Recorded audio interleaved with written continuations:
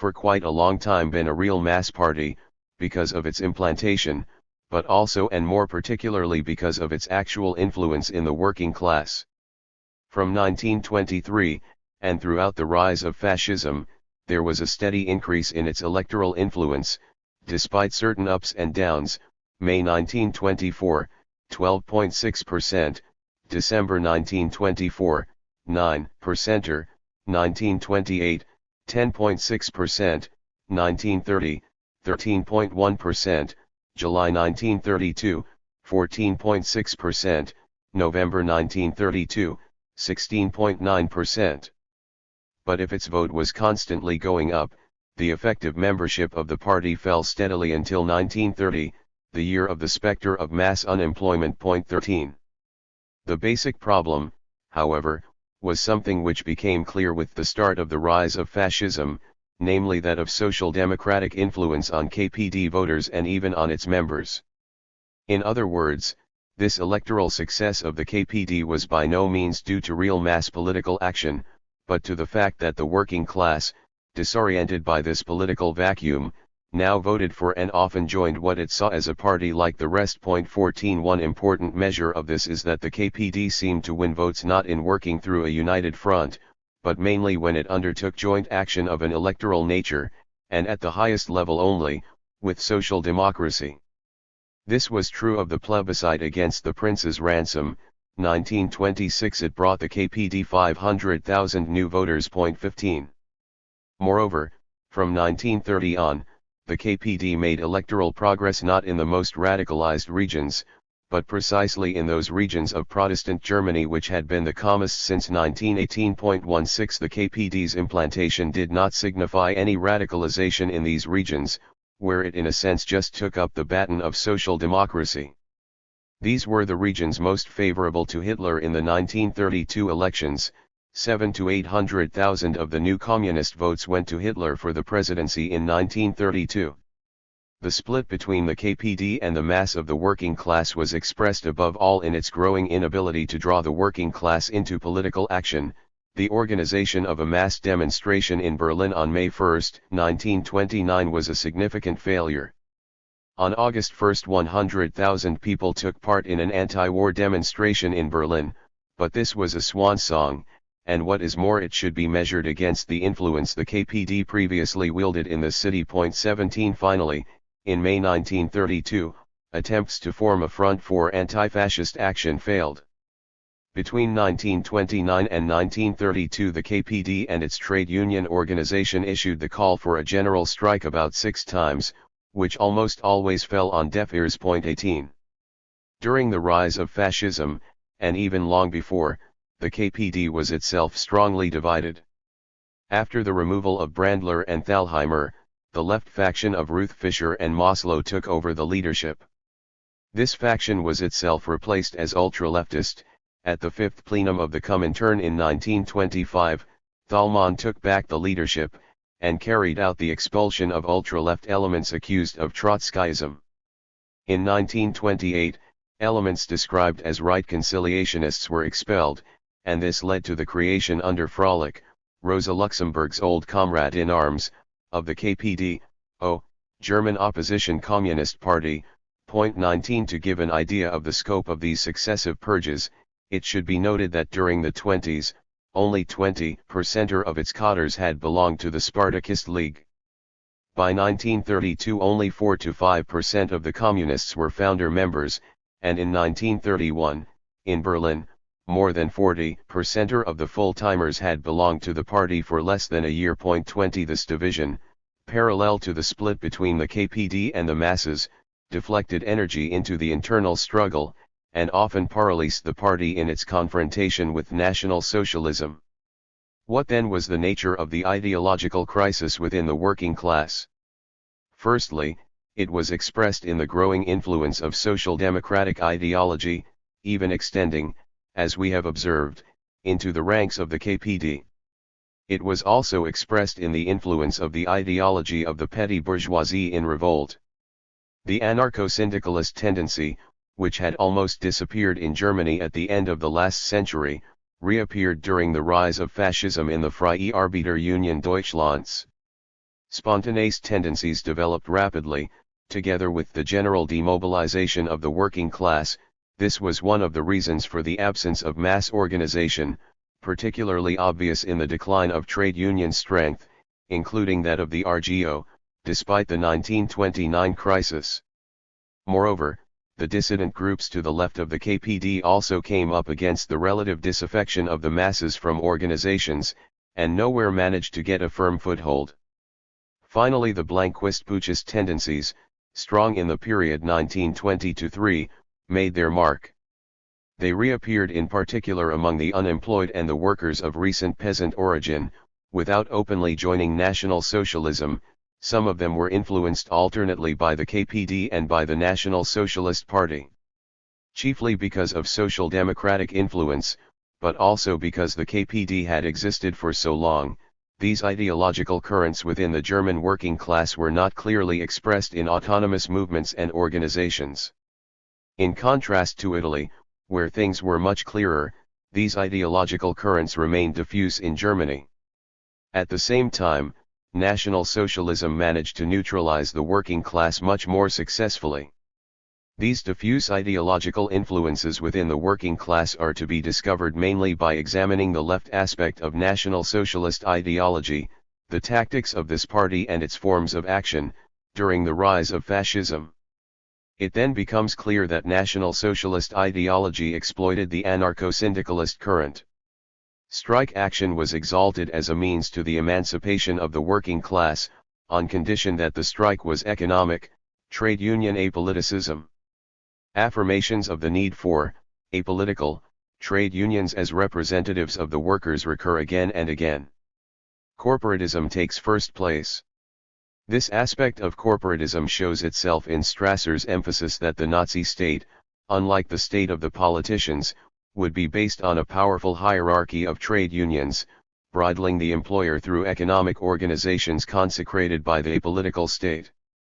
National Socialist ideology also exploited the spontaneist current, especially to attack the workers' organizations, but also to win fractions of the working class to National Socialism. The NSDAP presented itself, on the organizational plane, as an anti-party. Stress was placed on the formation of action squads meeting for given actions, the link between their members supposedly resting on their direct and personal link with the Supreme Chief. Declarations against organization, and emphasizing will, abounded. The Blanquist-Puchist current was also exploited, and this was particularly evident in the SA. The emphasis was on the anti-capitalist revolution, to be achieved through a military coup. The frictions which arose between the SA and the Nazi political apparatus under Hitler, e.g. the SA mutiny in Berlin in 1931, as well as similar stirrings in the peasant sections under Dar, did not stem only from their anti-capitalist aspirations, but also from their Puchist inclinations towards the tactic of the coup d'état. They made a cult of violence and activism, denouncing programs, doctrines, and the like. 2. German social democracy. As for social democracy, its hold on the working class increased throughout the rise of fascism. Although its vote fell after 1928, it stayed above 20%. On the other hand, despite this electoral decline, there was a steady upswing in its membership, 937,000 in 1928, 984,000 in 1932.21. Its members were recruited for the most part from industrial workers. It was also in the most concentrated industrial regions that it obtained the best electoral results. 22 Although it recruited heavily among the most highly skilled and best paid industrial workers, as we shall see, this was true for the KPD too. It also recruited laborers and the lowest paid workers, notably in textiles, and massive numbers of agricultural workers. 23 Even before the war, the SPD already had some 150,000 full-timers. 100,000 party members were employed in its social security services, employment bureaus, and local authorities. As for its general political line, Lenin had shown how through revisionism, Koski, etc., social democracy had succeeded in carrying out bourgeois politics within the working class, mainly expressed in reformism. Throughout the rise of fascism and alongside the policy of class collaboration, which constantly held back the development of struggle, the SPD leadership and that of its associated trade unions were capitulating more and more to National Socialism. From the start of its last government in 1928, Social Democracy rejected any measure to modify the state apparatuses, while National Socialism was already beginning to infiltrate these. On May 1, 1929, faced by a KPD demonstration in Berlin which had been banned by the Prussian Social Democratic government in order not to give a pretext to the Nazis, the Prussian police fired on the demonstrators, killing 33 of them. After its fall from government, the SPD was to follow a policy of the lesser evil, Tolerierungspolitik, to bar the way to fascism. In parliament, it openly or tacitly supported Brüning. At the end of 1931, Social Democracy formed the Iron Front, on the model of the Harzburg Front, grouping the trade unions, the SPD, and the Catholic Center, with the sole aim of electoral struggle against the antisocial measures of the government it otherwise supported. In the last presidential elections, it supported Hindenburg. After 1924, Social Democracy possessed an armed workers' militia with a strong membership, 160,000 the Reichsbanner. It constantly refused to use it, so as not to provoke the enemy, until it was dissolved by Hitler. In 1932, at the time of von Papen's unconstitutional deposition of the Prussian Social Democratic government, the Trade Union Center and the SPD refused to take part in the strike proposed by the Communists. Vorwärts wrote, "The working people struggle ballots in hand against social reaction in power, and the SPD brought a case against this action in the Supreme Court." The day after Hitler's nomination as Chancellor, retreating behind the procedural legality of Hitler's nomination, it refused to participate in the general strike again called for by the Communists. 24 Vorwärts wrote, "To let loose a general strike today would be to waste the aspirations of the working class on nothing." Although it organized demonstrations against the regime, often of remarkable size, notably at Lübeck over the arrest of the SPD deputy labor, these demonstrations led to nothing, though Vorwärts itself, after the Berlin demonstration, carried the headline, on February 7, "Berlin is still red." 25.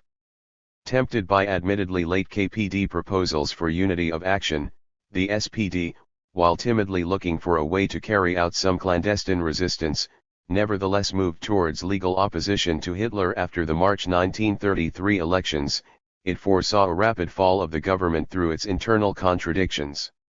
Its parliamentary group was reduced, it is true, to 60 deputies. Of the 119 elected, 18 were in prison. A large number, in disagreement with the leadership, took the road of emigration, and others abstained from the Reichstag proceedings, but it approved the government's foreign policy and its struggle for equal rights for the German people. It refused, however, to vote for the plenary powers which Hitler demanded. The trade union officials, after flirting for a while with the idea of a revolutionary strike, turned to securing the economic defense of the workers under Hitler, and hoped for better times. Led by Theodor Lippert, the trade union leaders decided to participate in the Festival of Labor organized by the Nazis on May 1, 1933. In June 1933 would come dissolution, banning, and the end. One last remark is necessary here: the SPD and the trade unions were themselves divided. Firstly, the leadership, apart from leaders of the kind of Niski and Severing, who well deserved their sinister reputation among the working class, and who always openly considered Nazism the lesser evil to Bolshevism, there was the center, which went into exile after Hitler's seizure of power, and the left. The latter, represented in particular by Rosenfeld and Seydwitz, had for a long time been favorable to a united front with the Communists. Certain left elements were to split in 1931 to create the Socialist Workers' Party, SAP. But the essential factor was that an important stratum of minor officials and militants were opposed to the leadership's policy and to the party machine. During Müller's last social democratic government, this was expressed in opposition to cuts in unemployment benefit, leading to the fall of the Müller cabinet. 26 Lastly, the whole of the Reichsbanner, under its commander, Holtermann, called for active and energetic resistance to National Socialism. This is important, and it is a factor we shall encounter again in examining the attitude of the KPD towards the rank and file of social democracy and towards the social democratic masses. In conclusion, SPD policy was faithful to its counter-revolutionary nature and function. There was no actual collusion between social democracy and fascism. Throughout the rise of fascism, it still tried in its own way to defend and preserve the economic interests of the working class, which it had to do to keep its representational base in the class. Nonetheless, it certainly bears the greatest share of responsibility for fascism's coming to power. 3. The German Communist Party, KPD. I shall now turn to the policy of the KPD during the rise of fascism. Its policy was dictated, amongst other things, by an incorrect understanding of the period, as one of revolutionary working class offensive, and by an underestimation of the fascist danger. The policy as a whole was ultra-left only in appearance. I have given my views above about the description of the Sixth Congress as ultra-left, and these considerations are equally applicable to KPD policy, taken as a whole. This does not mean that the KPD's specific policies did not have certain real ultra-left aspects during this period. These problems of political line do not seem to stem mainly from the nature of the strata in which the KPD had its roots. Several authors, including Walter Ulbricht, describe the KPD as truly ultra-left, and attribute this to its alleged mass base in unstable lumpen strata. This idea, though widespread, is wrong.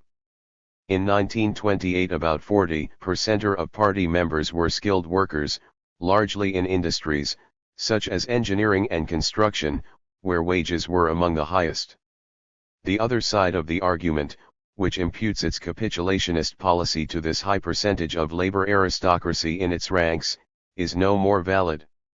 The KPD recruited among laborers 28% of the membership and 13 to 5% of the leadership in 1928, and among the unemployed in enormous numbers after 1930. In 1932 only about 22% of its members were actually in work. 27 Finally, when Dimitrov said defensively that the KPD was not strong enough to raise the masses, and lead them in a decisive struggle against fascism. 28 This was by no means meant in the numerical sense.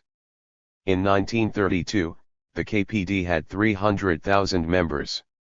As far as the line itself is concerned, the inclusive designation of social democracy and the social democratic trade unions as social fascist and as the main enemy, bore a heavy responsibility for the failure of the United Front. This was not so much because of the refusal of all contact between the leaderships, and even between the secondary ranks, it was particularly because of the policy towards the social democratic masses, considered lost as long as they were under the influence of social democracy. Nothing could make this plainer than the clarifications Thalmann found himself obliged to give in May 1932, at the formation of the Front for Anti-Fascist Action, in response to social democracy's Iron Front. In his reply to 21 questions from social democratic workers, Thalmann specified that unlike in the past, workers' membership of social democratic organizations was not an obstacle to their participation in the anti-fascist front, but this did not go beyond the stage of declarations of principle. 29 It was only finally in March 1933, when Hitler was already in power, that the KPD proposed joint action with the Social Democrats, but then it was already too late. Throughout the rise of fascism, this conception of social fascism was associated with the view that revolution was imminent, and with a misunderstanding of the difference between the parliamentary democratic and fascist forms of state. Every common struggle for what was scornfully termed the defense of democratic liberties was rejected on the grounds that it would run the risk of misleading the masses, distracting them from their revolutionary offensive. Even apart from the fact that the KPD's main activity was still directed against social democracy, this activity was conceived of as a struggle between organizations, not as a mass struggle on a mass line. What really happened to the rank and file United Front?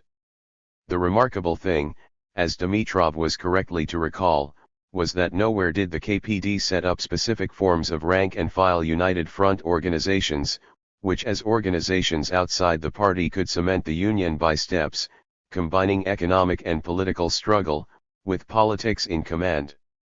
The only form of rank-and-file struggle the KPD accepted was trade union struggle through the trade union opposition, the RGO. The RGO was to be the spearhead of the rank-and-file United Front, in the now all but defunct factory committees. Nothing came of it, firstly, because of the policy towards workers in social democratic unions, secondly, and most importantly, because the RGO tried to cut out the Social Democrats simply by putting in higher claims, while the party leadership proclaimed, from on high, the dictatorship of the proletariat. Of course, trade unions have a part to play, but the crux of the matter was that, because of the KPD's lack both of specific rank-and-file United Front organizations, and of a mass line, the RGO itself constantly ended up just fighting for rather higher wage increases than the Social Democrats managed to obtain through a policy of class collaboration. This had a dual effect: the RGO was engaged in an economistic struggle for economic demands, not that every struggle for such demands need be economistic, as Lenin showed, while it was simultaneously considered the main instrument of struggle in the rank and file against social democracy. In other words, the RGO was at one and the same time driven to wage an economistic struggle in the field of workers' demands, and to be the political instrument of an incorrect political line. As a trade union organization, it could not be the main organization of a correctly conceived rank-and-file United Front. 30 This is also the key to the whole problem of trade unions in the Comintern, and its continual about turns. I shall return to this problem in examining Gramsci's position. In spite of everything, i.e. in spite of the leaderships of the KPD and SPD, there were some beginnings of united rank-and-file action on the political as well as the economic plane. Thalmann, of course, condemned this, even in September 1932, that is after the launching of the Anti-Fascist Action Front in May. Great confusions and dangerous illusions are appearing in the tendency towards unity in the working class. Because of the Nazi terror, there is a notably strong disposition towards unity, but there are also dangerous ideas such as unity above all leaders, or again, the leaders of the two parties, the SPD and KPD, bear the responsibility for the failure of the United Front. Such tendencies can have very grievous consequences. 31. The absence of mass struggle by the KPD within the working class is the more remarkable in that officially revolution was imminently expected. But according to economist catastrophism, the situation would come to maturity through the growing economic crisis. This economic crisis would bring the majority of the working class into the ranks of the KPD, and of course such a development was always on the agenda. But to prepare the revolution, the party had first to work to win this majority. Work for it? Rather, they would wait for it, until the moment of insurrection arrived punctually on the great day. And this is relevant to the key problem of the KPD's electoral illusions. It was no accident that, in this context, the idea of winning the majority of the working class only concealed the importance the KPD attached to electoral struggle as the favored form of mass action. This importance was evident firstly in the interpretation of election results. Every electoral success was considered irrefutable proof of a KPD advance among the masses and of the collapse of social democracy. After Hitler's triumph in the 1930 elections, in which the KPD gained some votes and the Social Democrats lost some, Die Rotfahne wrote on September 15, "The pace at which our influence is growing among the workers, the pace at which we are winning the masses of workers, has proved to have a greater impetus than we thought before 14 September. Yesterday was Herr Hitler's Red Letter Day, but the electoral victory the Nazis claim is the beginning of the end." The importance the KPD gave to the electoral struggle is also apparent in the plebiscite against the Prussian Social Democratic government in 1931, when the Comintern forced the KPD, despite the resolution of its Central Committee, to make an alliance with the National Socialists and the Stahlhelm. This makes clear not only the logical conclusion of the line that social fascism was the main enemy, but also the importance given to the electoral struggle. Die Internationale wrote about the plebiscite: the KPD army has grown uninterruptedly during the past year thanks to the correct policy of the party. The correct decision about the plebiscite campaign has brought into its army new masses who until now were under the influence of the National Socialists or the Social Democrats. It is perhaps scarcely necessary to point out that the KPD did practically nothing about the poor and middle peasantry in the countryside, nor about the petty bourgeoisie. They were scarcely mentioned in the party programs and resolutions before 1930, the date at which the KPD recognized the growing influence of National Socialism. The idea was that the masses would automatically take the side of the working class, once the economic crisis and the revolutionary situation were ripe. 32. It was during this same period, mainly after 1930, that the social chauvinist side of KPD policy grew decisively. This was shown by its use of the Versailles Treaty question. In examining the National Socialist position on this question, I shall show what confusion the German masses were thrown into by the KPD position, which was identical on several points with that of National Socialism. It is necessary to go back to the famous 1923 Schlegeter line, CP 169 above, to find a similar case. But while a right turn was involved at that time, at the Fourth Congress, and was subsequently denounced as such, the social chauvinist aspect was in this case triumphant at the height of the so-called ultra-left period. But to return to the legalistic aspect of the KPD's response to fascism. The KPD also had its shock troops, organized in the Rote Front Kampfverbund, League of Red Front Combatants, which had 100,000 members in 1924, it was banned in 1929, but continued to exist illegally. Although this organization did intervene, actively if sporadically, against the National Socialists, not only did it fail to throw itself into the battle in a decisive and organized way, but from 1931, when, with the approach of the point of no return, the military side of the struggle in fact came to the forefront, it explicitly kept out of the fighting. The KPD withdrew its slogan, "Strike at the fascists wherever you find them." 33 This was firstly, as Thalmann pointed out, because the slogan risked distracting the attention of the alarmists from the main enemy, social democracy. It also hampered the electoral process. 34. Even on the morrow of Hitler's accession to power, at the time of the Nazi demonstrations in front of the Karl Liebknecht House, letters of protest were sent to the chief of police, but the League received the order not to intervene. The KPD was still expecting Hitler's imminent fall and the outbreak of a revolutionary situation. It prided itself on having succeeded in keeping its forces intact despite Hitler's accession to power. At the 13th Comintern plenum, after Hitler's victory, Manuelski replied to foreign communists who accused the KPD of not fighting, that if the KPD had undertaken armed struggle against Hitler it would have been falling for a provocation. 35. The KPD took part in the elections of March 1933, after Hitler had come to power, and the appeal by its Central Committee after the elections declared, March 15, 1933. Despite the pompous declarations of the government, the 5th of March is not a victory for fascism. For of course the National Socialists got only 43% of the votes, the Social Democrats kept their position, and the KPD, despite the savage repression against it, still had 4,800,000 voters. Lastly, the KPD's underground apparatus turned out to be non-existent, despite the fact that it did carry out a campaign for the March elections. On the night of 22 to 23 February, the night of the Reichstag fire, 4,000 communist organizers were arrested at one fell swoop, without a blow being dealt. For a party which believed in imminent revolution, this seems incredible. 36. In the face of the terrible consequences of this line, the KPD's belated attempts to block the path of fascism, though real enough, remained ineffective. Once Hitler came to power, they were limited to sporadic demonstrations and street skirmishes.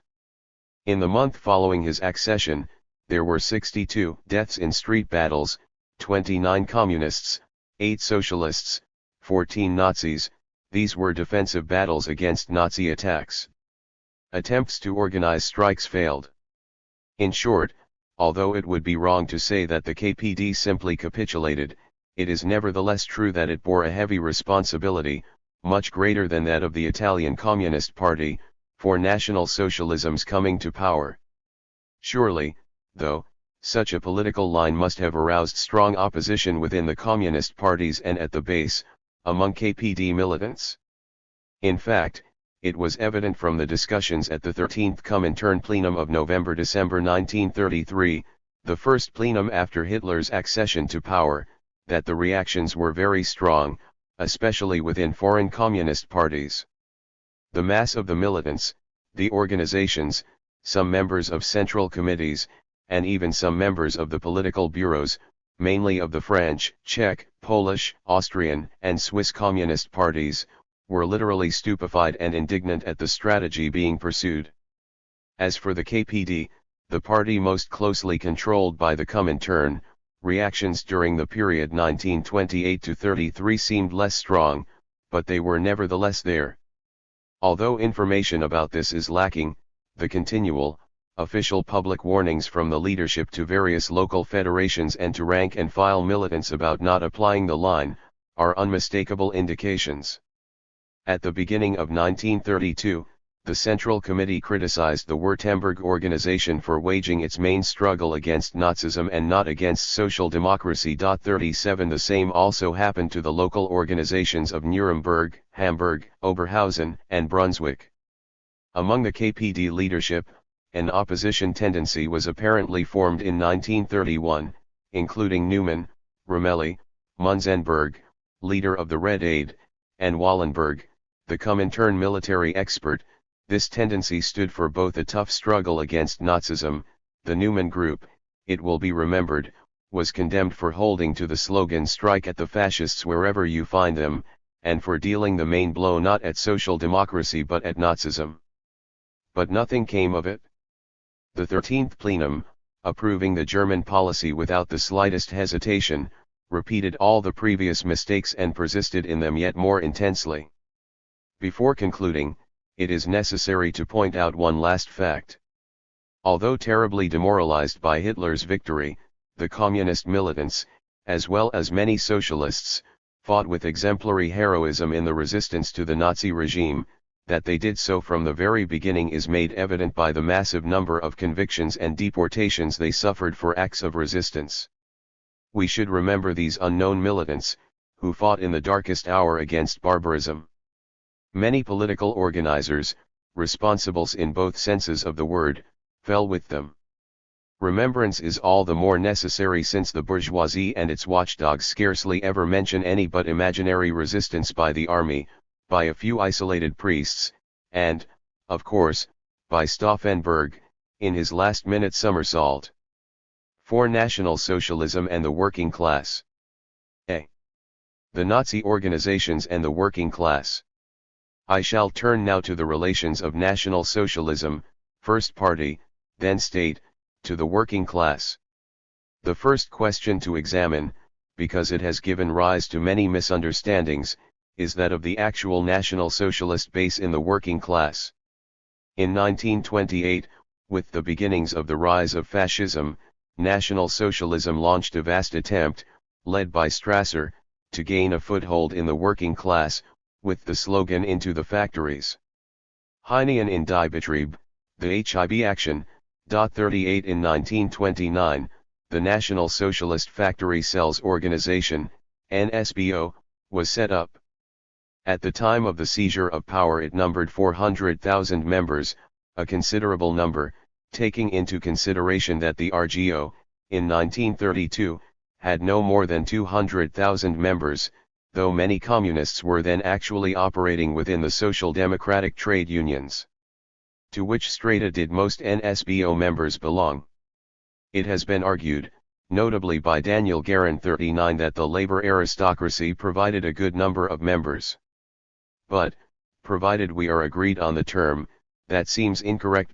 40 The skilled, highly paid workers in key industries, mostly social democrats but also communists, remained overwhelmingly loyal to their organizations.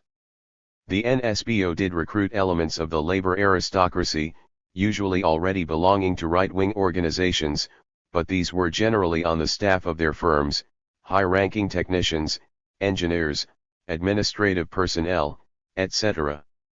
These were not productive workers, whereas the labor aristocracy is a stratum of the working class itself. Yet the NSBO also recruited among the rank and file. This mainly applied to workers of recent peasant origin. 41 In newly established factories, the proportion of the peasantry in the population as a whole fell from 35% in 1914 to 23% in 1925. These workers came especially from the eastern regions, where the agricultural crisis was particularly acute, and where National Socialism found mass support among the poor peasantry. Finally, the NSBO recruited among the unemployed, of whom there were 5,500,000 in Germany in 1932, and for whom it had a special paper, Der Erwerbslos. Because of poverty, many unemployed became paid members of the SA. Often, too, employers asked for National Socialist Party cards before giving jobs. But this phenomenon was on a smaller scale than might be thought, provided the necessary distinctions are made. 42 It is firstly necessary to distinguish the occasionally unemployed workers from déclassé lumpen elements. It was among the latter that National Socialism mainly recruited. Secondly, unemployed workers who already had an experience of class struggle should be distinguished from unemployed youths, who joined National Socialism more easily. Again, it is necessary to distinguish between the unemployed workers, Arbeitslosen, and the unemployed in various categories of salaried employees, administrative workers, etc. Berufslosen. It was especially among the latter that recruits to National Socialism were made. The percentage of NSDAP members belonging to the working class proper varied, between 1930 and 1934, from 28% to 32%. This was still much less than the percentage of the working class in the population as a whole, about 45%. 43. The same conclusions can be drawn from an examination of the election results, in which, however, the ideological influence of National Socialism on the working class appears rather more strongly. From 1930, National Socialism seemed to gain a small percentage of working class votes, and this at the expense not of social democracy but particularly of the KPD, in its strongholds like Merseburg and Chemnitz-Zwickau. But it is clear from these results, including those of the 1933 elections under Hitler, that the mass of the working class remained loyal to the SPD and KPD. 44. That is not the problem. The thing to be explained is the neutralization and passivity of the working class which National Socialism effected. The ideological aspect of National Socialism is fundamental here. Firstly, this ideology had a strong anti-capitalist side, a typical sign of the petty bourgeoisie in revolt.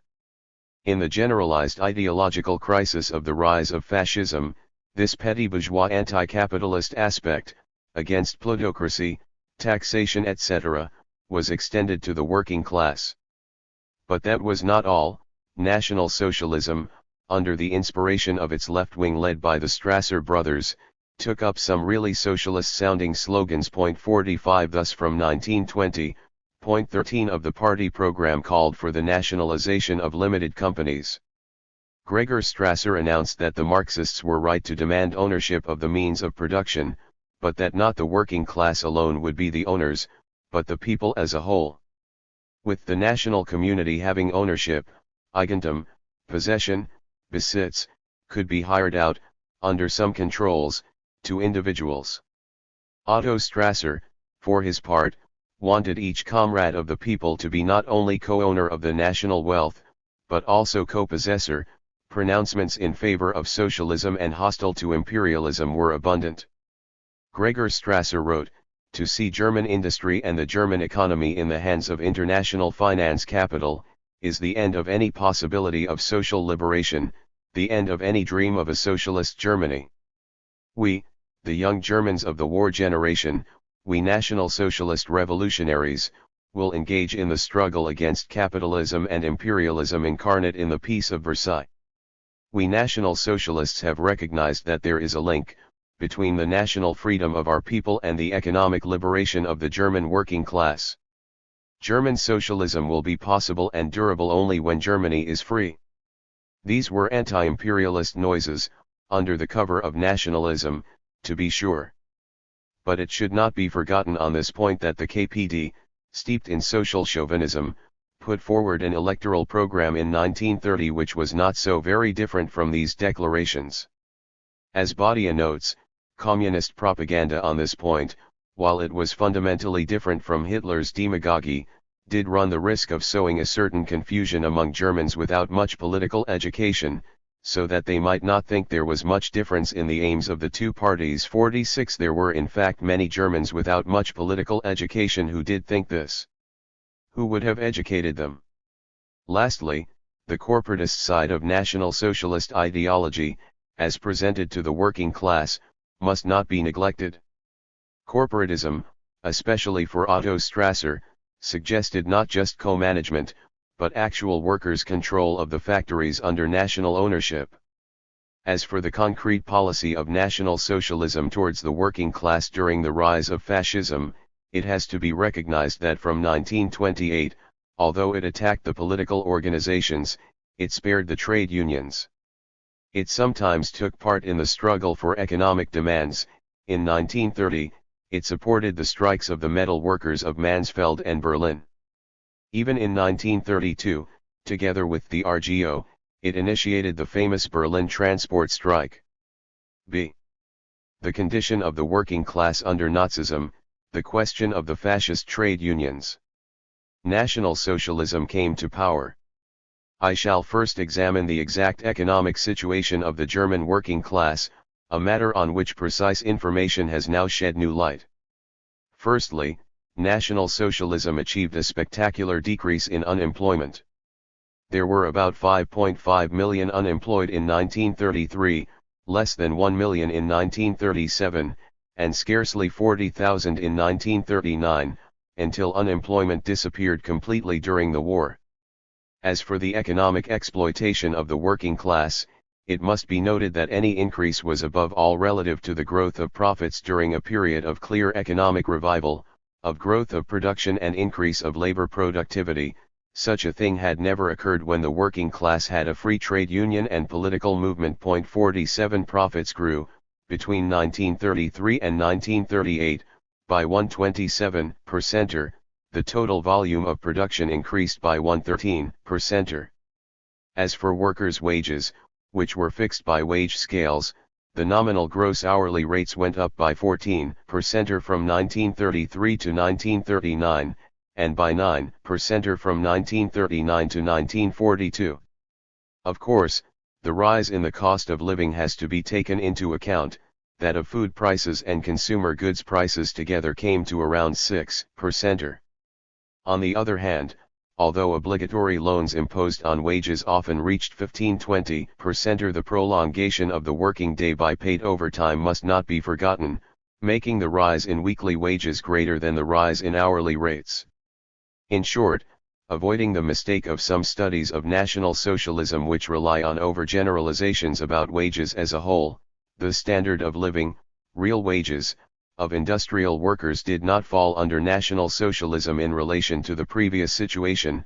It even improved in certain respects, without however reaching the level of 1930.48. Those whose purchasing power and standard of living went down were mainly non-productive employees, especially clerks and officials, whose purchasing power fell by 20% between 1933 and 1942.49. Still more relevant is the differentiation of industrial workers into wage categories. To a certain extent, this worked naturally, according to the laws of the labor market, but above all, it came about as a result of the clear National Socialist policy of dividing the working class. This differentiation involved both workers in certain branches of industry and highly skilled workers. For the period before 1937, Bettelheim points out, there was a rise in actual gross wage payments. Certain labor contracts provided for wages above the standard rate, This was increasingly often forbidden after the measures taken in 1936 to freeze real wages, depending on changes in the distribution of labor among different branches of industry, etc. But during this period, the law governing minimum rates, blaming the former collective contracts for a tendency to equalize wages, explicitly stipulated, minimum rates must be established in such a way as to leave room for the payment of each member of the firm according to how much he produces. On the other hand, there is room for adequate reward for any exceptional service. Now, Tim Mason 50 has recently shown that even after the very strict fixing of maximum wage rates by the state in 1938, several employers, faced, among other things, by the scarcity of specialized labor in priority industries, and resorting to plundering each other, managed to get round the obstacle either by offering bonuses or by paying wages above the permitted rates. The state was perfectly aware of this situation, it left them alone or even encouraged them, in order to divide and overcome the spontaneous reactions of the working class, evident in absenteeism, falling productivity, etc. So the systematic accentuation of the wages hierarchy was, as Newman stresses, the very essence of National Socialist wages policy. It is of prime importance that this problem be understood, not as an economic matter, but as a crucial political problem of control of the masses. Although official statistics say nothing on the matter, the index of labor income shows that the scissors between the income of skilled and semi-skilled workers widened considerably. The trend would be still clearer if the figures included the income of unskilled workers 51. In short, in this process of growing economic exploitation, it appears that National Socialism handled its main enemy, the working class, and the latter's relation to other popular classes, by a calculated plan to divide it. Of course, it was not only or even mainly through its economic policy that National Socialism could neutralize the working class. It also did so by police terror, and especially by the total reorganization of the ideological state apparatuses and the function they fulfilled. It should be pointed out here that this neutralization of the working class proceeded by steps. In particular, during the first period of National Socialism in power there was a policy of compromise, to some extent imposed on the dominant class by National Socialism. 52 After it came into power, National Socialism dissolved the free trade unions, in May 1933, abolished the right to strike, introduced the work permit, in 1935, and instituted compulsory state arbitration for labor disputes. But until July 1933, the members of the factory cells of the NSBO, mostly members of the SA, often established control of hiring and firing, and even went so far as to arrest bosses they considered antisocial. In May 1933, the Labor Front, Arbeiterfront, was instituted as the National Socialist Trade Union Organization, and membership of it rapidly became almost compulsory, through many kinds of pressure. At the same time, the members of the NSBO saw the Labor Front take over all their authority. Gregor Strasser, the NSBO leader, was executed on the night of the Long Knives. But friction continued between the employers on the one hand, and the Labor Front and its head, Dr. Ley, the Minister of Labor on the other. The latter's corporative plan aimed to dissolve the employers' organizations too, and to enlist the bosses into the Labor Front itself, which would thus become the main organizer of the economy. At the beginning, it succeeded in this to a certain extent. The German Confederation of Industry was dissolved in 1934 into 7 different corporations, trade groupings, integrated with the Labor Front into corporative institutions within the factory, councils of confidence and factory committees. No workers' representative was directly admitted to these employers' corporations, which had a semi-state nature, having as their presidents a member of the Endstab and applying the leadership principle. At the beginning, leaders such as Kessler, and Goltz after his recall, could still put on a plebeian face. But the bosses did not see it that way. By July 1934 they were asking for the dismissal of Ley, whose demagogic and socialist-inclined projects were disturbing the economy. Open conflict broke out between Schacht, as economics minister, and Ley. At the end of 1934, the Confederation of Industry was reformed, the leadership principle was abolished, and Ley capitulated at the Labor Front Congress in Leipzig in March 1935. From then on, not only were the corporative organizations, labor communities, directly managed by the Confederation of Industry, but the labor front itself was directly controlled by the bosses, who were represented in the front within each firm. At the national level, while no representative of the labor front had a seat on the Reich's Economic Council, the employers in fact controlled the Labor Council. Excluded from collaboration with the bosses in the economic domain, the labor front was also excluded from such collaboration in the social domain, i.e. the former factory committees. This collaboration was between bosses and councils of confidence, composed of workers directly nominated by the bosses. Although the labor front's local officers were generally named by the local sections of the NSDAP, it was still suspect, because of its contact with the mass of the working class.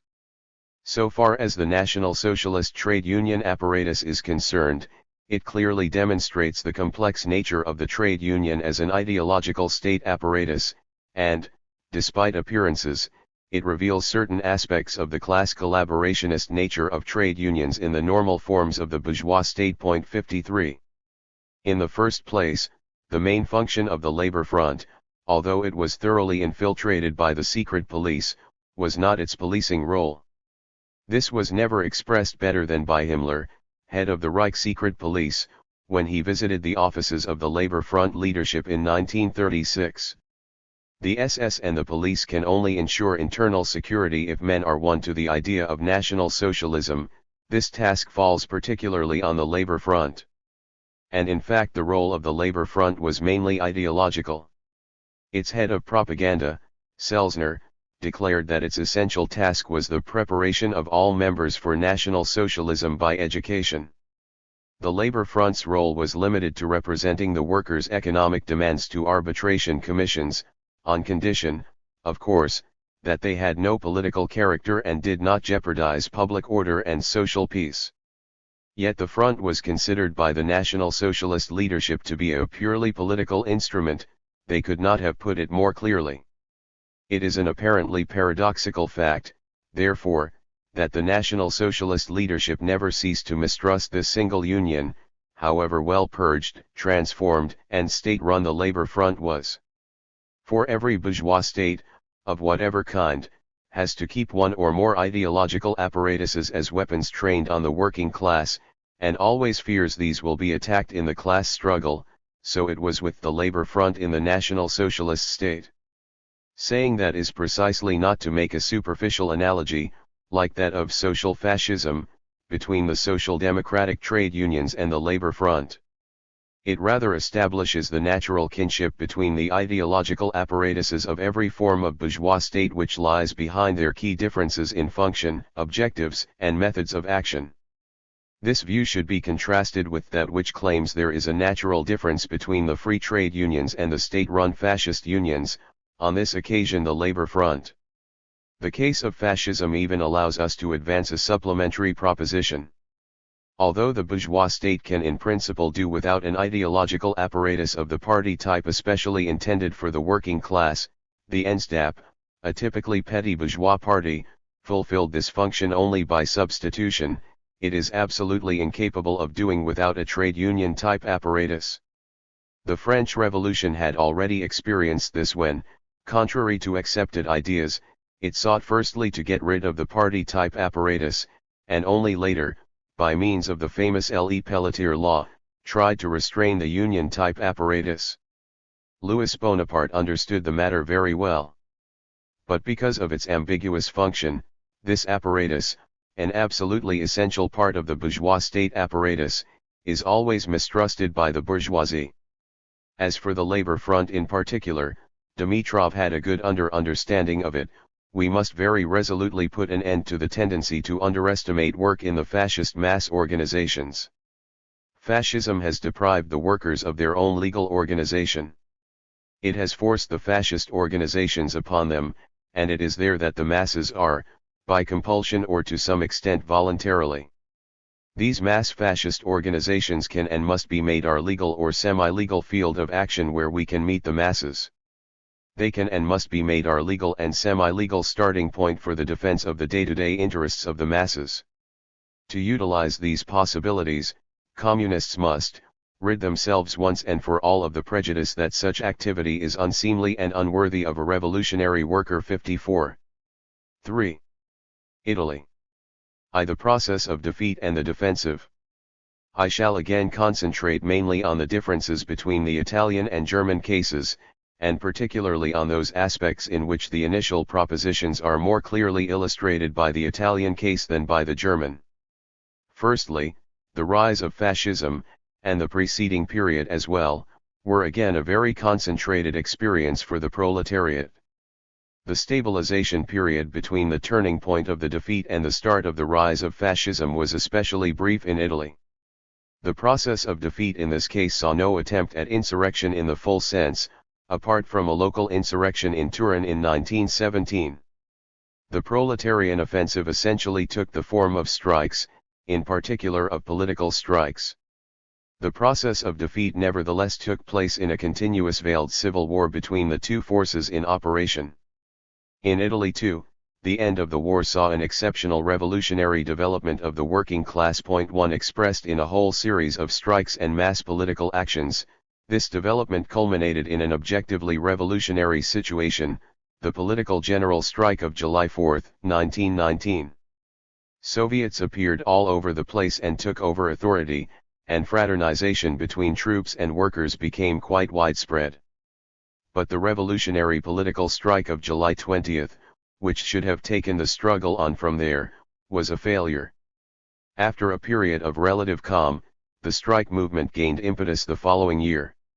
In August 1920 it culminated in a general strike with factory occupations. Every factory was then placed under the direction of a workers' council, Consiglio di Fabbrica, which ensured its functioning. An agreement with the workers' cooperatives made it possible to go on paying wages. Was this an objectively revolutionary situation and a missed opportunity? Again, opinions are divided. It was nonetheless a situation of open crisis, and held certain possibilities for the workers' movement. But the movement remained isolated in the factories. The neutral non-interventionist Giolitti was content just to encircle them with the troops occupying the industrial cities, and the movement was doomed to failure. The strikers won only the recognition in principle of some vague workers' control in the factories.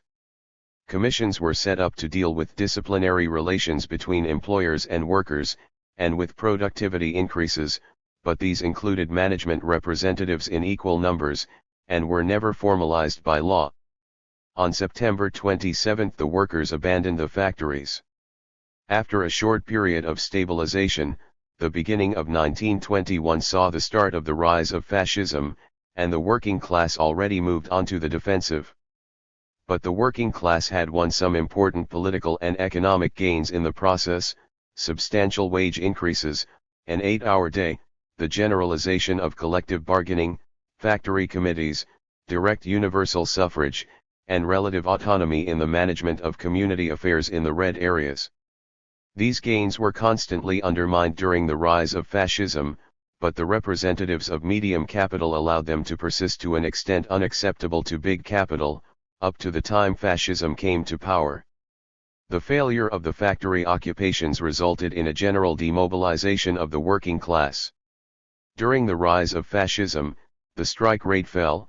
In 1921, the number of working days lost through strikes was 75 to 80% lower than in 1920, and even then it was the economic side of the struggle which came to the fore.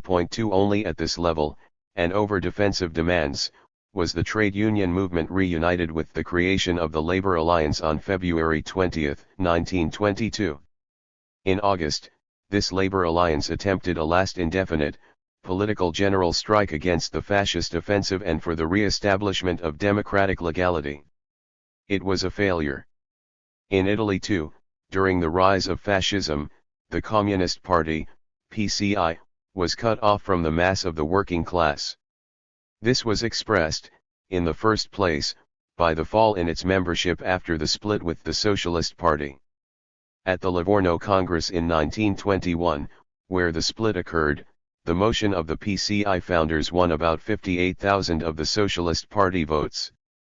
In March 1922, at its second Congress, the PCI officially declared that it had 40,000 members, a figure which should apparently be reduced to 20,000. At this period the party had a very strong working-class character, which was moreover a source of pride for its leadership. 98% of its membership were workers, and it was rooted almost exclusively in the North. 3. Again, the important thing was that the PCI never succeeded in imposing its leadership on broad sections of the working class, although the revolutionary faction of the Socialist Party had done so up till 1920, and Gramsci and the Ordine Nuovo group in Turin had succeeded in playing a leading role in the factory occupation movement. In particular, the PCI was unable to draw the masses into effective struggle against the fascist bid for power. But the split was not expressed electorally, far from it. In the 1921 elections the Socialists and Communists together won 20,000 more votes than the Socialist Party before the split. The PCI was deeply divided throughout the rise of fascism. There was a very bitter struggle between the Bordiga tendency, which got its line carried, and the Gramsci-Togliatti tendency. While Bordiga proposed struggle to the death against the Socialists, in 1922 Gramsci and the Turin group were trying to make contact with D'Annunzio, who, before the rapprochement of the nationalists and fascists, had just ordered his men to leave the fasci and fight against them. To the politico-ideological crisis, Sorel and revolutionary syndicalism. What is particularly interesting about the Italian case is the ideological crisis within the working class. This is evident in the contamination of working-class ideology by the ideology of the rebel petty bourgeoisie, expressed in revolutionary syndicalism and in the thought of Sorel, which was very influential in Italy. What did these influences amount to, in general terms? Revolutionary syndicalism was rather different from anarcho-syndicalism, in that it was more highly politicized. It proposed the self-emancipation of the producers through the trade unions, the only class organizations of their own. As Arturo Labriola, not to be confused with Antonio, put it, the economic association of the workers, the trade unions, is therefore seen as the instrument for carrying out the social revolution. It alone can destroy the base on which the bourgeois regime depends, i.e. competition between the wage earners. It alone provides the workers with social power. For all these reasons, syndicalism concludes that the social revolution cannot be the work of a party, for revolutionary syndicalism the essential events were those in the economic sphere, in the factory. It was there that the main objective of a social revolution must lie, and not in the seizure of state power. The state itself would be replaced, at the right time, by an association of trade unions, the instruments of the self-government of the producers. A revolution made by a party, which was by definition external to the producers, could only replace one kind of political exploitation by another. The revolution would be made without taking state power, which would dissolve of its own accord when the producers took power in the factories with the general strike. This idea links up here with spontaneism, the general strike being ever present in working class consciousness. At least potentially, it would be enough to declare it through the trade unions, which should always be kept safely away from parties. One final point, for much has been written on revolutionary syndicalism, praising its concept of workers' self-management. In fact, revolutionary syndicalism has a deep strain of productivist technicism, which is at the bottom of its concept of workers' self-management of production. According to Labriola, the trade union is, also, a selection of men possessing given technical skills. Two consequences follow from this. One, socialist revolution will be possible only in a period of great industrial growth. Two, those who take in hand the management of production will have the necessary skills, a condition which would not be fulfilled if the revolution was carried out by a party. Less paradoxically than at first sight appears, Sorel's thought also comes within the tradition of revolutionary syndicalism. For Sorel, too, the revolution can only be the work of the producers themselves. He also subscribed to the Saint-Simonian cult of productivism. A political organization of the party type would only become bureaucratized, would cheat, and despoil the producers of their revolutionary victories. But for Sarl, this spontaneity of the working class is not enough, it must be activated. Hence his idea of the activating minority. A voluntary, violent intervention by a conscious section of the masses is necessary to make the revolution. Why violence as such? Firstly, because in all circumstances, it forces the enemy to unmask, while mobilizing the masses. Bourgeois cowardice, which consists of giving way to the threat of violence, can only engender the idea that the bourgeoisie is condemned to death, and that its disappearance is only a matter of time. Each conflict which gives rise to violence becomes a vanguard struggle. 5. Secondly, and most important, violence is symbolic in nature, so that working class consciousness can be activated by the actions of the active minority. In his reflections on violence, then, Sarl gives a whole interpretation of political symbolism, which he terms political myth. It is on myth that a realistic socialism must depend. Myths should be seen as means of acting on the present, and Sarl defines the myth as an organization of images giving the impulse to fight. He recognizes that the general strike is insufficient for the seizure of power. For this, as a great admirer of Blanqui, he recommends the tactic of a working class movement activated by the active minority. But he also stresses the symbolic role of the general strike. The myth of the general strike is for him revolutionary gymnastics, preparing the great leap out of the arena of history. 6. A further important and significant detail is that Sarl for a time very wrongly considered himself a Leninist. See the chapter in defense of Lenin, Bolshevik Party equals activating minority, which he added after the October Revolution to the fourth edition of Reflections on Violence. It should not be forgotten, however, that before the 1914 war he had become disillusioned with the syndicalists and had drawn close to Action Française and Charles Maurras. 7. These ideological tendencies had a considerable effect on the Italian working class. They were present from the beginning of the century and were reactivated during the rise of fascism. 8. Sarl's influence was felt as early as 1904, by Arturo Labriola, Enrico Leone, and E. Longobardi, not only on Italian syndicalism in the north, especially in Parma, Milan, Bologna, and Modena, but also in Naples. In the summer of 1904, the Sorlean revolutionary syndicalists played a part in starting a major general strike. When the Italian Trade Union Confederation, CGT, was founded in 1906, the Sorleans formed a minority group in it under Alceste de Ambros. This was the Direct Action Group, with 200,000 followers. In 1912, influenced by the experience of Pellotier and Minut's labor exchanges, they created the Union Sindacale Italiana, which a year later had 100,000 members. Divided on the war question, in 1914 the left interventionists, together with Edmond de Rossini, Bianchi, and the de Ambros brothers, created the Unione Italiana del Lavoro, which was to play a very important ideological role after the war. It organized a big national self-emancipatory general strike at Dalmine in 1919. The workers occupied the factory and continued production. This brings us to the second aspect of the problem, the direct collusion between fascism and Sorlean revolutionary syndicalism. Mussolini himself, as a left interventionist, considered himself a convinced follower of Sarl. The Dalmine strike was openly welcomed by Mussolini and the Fasci. The Unione Italiana del Lavoro's program of January 1919, calling for the corporative organization of the producers, was taken up by the Fascist Party. The Sorlean revolutionaries joined the Fascist Party en masse, with Rossino, Bianchi, de Ambros, and Farinacci organizing the fascist trade unions. Italian fascism, much more than German, exploited to the limit these petty bourgeois ideological influences within the working class. Mussolini declared that he had been defending violence all his life. The theory of activating minorities, transmuted here into the theory of elites, was part of his equipment. Mussolini denounced the programs and doctrines of the political parties. Our doctrine is the deed.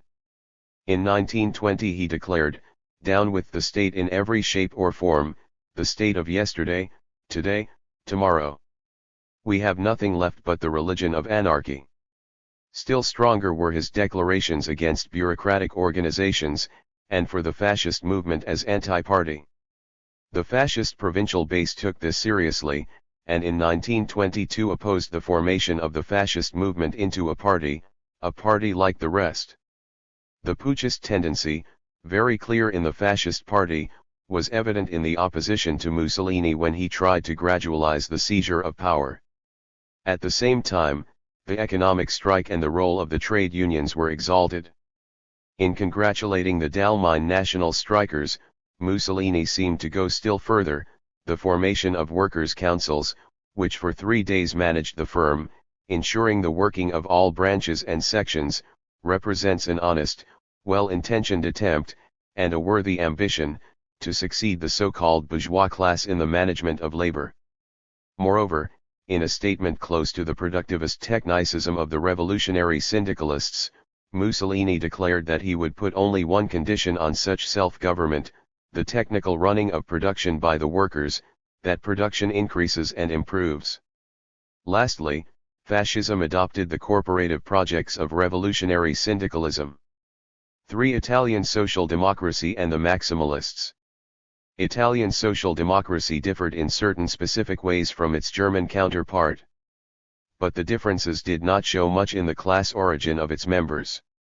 Just before the war, the Italian Socialist Party, SI, was composed of 43% industrial workers, 15% agricultural workers, 6% poor peasants, 15% artisans, and 3.5% office workers. 9. Though it seems that after the war, and especially after the split that formed the PCI, the percentage of members of rural origin, agricultural workers and poor peasants, had increased. 10. On the political side, the Italian Socialist Party was opposed to Italy's participation in the war. It took part in the Zimmerwald Conference, for which its leader, Cerati, became an active propagandist. After the war, the Bologna Conference of 1919 seemed to break with the pre-war reformist tendency. Cerati's maximalist current carried its line against Turati's reformist current by 48,111 votes to 14,800. The Congress voted by acclamation for membership of the Third International. The abstentionist maximalists, who were to break away under Bordiga in 1921, got only 3,417 votes. Before going on to its later evolution, it will be useful to examine this famous maximalist tendency, which was to dominate the party until 1922. Again, it was economism, in the form of economist catastrophism, which characterized maximalism. The SI believed in the imminence of revolution, which would come of iron necessity. This idea is to be found in the picture Cerati gave the 1921 Milan Congress, just after Livorno, of the fascist movement as expression of the final phase of bourgeois rule before the collapse of the capitalist system. Reformist economism was directly transmuted into economic catastrophism.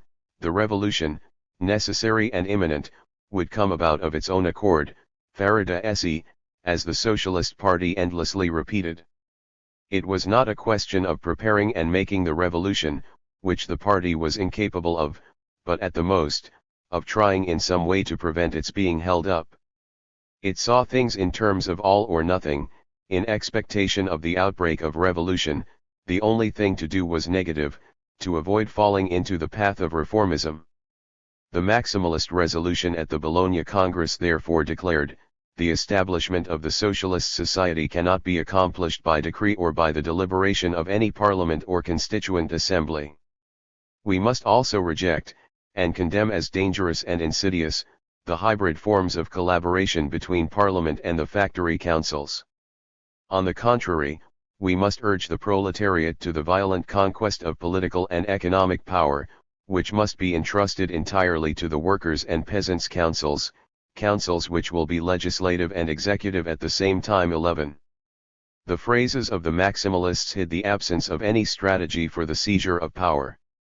In fact, as their actions revealed, their policy was purely and simply one of wait and see. Nothing was being done to achieve the expected revolution. 12 Not only that, but the members of the Socialist Party were accustomed to their electoral fiefs, and well installed in the machinery of local government. There was no real change of tactics, but merely a new way of presenting things. While doing nothing to make revolution, though abstaining from collaboration with the central power of the state, the party still went on thinking that the seizure of central power would be accomplished by the progressive acquisition of autonomous powers in the towns and the regions. Emilia, the Red Province, was taken as the example. If there were several Red Emilias in Italy, said the party, the revolution would be made. 13. Since the essential thing was not to hold up this imminent and necessary revolution, it was important in the meantime to avoid giving a pretext to the enemy. During 1920, the year of strikes, the party leadership declared, "The present situation indicates that the crisis is gathering pace, while the momentous clash between bourgeoisie and proletariat approaches. Before the need to meet the new struggle with all our strength, the leading bodies of the proletarian movement in Italy must warn the workers against movements which could be harmful and prejudicial to the movement as a whole." But it was also necessary to get the central state and the government both to refrain from impeding the revolutionary process, and to remove the obstacles illegally opposing it, the fascists in this case. Lastly, as the Socialist Party leadership declared in 1922, it would be necessary to refuse the government all participation, support, or votes. 14. But this was not how the reformist faction of the Socialist Party saw things. Led by Turati and Treves, they were supported by the CGL and its leaders, under d'Aragona. The CGL had been linked to the PSI since 1918 by a pact of alliance, and in 1920, it had 2,200,000 members. These elements openly took the road of class collaboration, and in 1920, while the Maximalists just waited, they brought about the failure of the factory occupation movement. In 1922, the majority of the Parliamentary Socialist Party, under Turati, declared itself ready to participate in a democratic government. Furthermore, at the Rome Congress in October 1922, 2 months before fascism came to power, the reformists split from the Maximalists to form the Italian United Socialist Party, while the CGL broke its agreement for unity of action with the PSI. There was a visible decline in social democracy during the rise of fascism, its membership falling from 216,000 in 1920 to 60,000 in 1922, but it must be remembered both that this was after the Livorno split, and that it took place in the context of a general decline of the workers' organizations, including the PCI. Proportionately, the Socialist Party maintained its membership relative to the PCI, and the reformist faction made ground within the party, while they had only about 15,000 votes at the Livorno Congress in 1920, they had about 30,000 at Rome in 1922. At the same time, mainly through the trade unions and the Parliamentary Socialist Party, social democratic ideology seemed to be contaminating the working class, though to a lesser extent than in the German case. This came about through maximalism in particular. It did not always, as in Germany, take the form of direct class collaboration. It can be found in the working class itself in the belief in the possibility of making decisive use of the intermediary layers of the bourgeois state machinery, local authorities, the police, and the army, as barriers to fascism, so as to avoid provoking the bourgeoisie while the revolutionary apocalypse was awaited. In other words, this ideological influence mainly took the form of the typically petty bourgeois illusion of the state's neutrality in relation to the bourgeoisie, although direct collaboration with the bourgeoisie itself was rejected. Social democratic policy towards fascism may not have been the same in Italy as in Germany, but it led to the same results. The Socialist Party certainly avoided the trap of the policy of the lesser evil, i.e. of open support of bourgeois governments. The party's mistake was not really, as Draw suggests, failing to participate in or support a democratic government. It was that it did nothing to prepare for revolution, and did nothing much to avoid fascism either. Firstly, there was the legalistic tactic of refusing to organize mass political struggle against fascism, apart from some demonstrations and scattered skirmishes, so as not to provoke the enemy. On May 22, 1922, Avanti published long extracts from Papini's The Life of Christ, which of course discussed the question of turning the other cheek, under the significant title, No Resistance. 16 The tactic was based on periodic appeals to respect the Constitution, and on parliamentary agitation. It culminated in 1921 in the Socialist-Fascist Pact, which allowed fascism, a prey to its own internal difficulties, to recommence its offensive and follow it through in the best way possible. The result was to demobilize the working class. The SI did jealously cling onto one miraculous weapon to be used in extremis against fascism, the general strike. German social democracy, which capitulated much more clearly to National Socialism, did not even resort to this method. After the historic examples of the successful general strikes against the Kornilov and Kapp military putsches, the workers' movement had developed a deep-rooted illusion that the general strike was a miraculous defensive weapon to ward off fascism. In Italy, the illusion was strengthened by the revolutionary syndicalist tradition and its conception of the general strike. It was indeed an illusion, for many reasons. In the rise of fascism, coming after the turning point in working-class defeat, it proved difficult even to start a political general strike in such a state of demobilization. When the point of no return came, and the pace of demobilization was equaled only by the pace of fascist organization among the masses, such an initiative became very unlikely. The fascist movement was already a mass movement, through its paramilitary and union organizations, and with the active support of the state and an important part of the population, it could easily smash, or even nip in the bud, the organization and implementation of a general strike. Finally, we should not underestimate the technical side of the question, which in the case of the Kornilov and Kapp putsches had worked for the masses. Through its mass organization, fascism had access to its own transport and communications.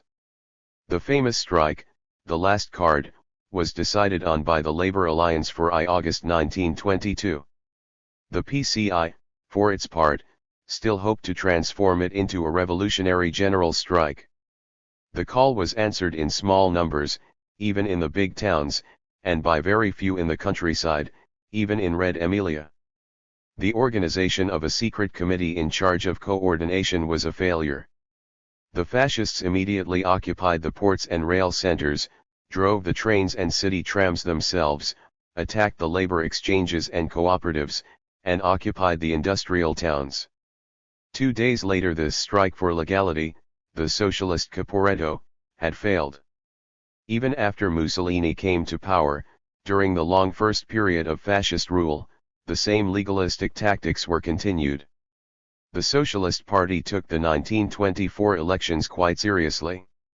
In these elections, although it was 2 years since Mussolini had come to power, the fascists got only 38% of the votes, and the anti-fascists 25% with 37% abstentions, while as early as 1932 Hitler had won 37% of the votes in Germany.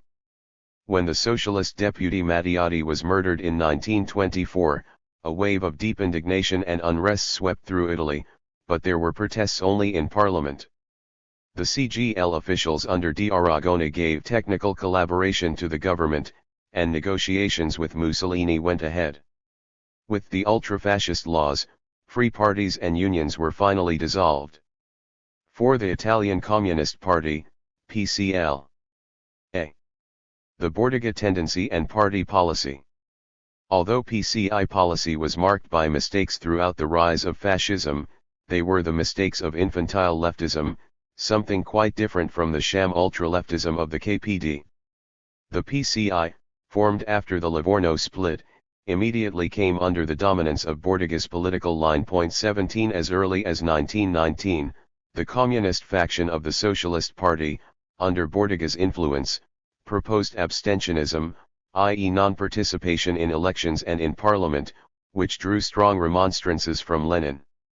After the split, the line was for intense struggle against the Socialist Party, excluding any kind of contact or agreement at any level. Sarity was the first object of attack, as the PCI particularly held it against him that he had not followed them at the time of the Livorno split, and that the maximalist illusions which helped to delay the death of social democracy were so very dangerous. In its manifesto for the 1921 elections, the PCI Central Committee declared, "The elections of May 1921 must be the trial of the Socialist Party. Every worker who supports it, must from now on be persuaded that his class will be able to advance in Italy only over the dead body of the Socialist Party, and that it is not possible to defeat the bourgeoisie without first clearing its putrefying corpse from the field of class struggle." 18 In 1922, while Turati's group were breaking with the maximalist faction, the only thing the PCI could find to do was to congratulate itself that the ruin of the Socialist Party places the Italian Communist Party at the head of the Italian working class and its revolutionary struggle. It even reached the point of congratulating itself on the success of fascism, insofar as this would weaken the influence of social democracy on the masses, and create favorable conditions for the extension of its own influence. 19 This policy towards the Socialist Party was strongly criticized even before 1922 by Lenin, who advised making agreements with Tsarides maximalists. Throughout this period, the PCI always held, especially in the Rome Theses of its Second Congress in 1922, to the imminence of revolution and the continuing working class offensive. It entirely underestimated the fascist danger. The PCI representatives at the Third Congress of the Comintern, led by Bordiga and Terracini, were in strong disagreement with the theory of stabilization. The fascist phenomenon was constantly identified with the Russian White Guards, as a strong reaction to a revolutionary situation. 20 Gramsci alone foresaw the possibility of a victorious fascist coup d'état. 21 When the first plenum adopted the theses on the United Front, the Italian delegates, together with the French and Spanish parties, voted against the resolution. The Bordiga tendencies interpretation anticipated the Sixth Comintern Congress. Bordiga's leadership even made a first step towards the theory of social fascism. It foresaw an official parliamentary alliance of the fascist and socialist parties, under Giolitti, and Bordiga wrote, "The fact that fascism and social democracy are today taking convergent roads may seem paradoxical to many people, but it will be confirmed in the future. Fascism and social democracy are two faces of the one enemy of tomorrow." 22 The same tactic was followed as regards the socialists. As for the United Front, the PCI considered that it should only apply in the economic sphere, in trade union work, and only for action on claims, not at the political level at all. This radical distinction between economics and politics was also to be found in Bordiga's ideas on the party and organization. Zinoviev, who had continually warned the Italians against such a policy, was driven to say at the first plenum, "The whole philosophy of Comrade Terracini amounts to saying yes to D'Aragona, no to Turati. The masses cannot be won without contact with their political organizations and their leaders." At the Fourth Congress, Zinoviev again said, "In the tactic of the United Front, we have very serious differences with the PCI, which considers the United Front is possible in the economic sphere, but should absolutely not be used in the political sphere. This is an anti-Marxist viewpoint." 23 This policy led to the failure of the United Front, even in the economic field alone. There was nothing paradoxical in the fact that despite its declarations on the economic United Front, the PCI boycotted the Labor Alliance. The United Front was timidly attempted, at least officially, in a few joint actions. It was only with the split in the Socialist Party, in October 1922, that rapprochement with the Maximalists was attempted, but then it was already too late. Even after fascism had come to power, these rapprochements were fiercely contested by Bordiga, who undermined them, and Communists and Maximalists stood separately for the 1924 elections, held on the simple majority system. Under Comintern pressure, the PCI made a last-minute appeal for electoral agreement to the Socialist Party, but this was ineffective. These rapprochements were to be followed up only after the Lyons Congress, which confirmed Gramsci's leadership of the party. But even apart from the PCI's attitude to the social democratic organizations, the formation of the rank-and-file United Front clashed with the very idea of the party put forward by the leadership, and with its strategy for taking power. Bordiga's tendency was strongly Blanquist. "We need to be few, but good," he often said, and his watchword was for a small party, and 10,000 communists. With the aid of the revolutionary general strike, the 10,000 resolute communists would succeed, through an insurrection at the right moment, in dealing the state its death blow. It must be stressed that the resolutions of the Third, Leninist, Comintern Congress were directed against such ideas, with the slogan "to the masses." From the day of its birth, the Communist International has clearly and unequivocally seen its aim not as the creation of little communist sects which would establish their influence over the working class only by agitation and propaganda, but as the creation of mass parties. The very term mass party, though taken up by Togliatti in particular after 1945 in the familiar revisionist sense, is a Leninist term. 24 It may seem paradoxical, in that the Leninist tradition admits of a basic distinction between the vanguard organization, the party, and mass organization, e.g. the trade unions. In fact, the use of the term mass party denotes the constant ambiguity of Comintern analyses of the relation of politics and economics, and of their corresponding modes of organization. Bordiga's conception was diametrically opposed, in principle, to that of the KPD, which stressed the electoral conquest of the majority of the working class. But in the PCI view, the United Front, as an alliance within specific organizations, had no meaning or raison d'être. The PCI had to jealously organize its own, pure organizations of a handful of determined men, strictly controlled by the party leadership, and had to fight and denounce every other similar extra-party formation. The PCI attitude towards the Red Arditi del Popolo, paramilitary formations formed spontaneously in 1921 to counter fascist attacks, was characteristic. The Arditi included workers, peasants, rank-and-file trade unionists, socialists, communists, etc. The PCI denounced them and forbade its members to take part in them. The Arditi del Popolo apparently proposed to use the proletarian reaction to the excesses of fascism to re-establish the order and morality of social life. The aim of communists is quite different. They want to lead the proletarian struggle to the revolutionary victory. Their position is based on the implacable antithesis between the dictatorship of bourgeois reaction and the dictatorship of the proletarian revolution. They therefore point to the pernicious and defeatist nature of all distinctions between the defensive and offensive of the working class. 25 The Arditi elements were branded as suspicious and confused, and the PCI organized its own communist squads, stressing the value of isolation. Gramsci wrote in vain, "Are communists opposed to the Arditi del Popolo?"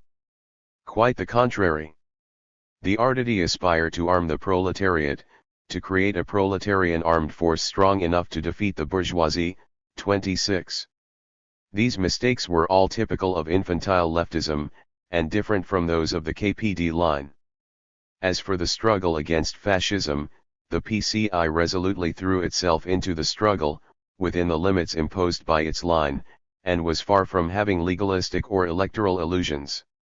From 1921, the communist squads went into action everywhere, often with good results, especially in Milan.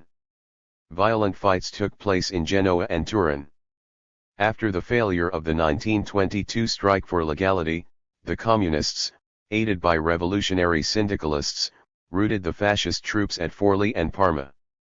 In Parma, at the instigation of the PCI, the town was organized as a stronghold, and for 5 days the proletariat beat back Italo Balbo's elite fascist troops, who withdrew leaving 40 dead and 150 wounded. In the face of this resolute attitude, fascism abstained from direct attacks on the big towns before it came to power. Lastly, many communists, risking expulsion from the PCI, fought in the ranks of the Arditi. B. Gramsci and the workers' councils, the Comintern, the trade union question and the problem of the union-party relation. There was more to the struggle than that. Opposing Bordiga's line was that of the Turin communist group led by Gramsci, which after 1924 increasingly took over the PCI leadership, with Bordiga on its left and Tosca on its right. 27 In fact, during the rise of fascism, and despite their own mistakes, Gramsci and the Turin Ordine Nuovo group seem, in their position on the workers' councils, to have been the only section of the Third International in Europe to have grasped the problems of the United Front. To take the mistakes first, there is little doubt that at that time, Gramsci was advocating using the workers' councils to give workers powers which by the fact of their establishment would replace the bourgeois state, and to some extent he misunderstood the problem of the state itself. This comes out clearly in his description of the factory as the basic political center of capitalist society, simply because it was its basic economic unit. 28. But in fact Gramsci's conception of the workers' councils contained important positive elements. It was radically different from the revolutionary syndicalist self-management myth. It was based on a correct conception both of alliances among the masses, the working class, poor peasantry and petty bourgeoisie, and of the alliance within the working class, and it understood the correct method of achieving these alliances. The Workers' Council was seen as a specific extra-party rank-and-file United Front organization. Factory committees were to be transformed into workers' councils, formed in each factory or workshop on the basis of direct election of representatives, without going through the established trade unions and their leaderships. The role of the workers' councils during the strike was to establish control of production. But as permanent bodies their role, according to Gramsci, was to carry out the transfer of the trade union struggle from the strictly corporate and reformist field to the terrain of revolutionary struggle. Their role would certainly include purely technical and industrial tasks, such as the struggle for wage demands, but it lay above all in the political preparation of the masses, including their military preparation. The political role of the workers' councils dominated the economic. Organized communists were to work within these extra-party rank-and-file bodies as organizers and as the most conscious elements. 29. Bordiga, as might have been expected, thought that Gramsci's perspective belonged with the syndicalist and neo-syndicalist myths. 30 He saw the problem as an alternative, take the factory or take power.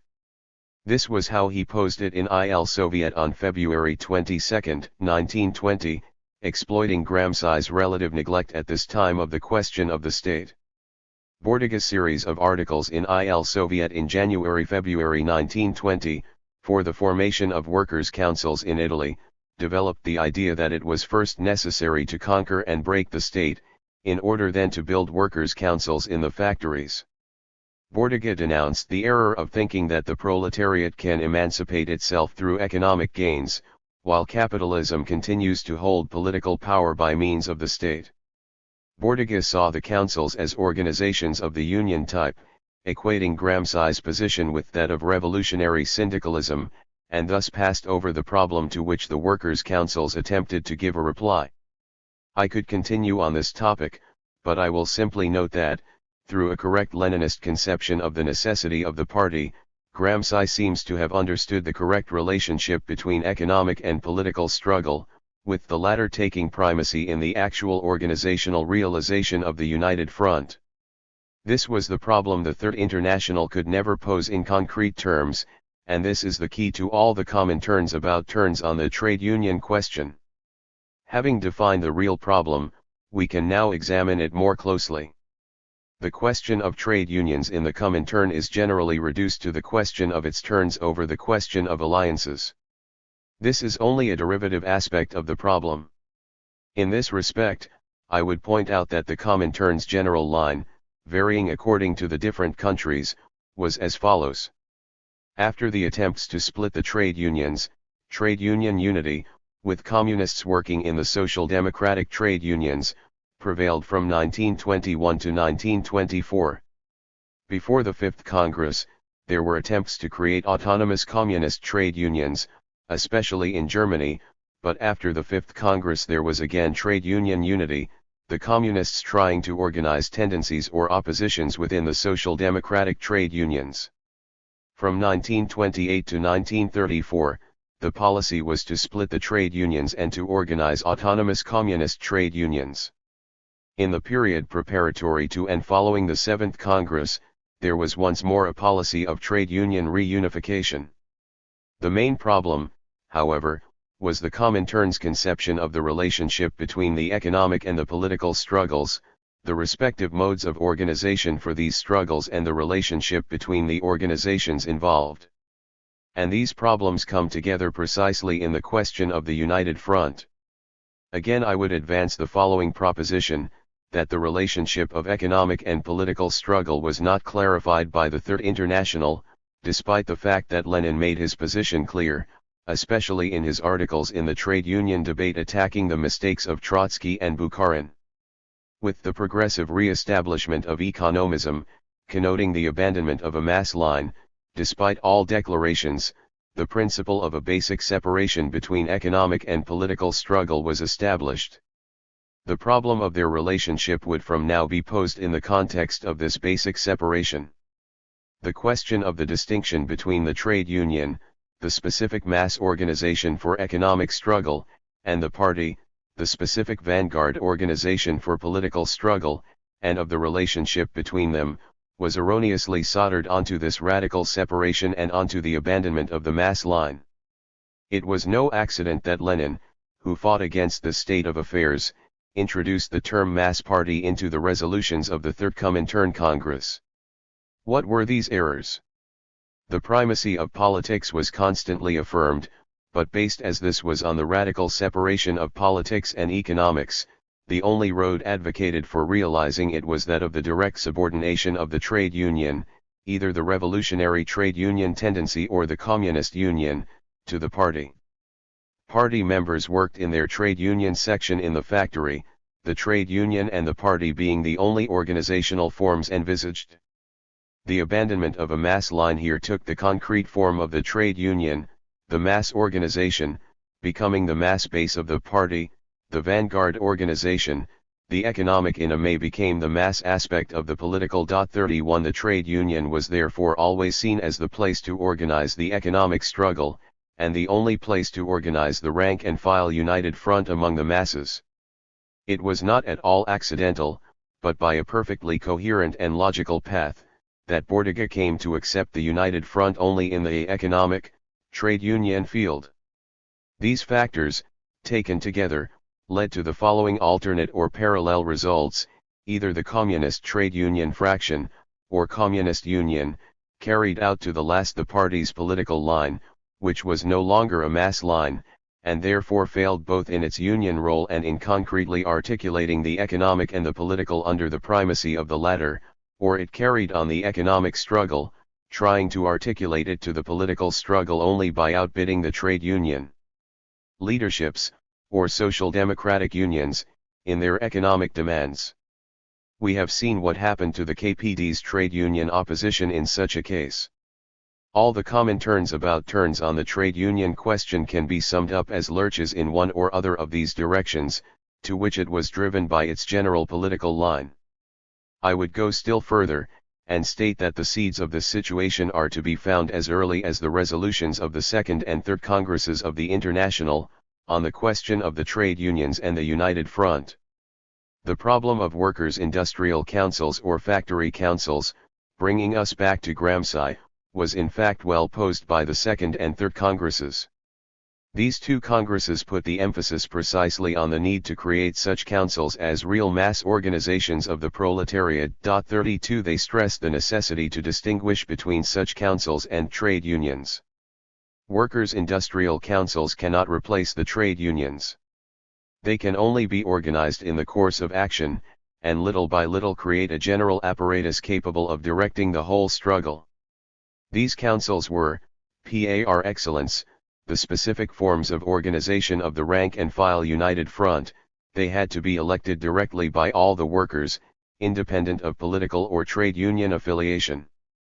It is noteworthy too that the first three Congresses clearly distinguished these workers' councils from factory committees, Betriebsrat, which were legal and official, and had been established, particularly in Germany and Italy, after the war.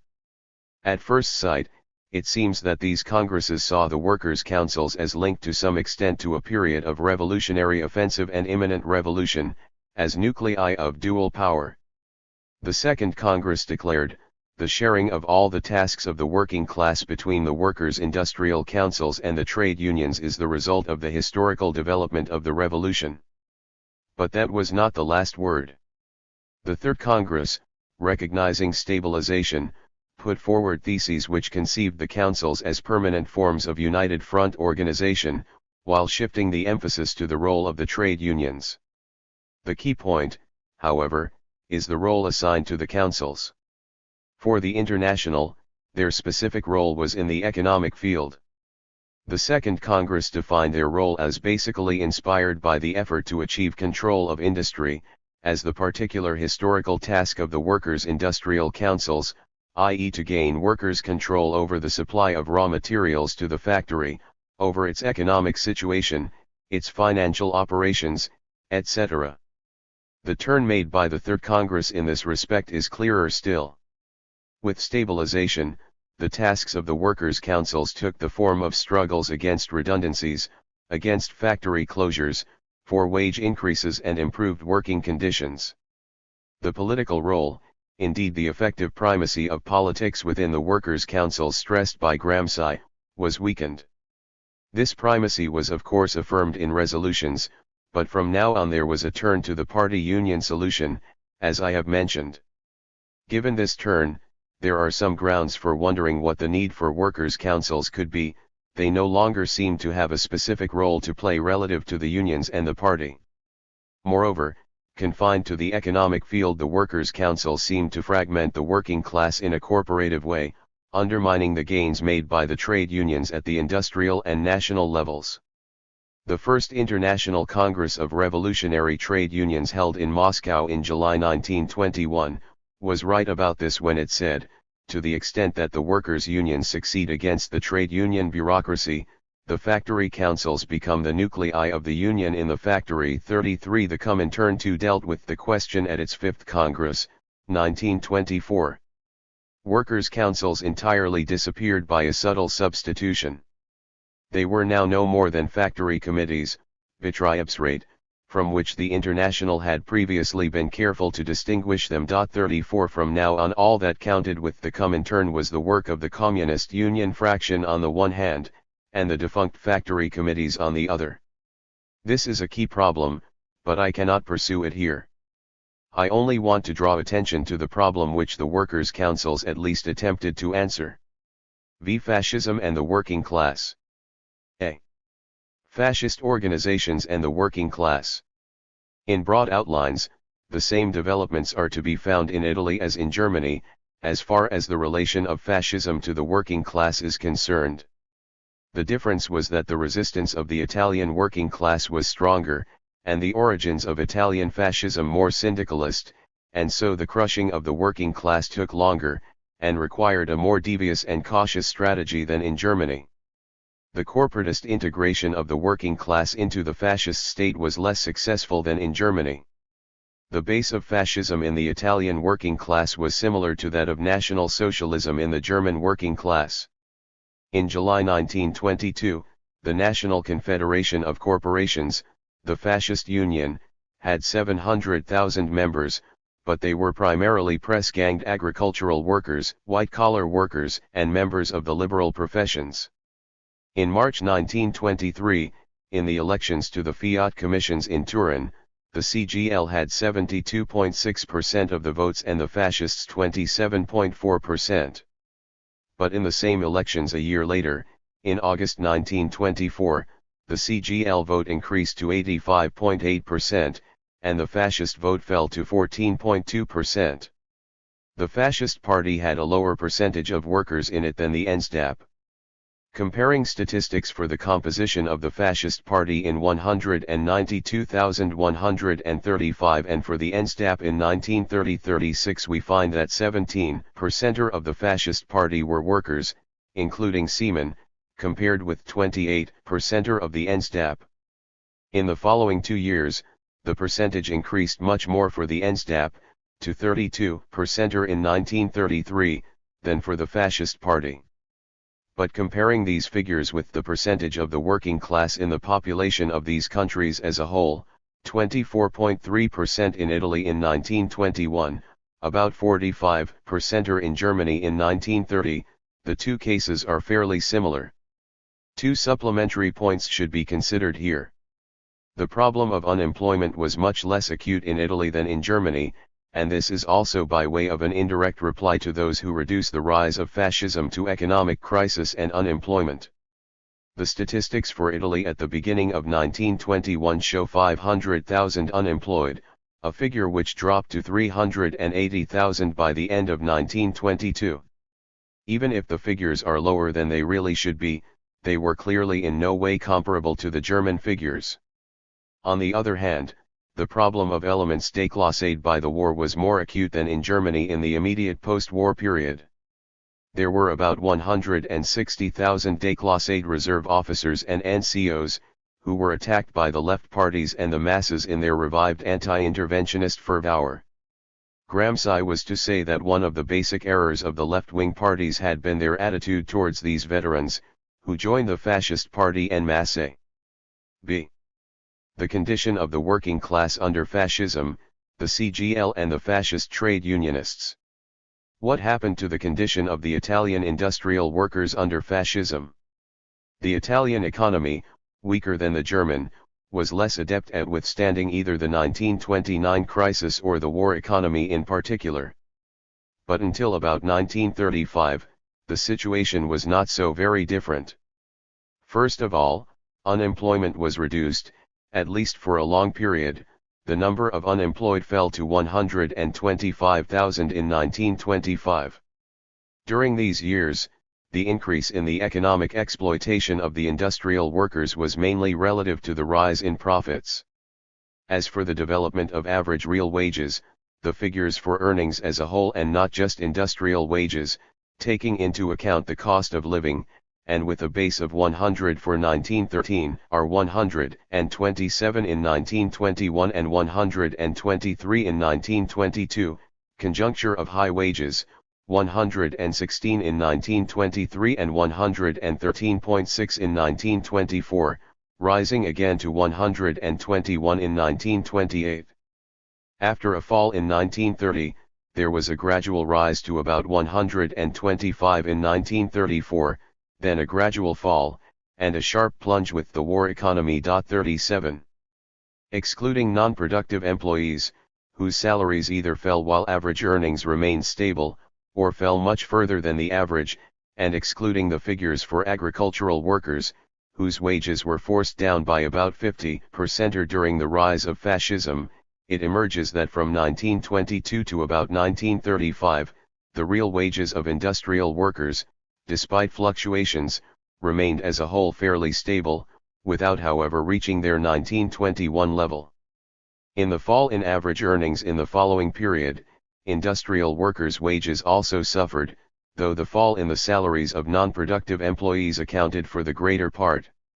Lastly, because of the fascist policy of stratifying wages, it was the basic rates of industrial workers which fell first and most severely. 38.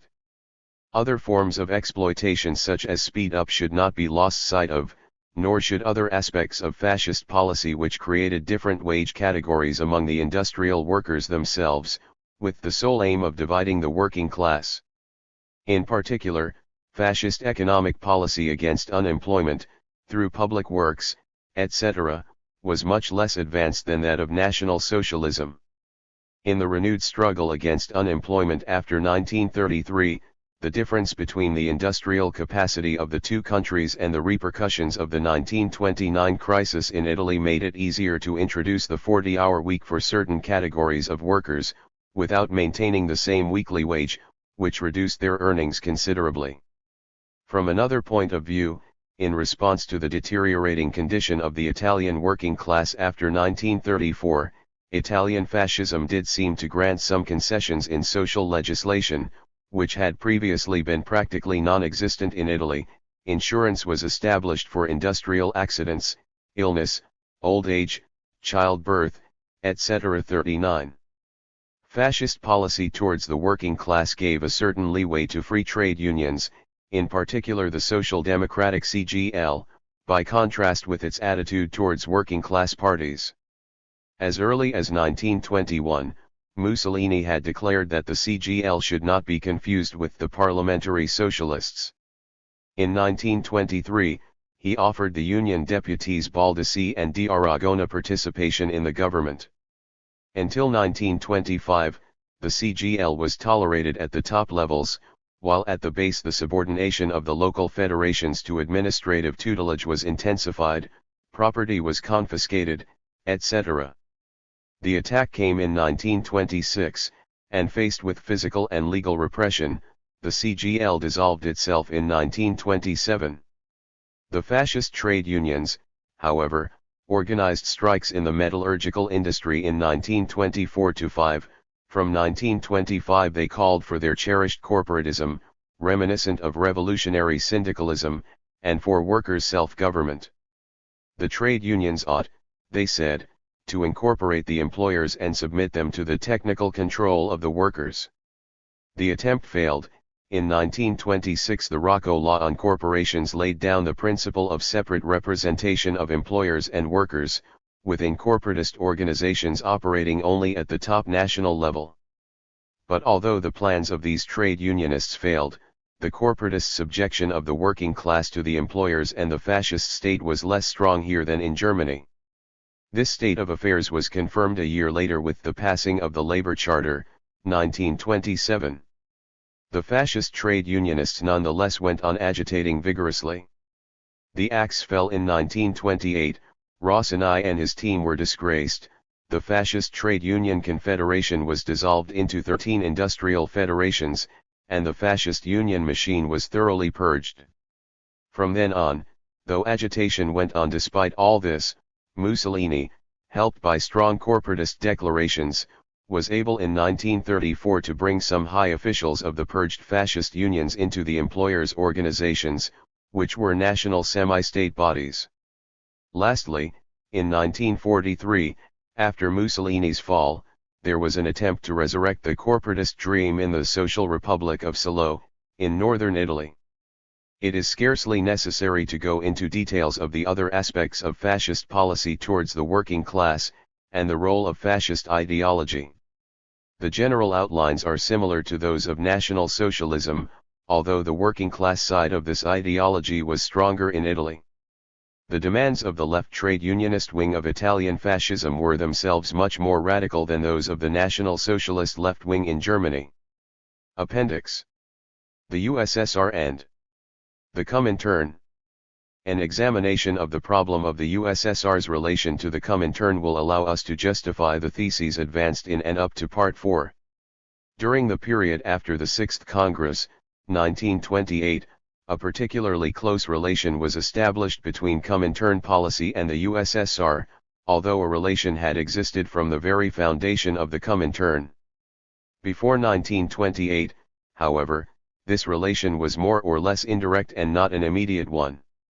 The necessary link via which it was basically established was a general line characterized by economism, the lack of a mass line and the abandonment of proletarian internationalism. This was the line which progressively came to dominate both Bolshevik party policy within the USSR and the policies of most of the national communist parties.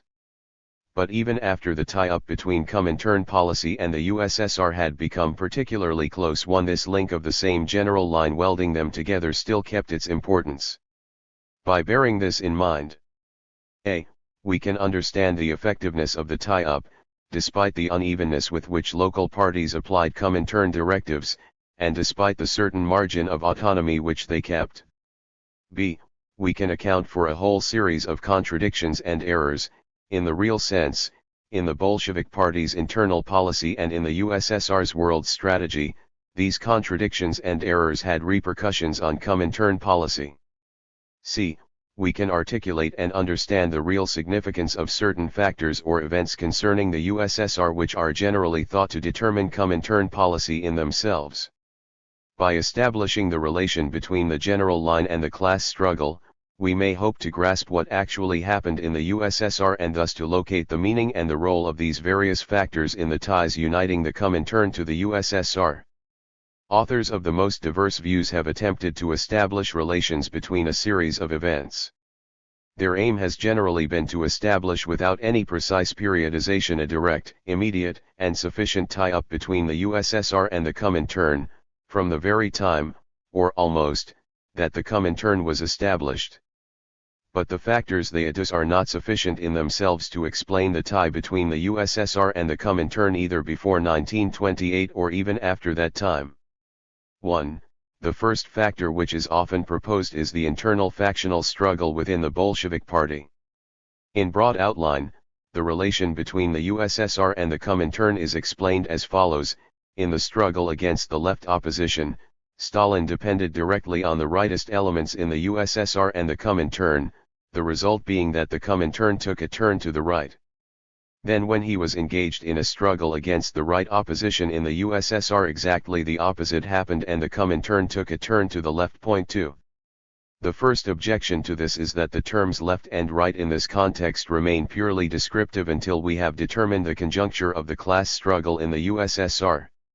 Moreover, although it may happen that we can distinguish these turns by their effects, we must not forget that they are situated, though to varying degrees, on the terrain of the one general line in question.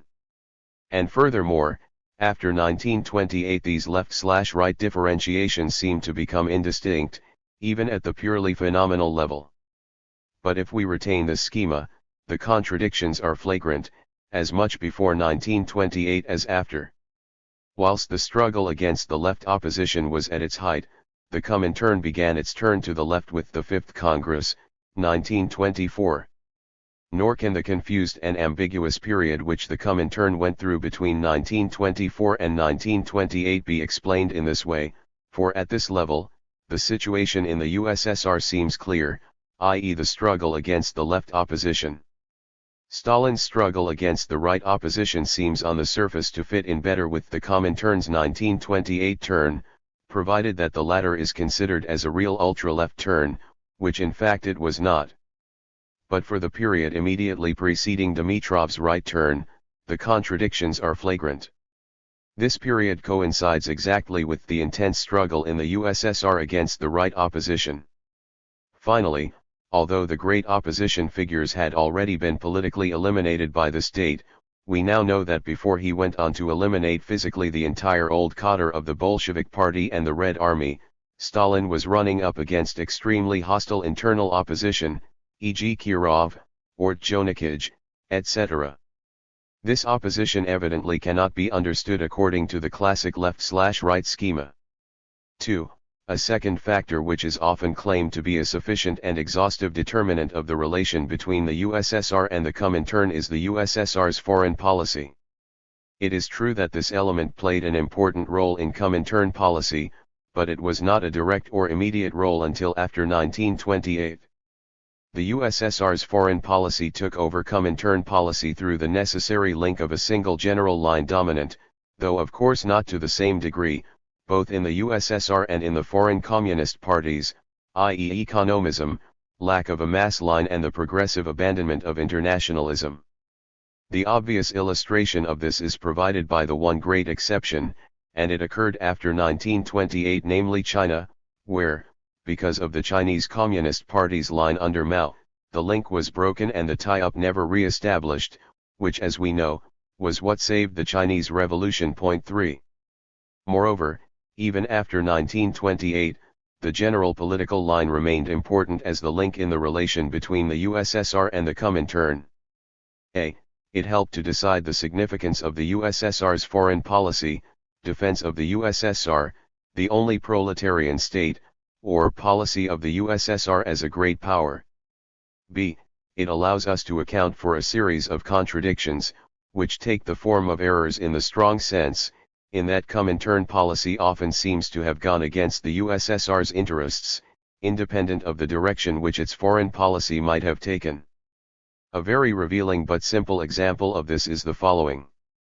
The explanation often proposed for the social fascism line of 1928, especially with regard to Germany, is that German big capital favored a policy of collaboration with the USSR.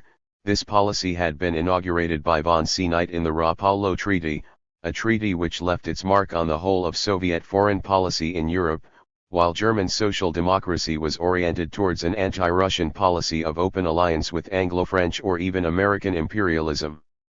These facts in themselves are quite correct. With the 1928 turn, Stalin is then seen waging his main battle against European social democracy, and German social democracy in particular, and not against Hitler, who represented German big capital whose favors had been assured by the Rapallo Treaty. This, in broad outline, is one interpretation of the German-Soviet Pact. But as an explanation it ignores one essential fact. From 1925 and in particular in 1927 Stalin shows in a number of statements that he was perfectly aware of the fact that Hitler's victory in Germany would inevitably be accompanied by a war against the USSR. What then was the basis of the monumental error of considering that the social fascism line could effectively block the advance of Hitler? 4. 3. The third factor often claimed to be determinant of the relation between the USSR and the Comintern is the series of massive turns taken by the Bolshevik Party in its internal policy and the effects of these turns on the Comintern. This has been assumed to be of great importance. But it comes up against the same stumbling block as factor number 1, the essential task of getting behind appearances, locating the real turns and relating them to the class struggle in the USSR. Anyway, this factor like the others has no direct or immediate influence on Comintern policy before 1928. How could we use it to explain, at the height of the NEP period in the USSR, the Comintern's consecutive turns at the 4th, 1922-3, and 5th, 1924, Congresses and at the 5th Plenum, 1925. Here too, the general line is important as a link, even after 1928. By reference to it, we reach the real, precise explanation of these internal turns, by establishing their relation to the class struggle of which this line was the effect. Even after 1928, the left/right character of these turns was becoming blurred, just as is the case for the Comintern's turns. By means of it, certain apparent contradictions between the turns within the USSR and those in the Comintern become explicable. Thus, for example, many authors explain the Comintern's so-called ultra-left turn of 1928 by reducing it to the so-called ultra-left turn in the USSR under Stalin, with his policy of collectivization of the peasantry.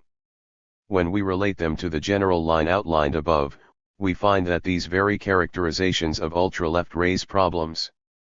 But leaving this aside, what is of immediate importance to us is that the obvious contradiction between these two turns cannot be explained without also considering the general line. The political turn in the USSR itself, which was not confirmed until after 1929, was based on a thesis presupposed by the first Soviet five-year plan. According to this, the USSR was condemned to a lengthy period of isolation and would even be driven to war with the imperialist countries, i.e. revolution in Europe was admitted to be impossible for a long time to come. On the other hand, the Comintern's parallel turn was explicitly determined by the analyses and forecasts of the 1929 crisis and by the Comintern's estimate that revolution was inevitable and imminent in Europe, an estimate which governed its whole policy. 5. These remarks should not be misinterpreted. I do not want to deny or minimize the influence of the factors described on Comintern policy when I emphasize the key role played by the general political line as a link in the relation between the USSR and the Comintern. I emphasize it rather because of the specific role which it takes on within the USSR itself. This line had a determinant relation to what went on in the USSR. In its relation to the class struggle, it enables us to uncover the real meaning of these events and therefore to explain their connection. Thus we come to the second and most important question. To what exactly do economism, the lack of a mass line and the progressive abandonment of proletarian internationalism correspond in the USSR itself? What are their causes? What are their consequences? 1. Unless we have a purely idealistic vision of history, we cannot be content to see these things as simple errors or deviations. Of course this line led to concrete errors. It is wrong to think of error as something purely subjective. This was a wrong line, not just a simple error or deviation, which means that it actually governed the concrete errors flowing from it. 2. Nor can it be seen as a line emanating from a simple bureaucratic caste.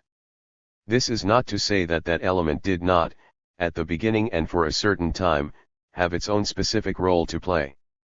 But the kind of line which governed both the USSR's internal policy and the world communist movement cannot be related to any sort of bureaucracy. Trotsky had an inkling of this, in that he stopped at the notion of bureaucracy and never tried to elucidate the general line governing this policy. Consistent with his own views, he was satisfied with the conception of bureaucratic zigzags. 3.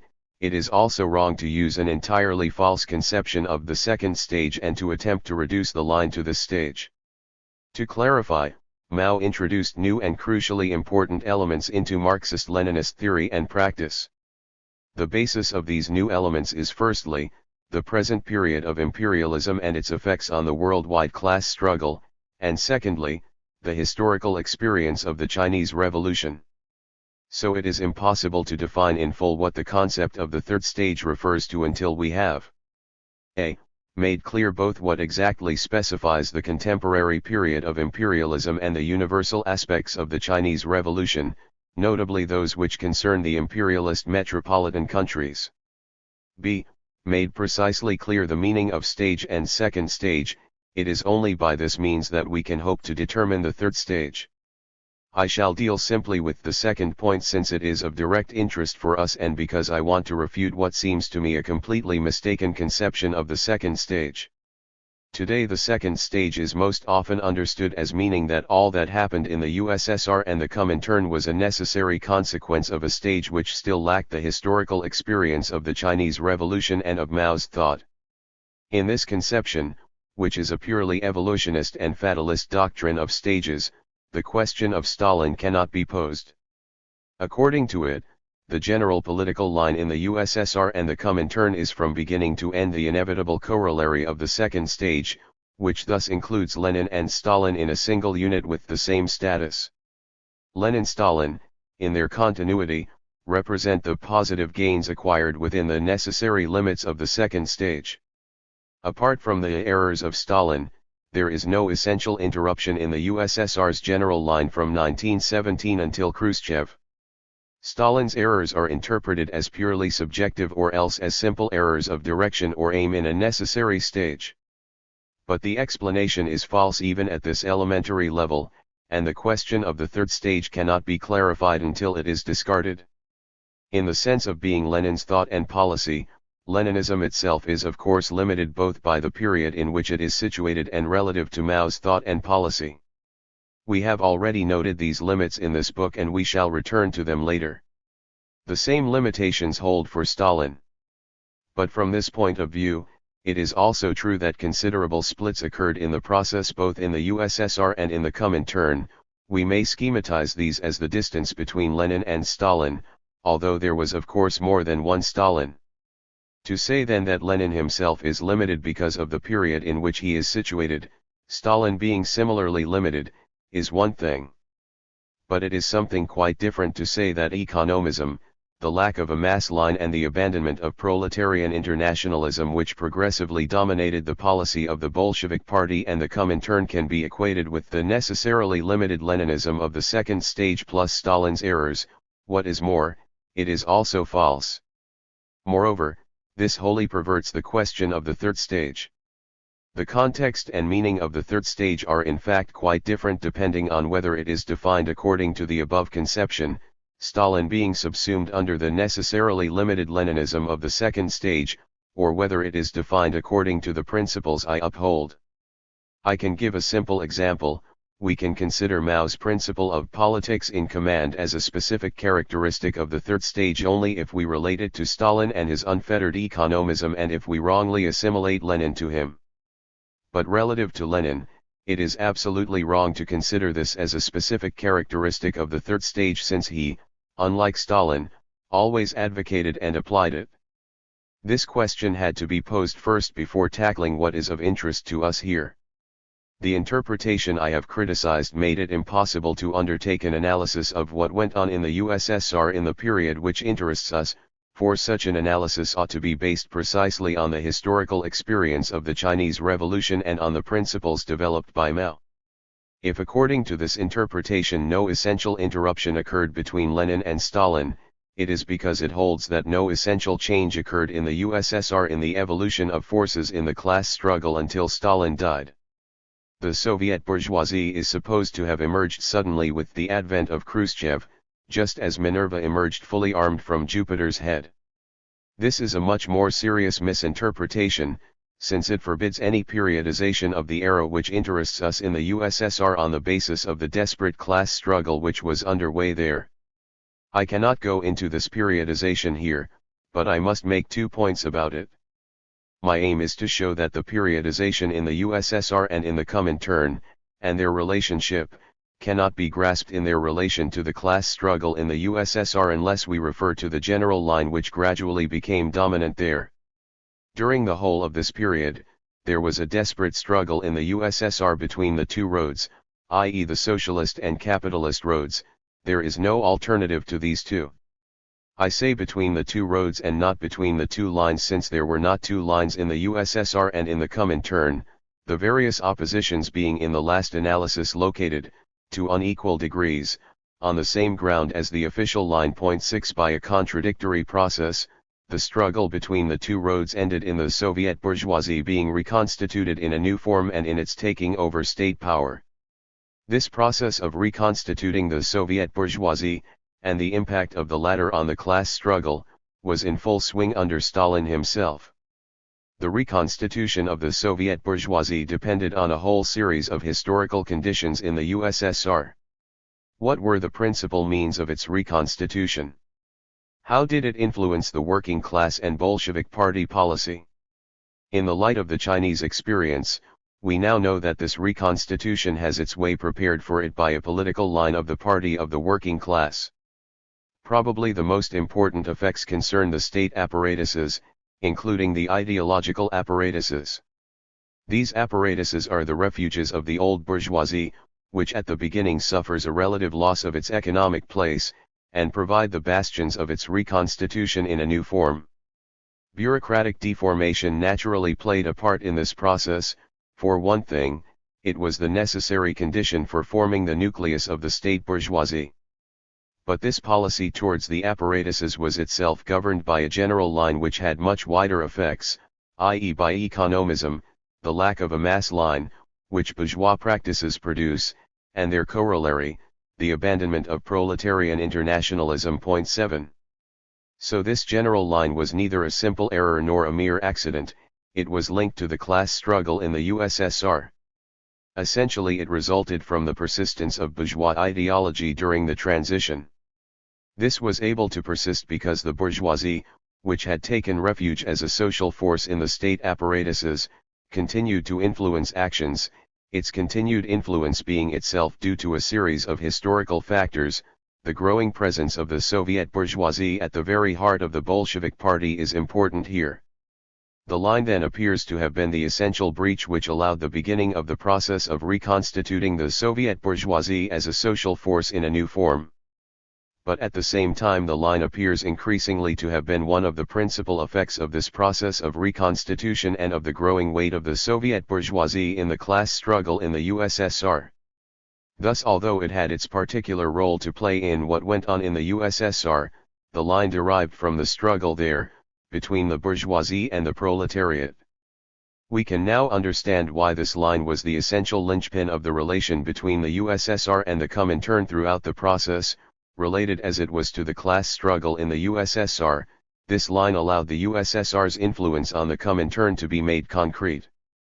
We can now also outline the possibility of dislocations and inequalities between what went on in the USSR and the process in the Comintern.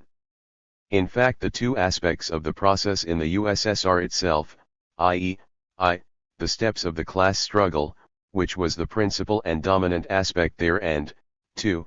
The concrete evolution of the line, developed unequally in relation to one another.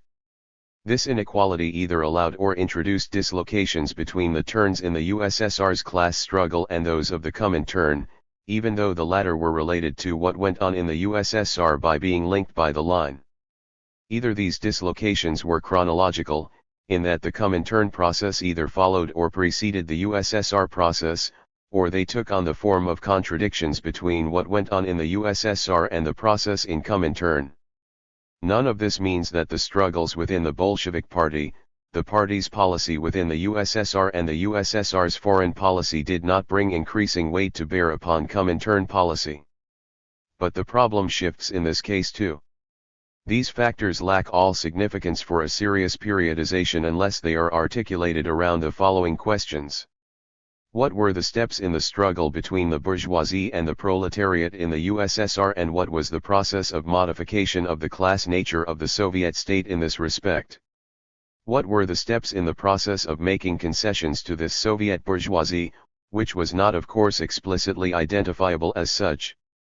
From what moment did the Soviet bourgeoisie take on the role of a social force and form itself into an effective social class?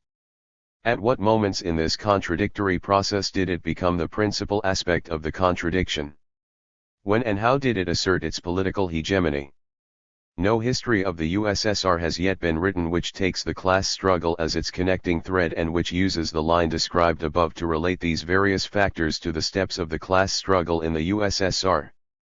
Until such a detailed and conclusive account is available, it is impossible to establish a more vigorous periodization of the Comintern. 8 As far as those questions I have just mentioned are concerned, it is clear that some essential things happened under Stalin himself: the post-1928 collectivization, the 1936 proclamation of the state of the whole people, the physical liquidation of all the old cadres of the Bolshevik Party and the Red Army. To sum up, the general line which was progressively dominant in the USSR and in the Comintern can allow us to make a relatively clear periodization of the Comintern, a periodization which can also be very useful for the history of the USSR. But this is insufficient. For example, we have seen how the Comintern's 6th, 1928, and 7th, 1935, Congresses cannot be interpreted on the model of a pendulum, left opportunism/right opportunism, but that there is no simple continuity between them either. That corroborates the view that the turn in Soviet policy in relation to the peasantry as a whole was not a simple, internal, ultra-left turn. But it will be impossible to make a deeper analysis of this problem in relation to the Comintern until we have exactly established what was the real process involving the Soviet bourgeoisie during the period of the class struggle in the USSR, which was considerably more than a simple struggle of the proletariat and poor peasants against the kulaks. I shall give one last example.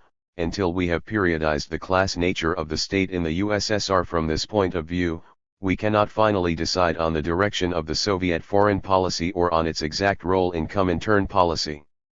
As long as the class nature of the Soviet state remained proletarian, the slogan of defense of the USSR, which gradually became dominant in the Comintern, did not necessarily, I repeat, not necessarily, entail the abandonment of internationalism and the Comintern's mechanical submission to the interests of Soviet foreign policy. But in this case too, an analysis of what happened in the Comintern can be a crucial indicator of what was really going on in the USSR itself. 9. Part 5. Fascism and the petty bourgeoisie. The relationship between fascism, the fascist party and fascist state, and the petty bourgeoisie are ideal ground for the study of the petty bourgeoisie in general. Some introductory remarks on the petty bourgeoisie are in order here. 1. The class nature of the petty bourgeoisie and petty bourgeois ideology. The definition of the class nature of the petty bourgeoisie is the focal point of the Marxist theory of social classes. It very clearly shows that, contrary to an economistic conception of social classes, relations of production alone are not sufficient, in Marxist theory, to determine the place a social class occupies in a mode of production and to locate it within social formation. It is absolutely indispensable to refer to ideological and political relations. I have attempted to formulate this elsewhere, by saying that in a given social formation, a class which is capable of constituting itself as a social force can only be located when its place in the relations of production produces pertinent effects at the political and ideological levels. 1. No matter how it might appear, This was always the position of Marx, Engels, and Lenin, and very clearly, of Mao. Leaving aside for the moment the question of the rural petty bourgeoisie, the petty bourgeois class can be seen to contain two main ensembles of agents, with nothing in common, at first sight, in the productive process. If, confronted with these two groups, we can speak of a single petty bourgeois class, it is because their two distinct places in the relations of production have the same effects on the political and ideological plane. The petty bourgeoisie is thus unified, in fact, in political and ideological relations. The initial meaning of petty bourgeoisie, on the economic plane, is small-scale production and small-scale ownership. This is the traditional petty bourgeoisie with which Marx, Engels, and Lenin himself were mainly concerned. A. Small-scale production, those forms of artisan work or small family businesses in which the same agent is both owner and possessor of the means of production, and works directly with them. There is no economic exploitation, strictly speaking, since such forms of production do not employ paid workers, or do so only very occasionally. Labor is provided mainly by the actual owner or by the members of his family, who are not paid wages. Small-scale production of this sort draws profit from the sale of its goods and by participation in the total redistribution of surplus value, but it does not directly extract surplus value. B. Small-scale ownership, mainly small-scale commerce in the sphere of the circulation of capital, in which the owner of the business, helped by his family, provides the labor, and only very occasionally employs wage labor. These two groupings of the traditional petty bourgeoisie can be said to have a common economic position in that they do not directly exploit wage labor. This particular petty bourgeoisie does not belong, as such, to the pure capitalist mode of production, capital wage labor. Its existence in a capitalist formation depends on, a. the coexistence in this formation of several modes of production, including the feudal mode, or at least certain elements of this mode, 2. b. the presence in this formation of the form of simple commodity production, which is the form of transition from the feudal to the capitalist mode of production. Its existence therefore also depends on the concrete historical forms this transition has taken. In France, for example, the particular persistence of small-scale production and small-scale ownership is due to the political forms assumed by the transition, the bourgeoisie drawing on the support of the petty bourgeoisie against the nobility. Marx and Engels emphasized the tendency for the petty bourgeoisie to be undermined and eliminated in a capitalist formation. Lenin described it as a transitional class. When the capitalist mode of production becomes dominant and generalized, a minority of its members are integrated into the bourgeoisie, in a variety of ways, while the great mass are proletarianized. However, we can also define certain groups as part of the petty bourgeoisie who have quite a different place in the economy. This is what may be termed the new petty bourgeoisie, whose importance was already recognized by Lenin. It is new in the sense that, unlike the first, it is not in the least fated to disappear.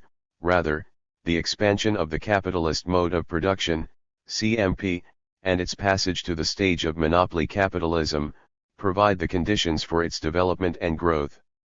I refer to non-productive salaried employees. I shall leave aside the problem of the technical personnel of the firm, the bearers of science, in order to avoid the complicated discussion about whether they are non-productive workers. I shall restrict myself to the most important groups of employees whom Marx defined unequivocally as not being productive workers, that is, not direct producers of commodities and surplus value in the CMP.3. This applies, firstly, to those employed in the circulation of capital, and to those who contribute to realizing surplus value, salaried employees in commerce, banking, insurance, sales departments, advertising, etc., as well as service employees. It applies, secondly, to civil servants in the various branches of the state apparatus, the public services, with the exception of course of workers in nationalized factories. These are non-productive employees whose function is to ensure, through the role of the state, the reproduction of the conditions of production of surplus value. They do not produce surplus value. They too sell their labor power, and their salaries too are determined by the cost of reproducing it, but their exploitation is accomplished by the direct extraction of surplus labor, and not by the production of surplus value. Point 4. These two groupings, small-scale producers and small-scale owners on the one hand, non-productive employees on the other, therefore occupy quite different economic positions. The two groups have only a negative characteristic in common on this plane, in that they belong neither to the bourgeoisie nor to the proletariat. Yet this negative criterion is not an adequate basis for a common or related place within the economic, it is relevant only at the political level. What makes it possible for the two groups to be considered as part of the same class, the petty bourgeoisie, is that their different economic positions generally have the same effects at the political and ideological level. The relevant criteria for explaining this identity of effects at these levels are, in the first case, small-scale production, and above all the small-scale ownership involved in it; in the second case, exploitation experienced in the juridical form of salary, and not directly in production. Before examining the identity of effects on the ideological plane, I must first say something about the famous petty bourgeois ideology. Taking into account the close relationship between the ideology of a class and its political position, the only real class ideologies in a capitalist social formation are those of the two basic classes in irreconcilable political opposition, the bourgeoisie and the proletariat. That is, the only ideological ensembles with a coherent, relatively systematic structure are the dominant, bourgeois ideology, and the ideology linked to the working class. It is none the less accurate to speak of an effective sub-ensemble of petty bourgeois ideology, formed by the influence of the dominant bourgeois ideology on the petty bourgeoisie's own aspirations relative to its specific class situation. In twisting and adapting bourgeois ideology to its aspirations, the petty bourgeoisie also adds to its specific ideological elements originating in its own class situation. But there is still more to it. In a capitalist formation, an ideology linked to the working class exists simultaneously. Lenin pointed out that the dominant ideology itself contains in its discourse the elements of such ideology. Because of the petty bourgeoisie's ambiguous class situation, its ideological sub-ensemble borrows from working class ideology much more than does the dominant ideology, and deflects and adapts it to the petty bourgeoisie's own aspirations. This must all be kept in mind to avoid misunderstandings when speaking of petty bourgeois ideology. Given the shifting and unstable character of this ideology, the conjunctural position of the petty bourgeoisie determines the form in which these contradictory factors combine, i.e. the role and forms of influence of bourgeois ideology, the role of the ideological elements peculiar to the petty bourgeoisie, and the forms and role of the borrowings from the ideology linked to the working class. Let us return, then, to the problem of the identity at the ideological level of the effects of the different economic positions occupied by the two major petty bourgeois groupings. I shall of necessity be very schematic. At the economic level, the small-scale producer and the small-scale owner are close both to the bourgeoisie, through ownership, and to the proletariat, the small-scale owner himself being the actual laborer. They are also opposed to both the bourgeoisie, which progressively crushes them economically, and to the proletariat, as they fear proletarianization and are fiercely attached to small property. At the ideological level, this often has the following effects. A. Status quo anti-capitalism, against big money and great fortunes, but in favor of the status quo, for this group clings to its property and fears proletarianization. This is often associated with an egalitarian aspect, against monopolies, and for a return to equality of opportunity, for fair competition on the one hand, and the parliamentary cretinism of equal suffrage on the other. The petty bourgeoisie wants change without changing the system. It also aspires to participate in the distribution of political power, without wanting a radical transformation of it. B. The myth of the latter, aspirations to social mobility, not the revolutionary transformation of society. With the fear of proletarianization below, and the attraction of the bourgeoisie above, the petty bourgeoisie aspires to join the bourgeoisie, by the individual rise of the best and most able. This aspect therefore often takes elitist forms, standing for the renewal of elites, for the replacement of a bourgeoisie not doing its job by the petty bourgeoisie, without society changing. See, the power fetishism described by Lenin. Because of its economic isolation, which also gives rise to petty bourgeois individualism, and because of its economic closeness and antagonism to both bourgeoisie and proletariat, the petty bourgeoisie believes in the neutral state above classes. It expects the state to nurture it and arrest its decline. This often leads to statolatry. The petty bourgeoisie identifies itself with the state, whose neutrality it supposes to be akin to its own, since it sees itself as a neutral class between the bourgeoisie and the working class, and therefore a pillar of the state, its state. It aspires to be the arbitrator of society, because, as Marx says, it would like the whole of society to become petty bourgeois.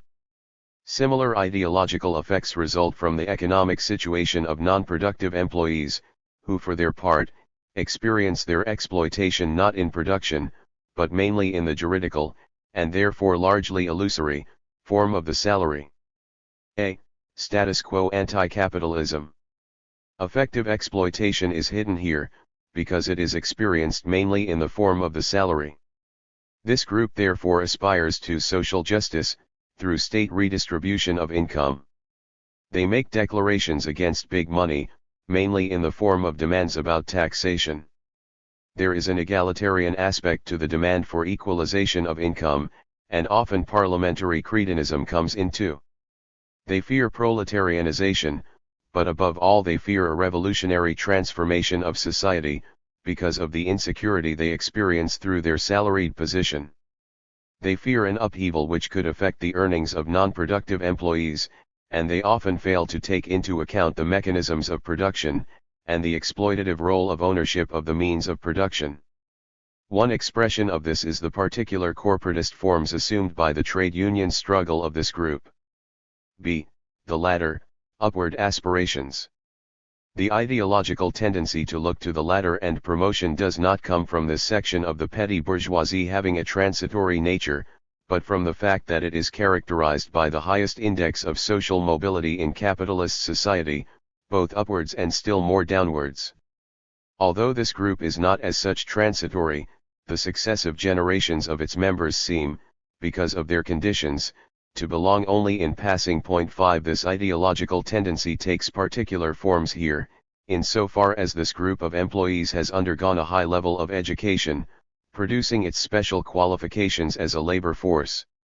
These forms include the ideology of culture as democratic and neutral, and of the neutral educational system as the means for promoting the best to bourgeois status. C. Power fetishism.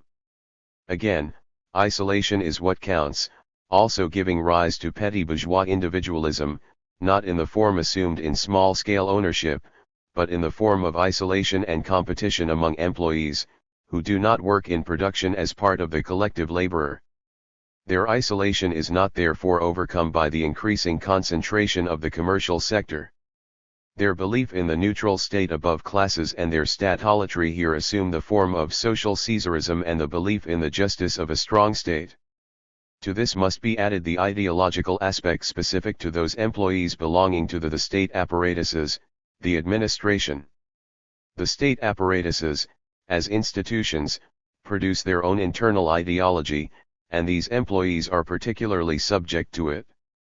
The ideological aspect of the neutral state above classes especially enters into this, as an essential element of the internal ideology of the state apparatuses. Statolatry and identification with the state and its top levels intervene here more than elsewhere, through bureaucratism and hierarchical subordination. These common effects of the different economic positions of the groups making up the petty bourgeoisie are also to be noted at the political level. Here, the common negative criterion is also important, i.e. the fact that they are neither part of the bourgeoisie nor of the working class, the two basic classes whose political interests are totally irreconcilable. This means that in the field of class struggle, the different groups making up the petty bourgeoisie can have no long-term political interests of their own. This criterion, together with their isolation and their ideological similarity, generally produces the following common effects at the political level. A. It is very difficult for them to organize politically into a specific party of their own. B. They are often organized politically directly through other apparatuses of the state, which these groups see as their own political representative. The petty bourgeoisie often constitutes a supporting class for the state. Its alliance with the bourgeoisie is not direct, but mediated through support for the state forms which the petty bourgeoisie sees as opposed to the bourgeoisie's interests and in agreement with its own. C.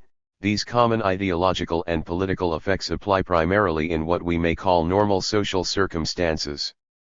Because of their electoralist illusions, the two-component petty bourgeois groups are often in effect the peaceful pillars of the democratic republican order. But the community of effects also functions in the case of crises, as the two groups revolt in quite similar ways against the existing order. D. Both groups share a politically unstable nature.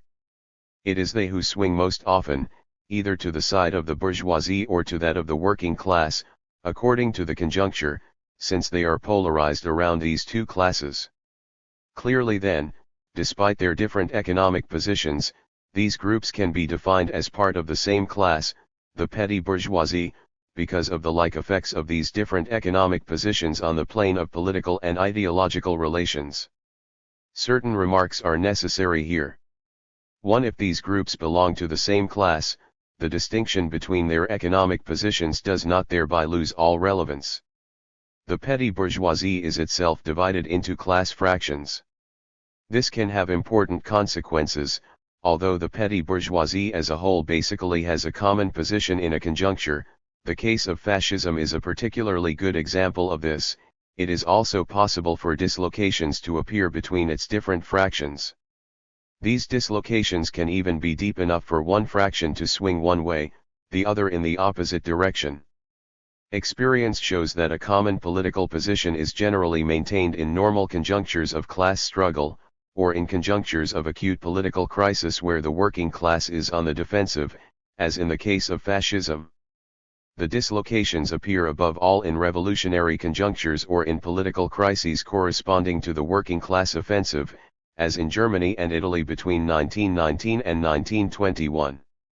Otherwise, when the petty bourgeoisie is functioning as a social force, the two groups generally take up a common political position. 6. 2. The fact that the petty bourgeoisie does not in the long term have a class position of its own does not prevent it from constituting and playing the part of an authentic social force. Fascism is a case in point, and all such cases correspond to quite specific conjunctures. In such instances, even if the petty bourgeoisie is in the long run and in the last analysis playing the game of the bourgeoisie or the working class, it nonetheless enters the political scene in a relatively autonomous manner and with a specific political weight. This is quite a serious problem. In fact, one of the reasons for the Comintern's misunderstanding of the fascist phenomenon was precisely its refusal to recognize that the petty bourgeoisie can act as an authentic social force. The Comintern quickly recognized the relationship of fascism to the petty bourgeoisie, but it saw the petty bourgeoisie as a mere contributory force trailing behind big capital. Fascist party equals hired agent of big capital. Only Gramsci and Trotsky had a really correct understanding of the relationship of fascism to the petty bourgeoisie. 7. Their position was subsequently condemned by the Comintern and lumped together with that of the Social Democrats, i.e. that the petty bourgeoisie was a third force with its own long-term class position, leading to a false conception of fascism as the dictatorship of the petty bourgeoisie. 8. 3. Finally, we should note the importance of ideology in the actual class constitution of the petty bourgeoisie.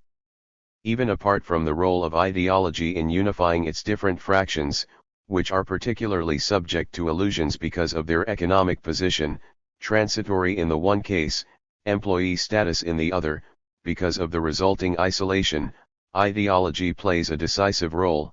The petty bourgeoisie literally feeds on the ideology which cements it. Particularly in Italy, this class was one of the main economic victims of fascism, which bled it white, yet it was the only class to support it en masse to the end, and it did so for ideological reasons. This gives some indication of the magnitude of the Comintern's mistake in expecting fascism to fall quickly, because of its internal contradictions, or more precisely, because the mass of the petty bourgeoisie would themselves turn from fascism when they found it damaging to their economic interests. 2. General propositions. I shall now return to discuss the relationship between fascism and the petty bourgeoisie, according to the plan previously applied. I monopoly capitalism and the petty bourgeoisie, its economic situation. The rise of fascism corresponds to an economic crisis for the entire petty bourgeoisie. This is an important fact. In both Germany and Italy, the petty bourgeoisie was particularly affected by the economic crisis the countries had just been through.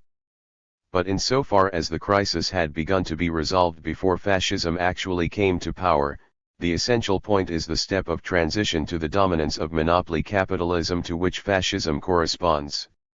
The acceleration of the concentration of capital during the rise of fascism directly jeopardized the economic existence of small-scale production and small-scale ownership. As for the salaried employees, this step caused a sharp and considerable increase in their numbers, accompanied by the unemployment and underemployment normal in such circumstances. 1. 2. The political crisis and the petty bourgeoisie as a social force, the fascist parties and the interests of the petty bourgeoisie. The rise and rule of fascism correspond to a situation of political crisis for the petty bourgeoisie, and to its formation into an authentic social force through the fascist parties. Apart from those factors which operated or other classes as well as the petty bourgeoisie, its crisis was directly affected by the crisis of hegemony among the dominant classes in Germany and Italy. The petty bourgeoisie, the intermediate class, is always affected by a major crisis involving the basic forces of the capitalist social formation. As a general rule, the crisis of the ruling classes affects the petty bourgeoisie directly. Before stabilization and during the first period of open crisis between the bourgeoisie and the working class, a large part of the petty bourgeoisie clearly swings over to the side of the working class. Without being able to trace a clear line of demarcation between the two fractions of the petty bourgeoisie, we can say that this is mainly the case with the salaried employees. In the face of working class defeat, and the lack of a specific communist policy of alliance with the petty bourgeoisie, this situation changes, but only by steps. After its open swing to the working class side, this part of the petty bourgeoisie seems to stick to social democracy during the stabilization step. Subsequently it becomes disillusioned with social democracy, which fails to defend its interests. Turning away from social democracy, the petty bourgeoisie as a whole finds itself faced, at the beginning of the rise of fascism, with that instability and lack of hegemony among the dominant classes and fractions which characterizes the bourgeois party's crisis of representation. These parties, while they are directly tied to the class interests of the power bloc, are at the same time the representatives of the petty bourgeoisie, because of its inability to form its own party. The bourgeois parties split away from their own classes and fractions in the power bloc. This directly affects their representational tie to the petty bourgeoisie itself, which understands that from now on such parties are no more than parliamentary cliques. The loss of these parties' real influence on the political scene, which they obtained as a result of their ties with fractions and classes other than the petty bourgeoisie, leads the petty bourgeoisie for its part to turn away from them. The way is therefore open to the fascist parties. During the rise of fascism, the petty bourgeoisie, and this time the whole of it, becomes a social force through the fascist parties. 2. But I should pause here to deal with the question of the representational tie between the petty bourgeoisie and the fascist party, and to distinguish between two meanings of the term representation. In its first meaning, the term indicates the tie of a political party to real class interests. In its second meaning, the term mainly indicates the ideological and organizational ties of a party to a class whose real interests it may well not represent. On the relationship between the fascist parties and the petty bourgeoisie, it is necessary to be still more specific and distinguish the steps in the rise and rule of fascism. To take the second meaning first, it is in this sense that the fascist parties are the representatives of the petty bourgeoisie. They are highly structured mass parties with a mass base of members, activists, and voters essentially drawn from the petty bourgeoisie. The class origin of their intermediary and upper strata is also petty bourgeois. What therefore distinguishes them from the bourgeois parties which traditionally represent the petty bourgeoisie is their effective organizational ties with this class. At the same time, the fascist parties are typically petty bourgeois in the ideological sense. This also distinguishes them from the other bourgeois parties which traditionally represent the petty bourgeoisie. What of the real interests represented by these parties, in the first meaning of the term representation? As far as the petty bourgeoisie can be said to have had its own short-term political interests, the fascist party was their real representative during the first step of the rise of fascism.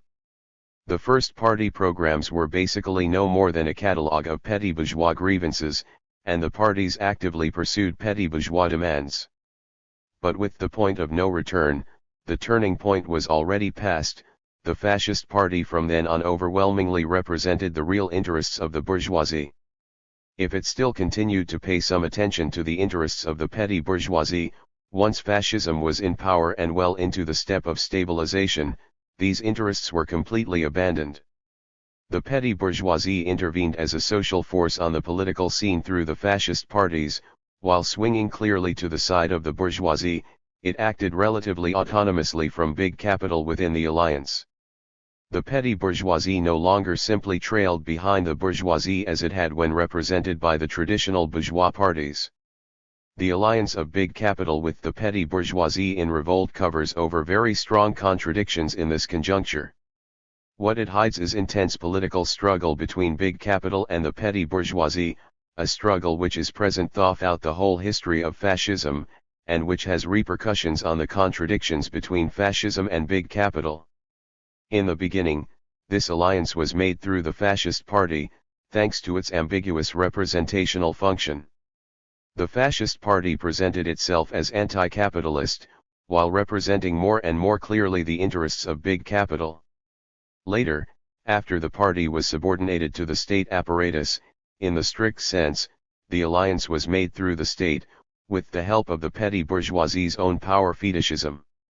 This alliance of big capital and petty bourgeoisie was never openly declared. It took the form of petty bourgeois support for a form of state whose ties with the interests of big capital it did not understand. In short, the historical role of fascism was to achieve an alliance between big capital and the petty bourgeoisie, in the very conjuncture in which their contradictions were being acutely intensified. As for the political role and position of the petty bourgeoisie under fascism, I have already given its broad outlines in examining the relationship of fascism to the dominant classes. During the first step of fascism in power, the petty bourgeoisie became the ruling class. With the stabilization step, it fell back to the position of class in charge of the state apparatuses. Its role as a social force was from then on mainly expressed in characteristic effects on the state apparatuses. The particular forms these effects took can be explained neither by their simple correspondence to the interests of big capital, nor by the general ideological role of fascism, but only by the role of the petty bourgeoisie as a social force. In fact, organization into a party of its own is not the only way for a class other than the working class to become a social force. 3. The ideological crisis and fascist ideology, imperialist ideology and petty bourgeois ideology. The rise of fascism corresponds to an acute ideological crisis of the petty bourgeoisie, as part of the generalized ideological crisis of these social formations. The generalized ideological crisis of the German and Italian social formations was firstly a crisis of the dominant ideology. Because petty bourgeois ideology is in the end only the complex twisting and adaptation of bourgeois ideology to the petty bourgeoisie's own aspirations, this crisis directly provoked an ideological crisis of the petty bourgeoisie. Together with the petty bourgeois revolt, this produced the following results. A.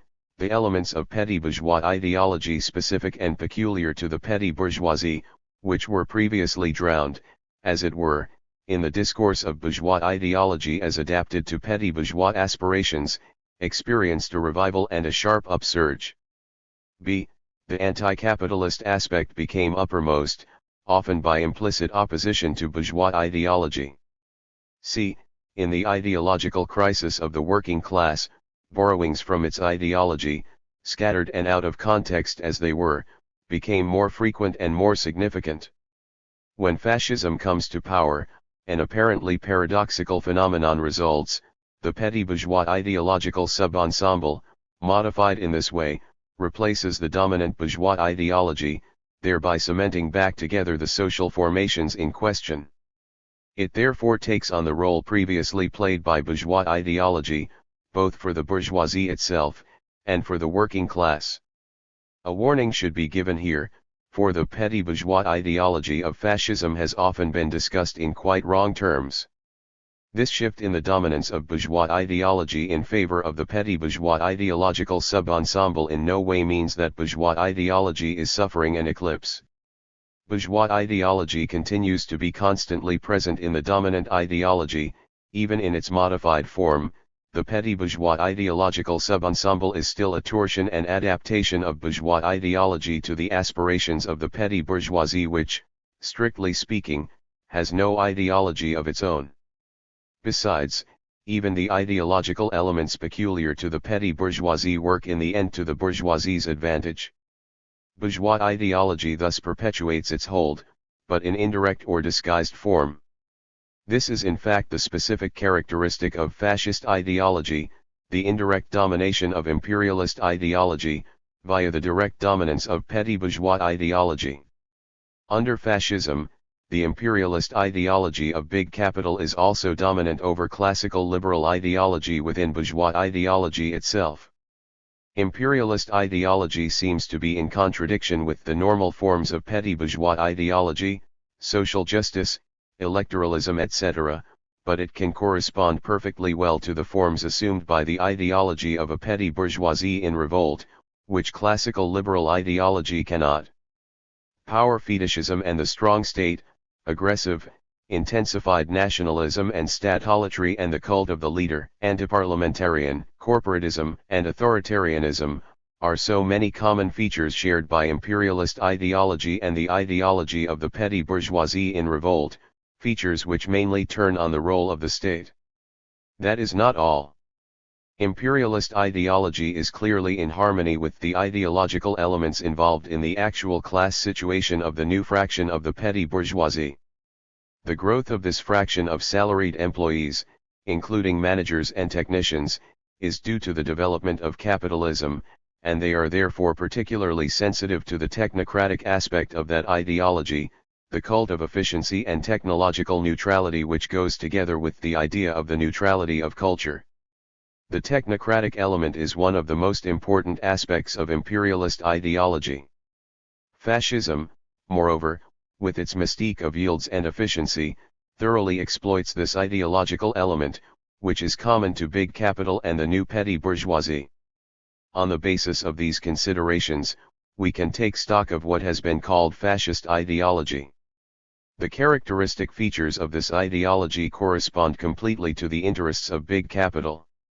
The bourgeois aspect of fascist ideology is basically imperialist ideology, and insofar as imperialist ideology grows out of bourgeois ideology, the seeds of fascist ideology are to be found in the tradition of the dominant ideology of the social formations in question. Fascist ideology was, as it were, rooted in the tradition of the national cultures of Germany and Italy.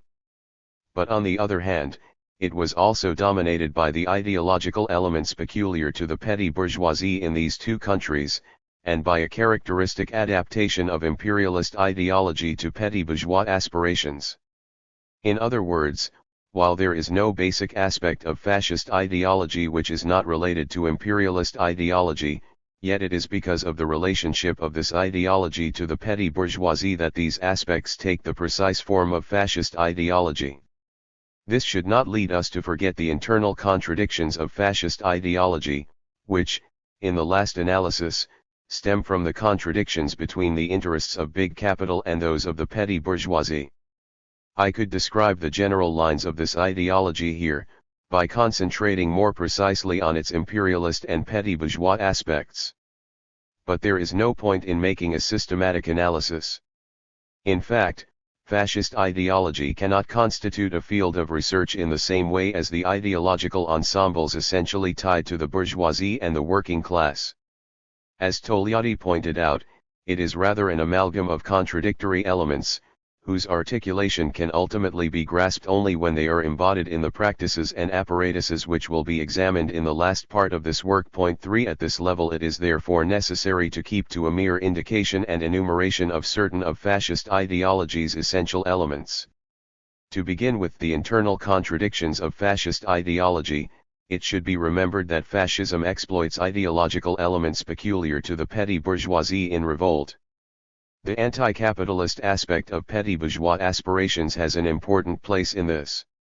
Declarations against big money were aimed mainly at those fractions of big capital whose interests most obviously harmed those of the classic petty bourgeoisie, e.g. loan capital, the banking fraction of big capital invested in circulation, and the chain stores detrimental to small commerce.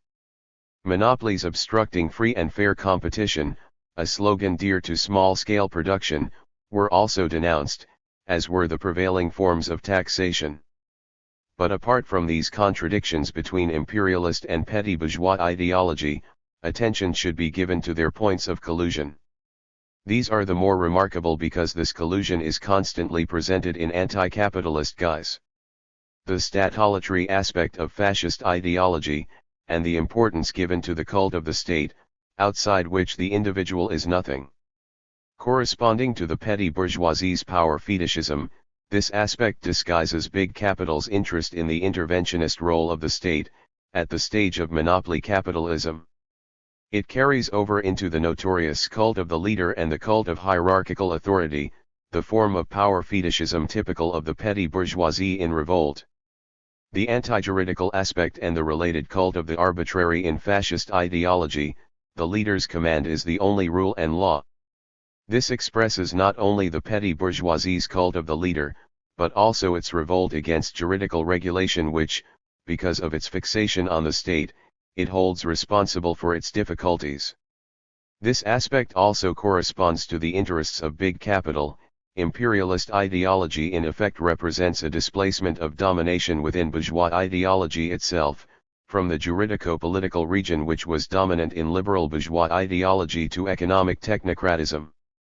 This displacement disguises the massive state intervention in favor of big capital at the monopoly capitalist stage. Point 4. But the displacement implied by the anti-juridical aspect of fascist ideology is completed here by a major resurgence of moral ideology, the themes of honor and duty, a favored form of expression for petty bourgeois ideology. The elitist aspect of fascist ideology, carrying over into its racist conceptions. This is also typical of the petty bourgeoisie in revolt, coveting the position of the bourgeoisie. It suits big capital, which is trying to oust medium capital and its representatives from hegemony and from the political scene. The anti-Semitic, racist aspect, I cannot of course start examining racism here. But let me simply point out that the image of the rich exploiting Jew was adapted to the mystified anti-capitalist side of petty bourgeois ideology.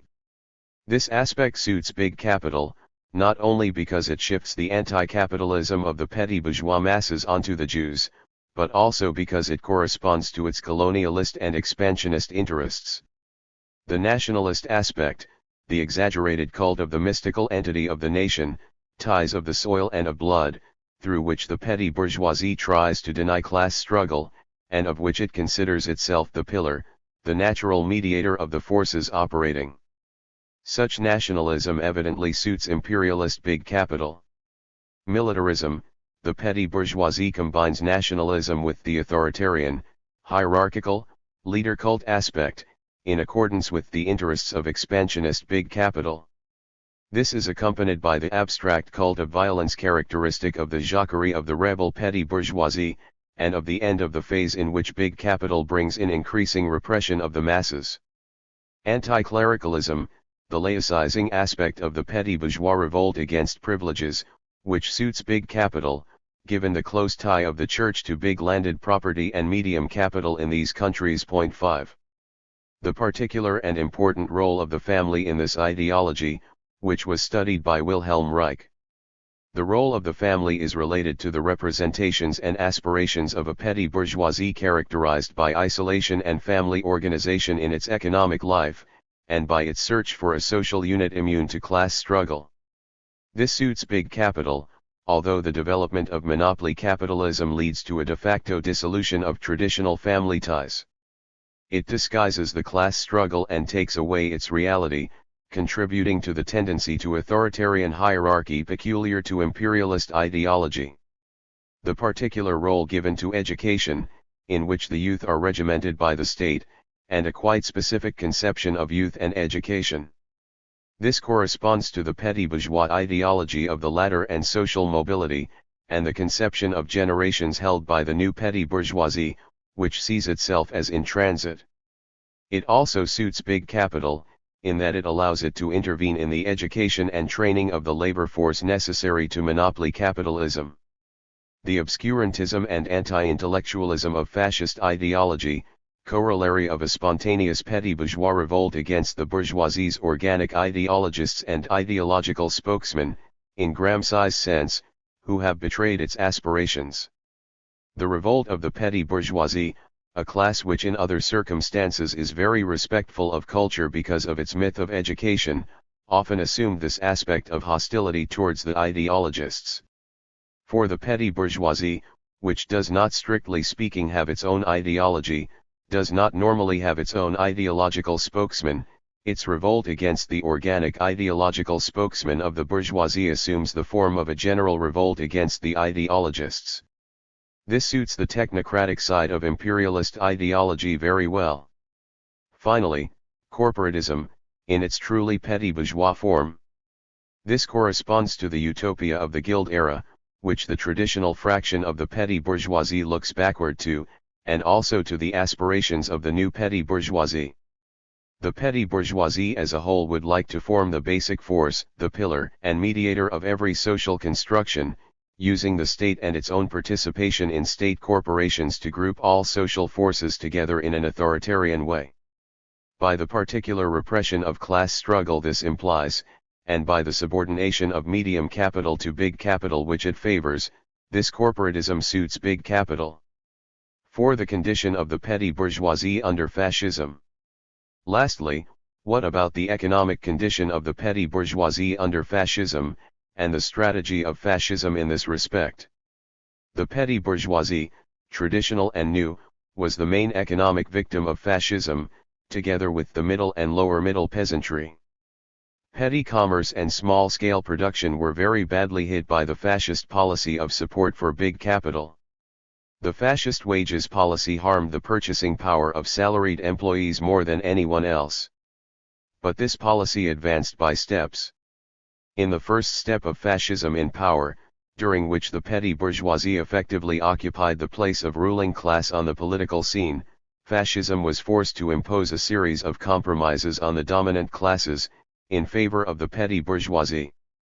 Secondly, fascism, once established, did not radically eliminate the traditional petty bourgeoisie.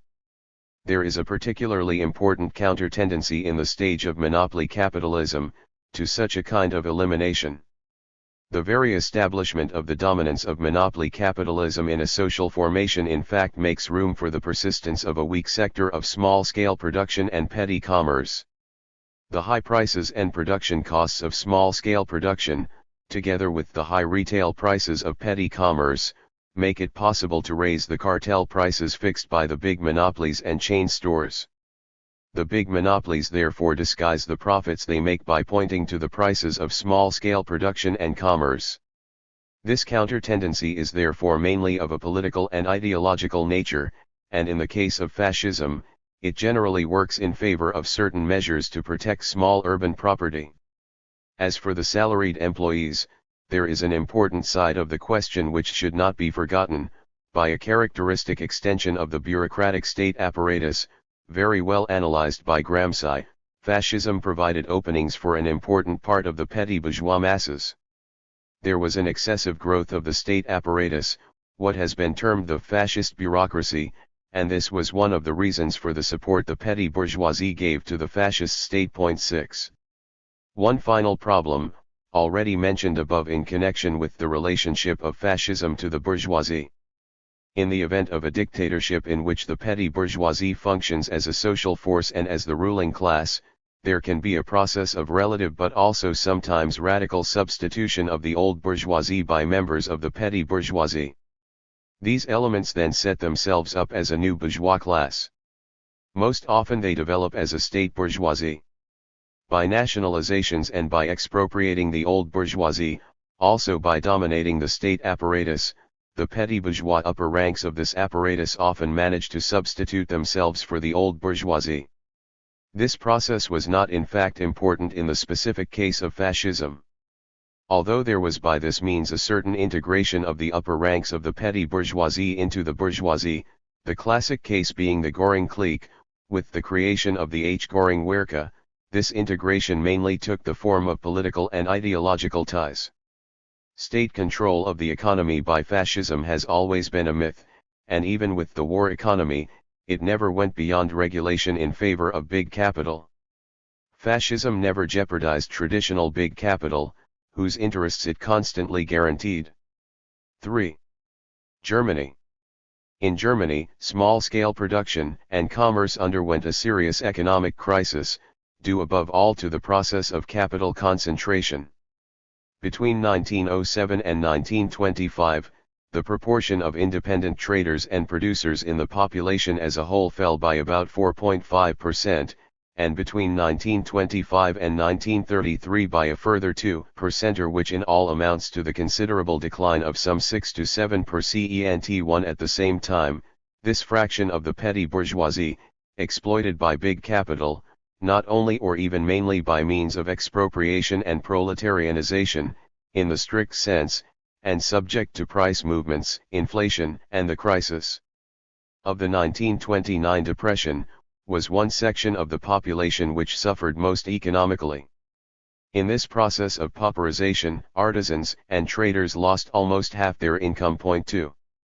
As for the new petty bourgeoisie of employees and officials, it increased to the point of representing 17% of the population in 1925 as against 12.6% in 1907. Between 1925 and 1933, this percentage increased again by 1.4%, while the percentage of the working class remained relatively stable. 3. The section of non-productive employees, though it suffered less than the others, lost more of its purchasing power than the working class proper. Before considering the political crisis of the German petty bourgeoisie after the war and during the rise of fascism, I should like to say a few words about its particular characteristics.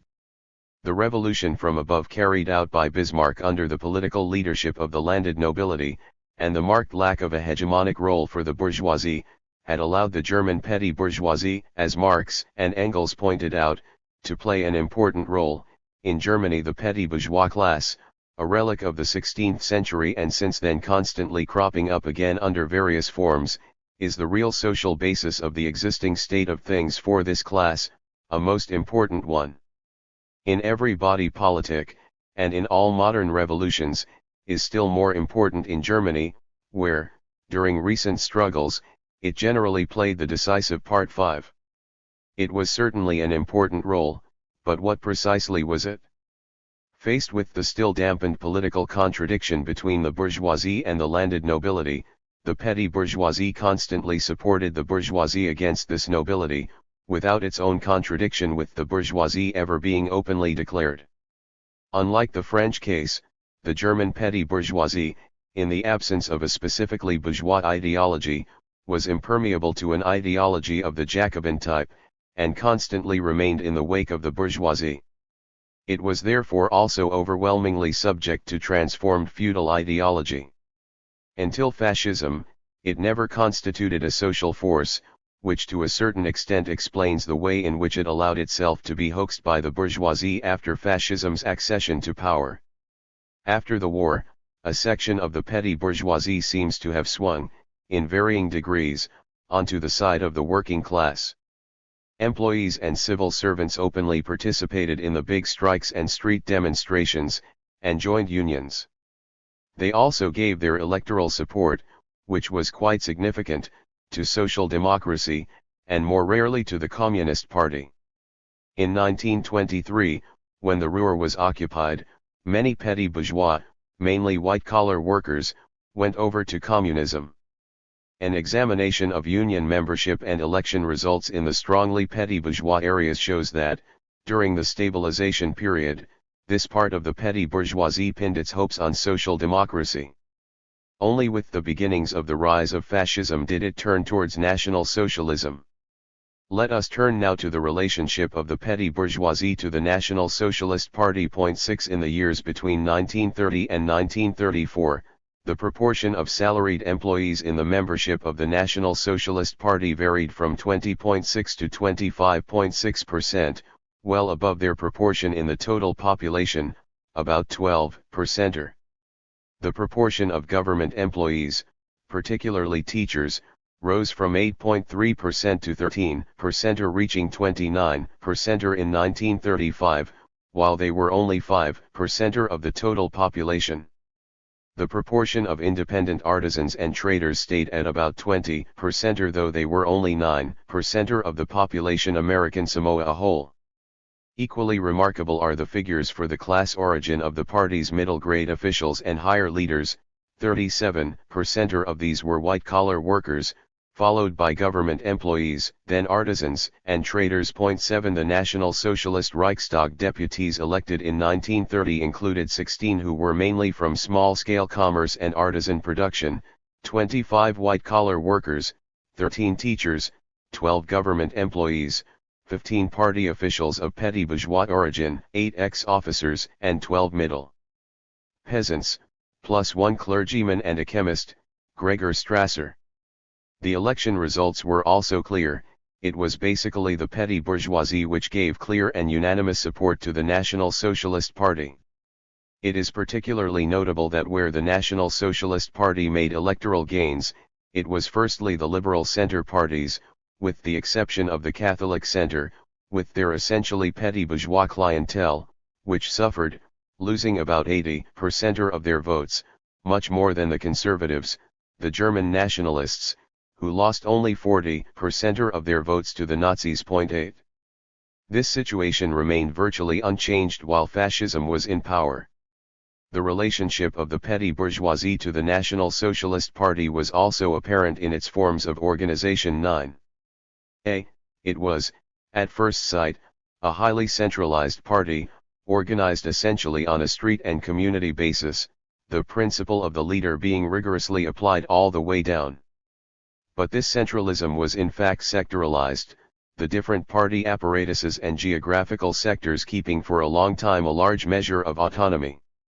The party was constantly shaken by internal struggles and contradictions, a measure not only of the contradictory interests it represented, in the ideological and political sense, but also of the difficulties inherent in an organization of the petty bourgeoisie.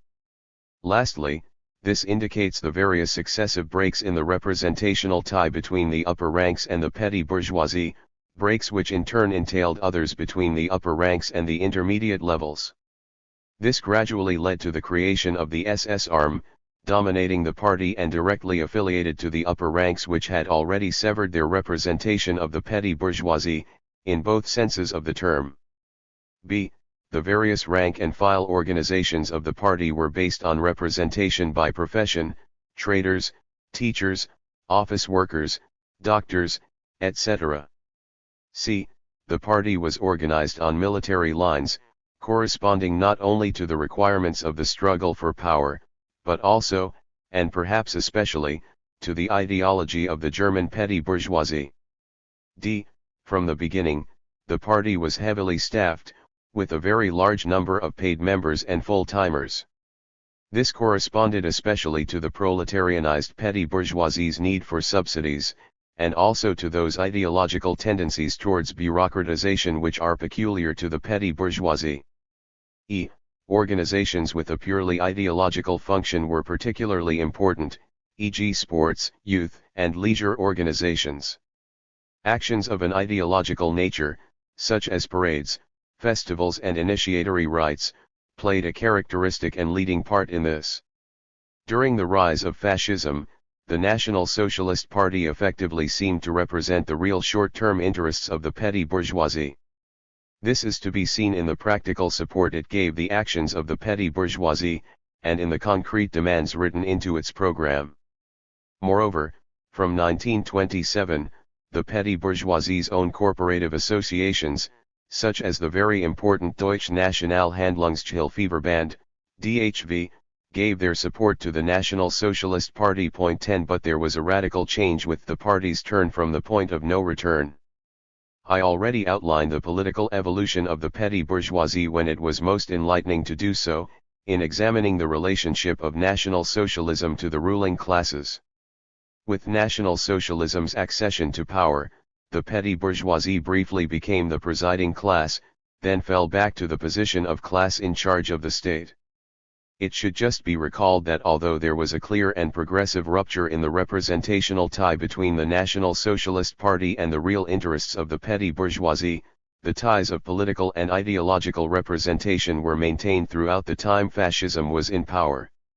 The contradictions which resulted from this, between the action of the petty bourgeoisie as a social force, and big capital, marked the whole period, and also marked the relations between National Socialism and big capital.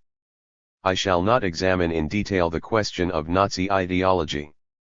Firstly, because others have already studied the question fully, secondly, and above all, because fascist ideology, in the sense of petty bourgeois class ideology, does not exist. The elements which distinguish it have been mentioned above. What is much more interesting is the institutional forms to which they gave rise and in which they were embodied, and I shall deal with these later in examining the National Socialist state. The real interests of the urban petty bourgeoisie were totally abandoned when National Socialism came to power. But this was still accomplished by steps, and the process only became apparent with the step of stabilization. During the first step, certain measures were taken in favor of the traditional fraction of the petty bourgeoisie. The activity of the big department stores was restricted to some extent. In 1933, two autonomous corporations were created, a corporation of retail trade, excluding large stores, and an artisan corporation, both with Dr. Renteln at their head. Their purpose was the protection of small-scale production and petty trade. But these measures were abolished in 1934 and Dr. Renteln was sacked. 11. Partly because of monopoly capitalism's counter-tendency, mentioned above, to the proletarianization of small producers and traders, their exploitation by big capital and their progressive extinction was not accomplished by direct expropriation, nor by outright purchase by big capital. It was in the main accomplished only indirectly, and the small producers and traders were economically subjected to big capital in a de facto manner. 12 The National Socialist policy of retail price control severely damaged the profits of petty commerce, which fell steadily. By 1936, 75% of businesses in the food trade brought their proprietors a monthly income below that of a skilled worker. Between 1936 and 1938, 104,000 independent artisans became wage workers. But with the war economy and the need for labor, this development went still further. In 1939 two decrees were issued. By the first, artisans in untimely work or work unsuited to their abilities could be constrained to take other work. By the second, all businesses with a turnover below a certain minimum, which varied according to categories of occupation, were simply suppressed, this affecting petty commerce as well as small-scale production. All these measures were presented by National Socialism as progressive popular measures against price rises. National Socialism, with its dividing tactics, seemed to be relying on the working class and the poor peasantry for its radical measures against the petty bourgeoisie and in favor of the big monopolies, and was then going on to take certain measures in favor of the petty bourgeoisie at the expense of the lower classes. In 1941 in particular, National Socialism decreed the dissolution of the consumer cooperatives, which catered for some 10 million small consumers in Germany and Austria, invoking the illegal competition they were giving private commerce. The second fraction of the petty bourgeoisie, the employees, grew after National Socialism established the dominance of monopoly capitalism. The proportion of white-collar workers in the population as a whole rose from 11.8% in 1933 to 13.3% in 1939, that of civil servants from 6.6% to 7.1%, representing a rise of 350,000 persons in government employment, not counting the civil officials of the National Socialist Party. The civil service budget went up by 170 per cent. 13. The real wages of these non-productive workers were undermined, by about 20%, while those of industrial workers remained fairly stable. 4. Italy. The situation of the urban petty bourgeoisie in Italy was broadly similar to that in Germany.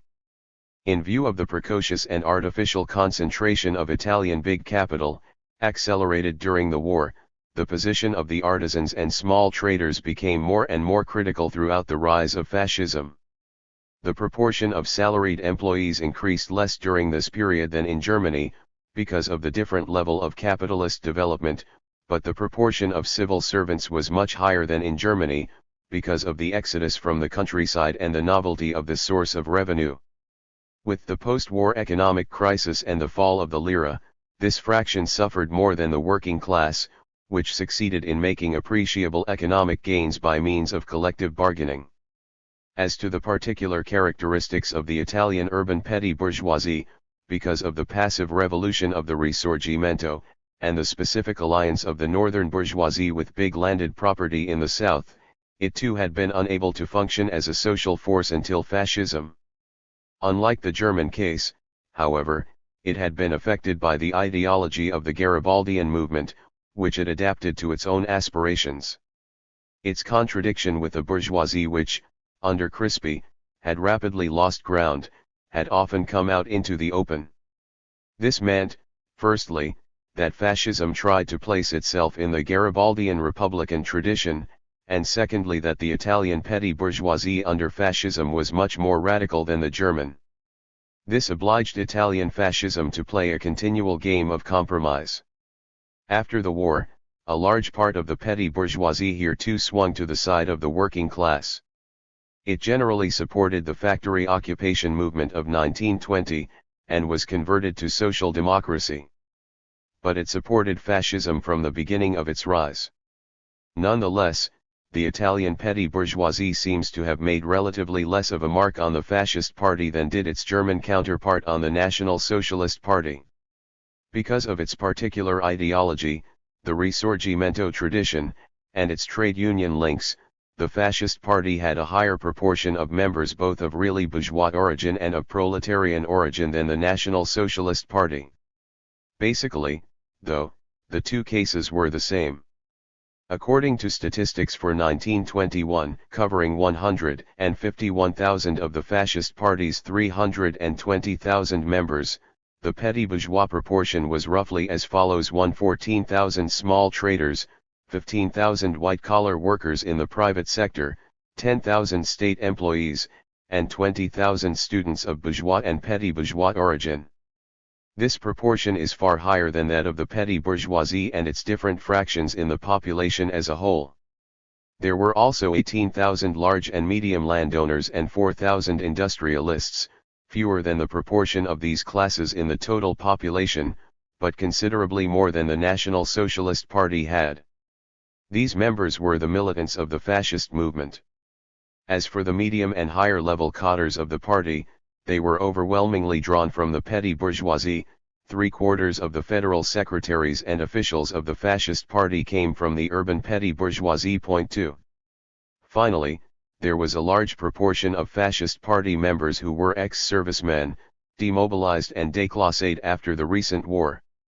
In conjunction with the particular process by which Italian fascism established itself in power, this was one of the reasons why the fascist party presented a more militaristic organizational appearance than the National Socialist Party. 3. It was organized in squadri, centuries, and cohorts.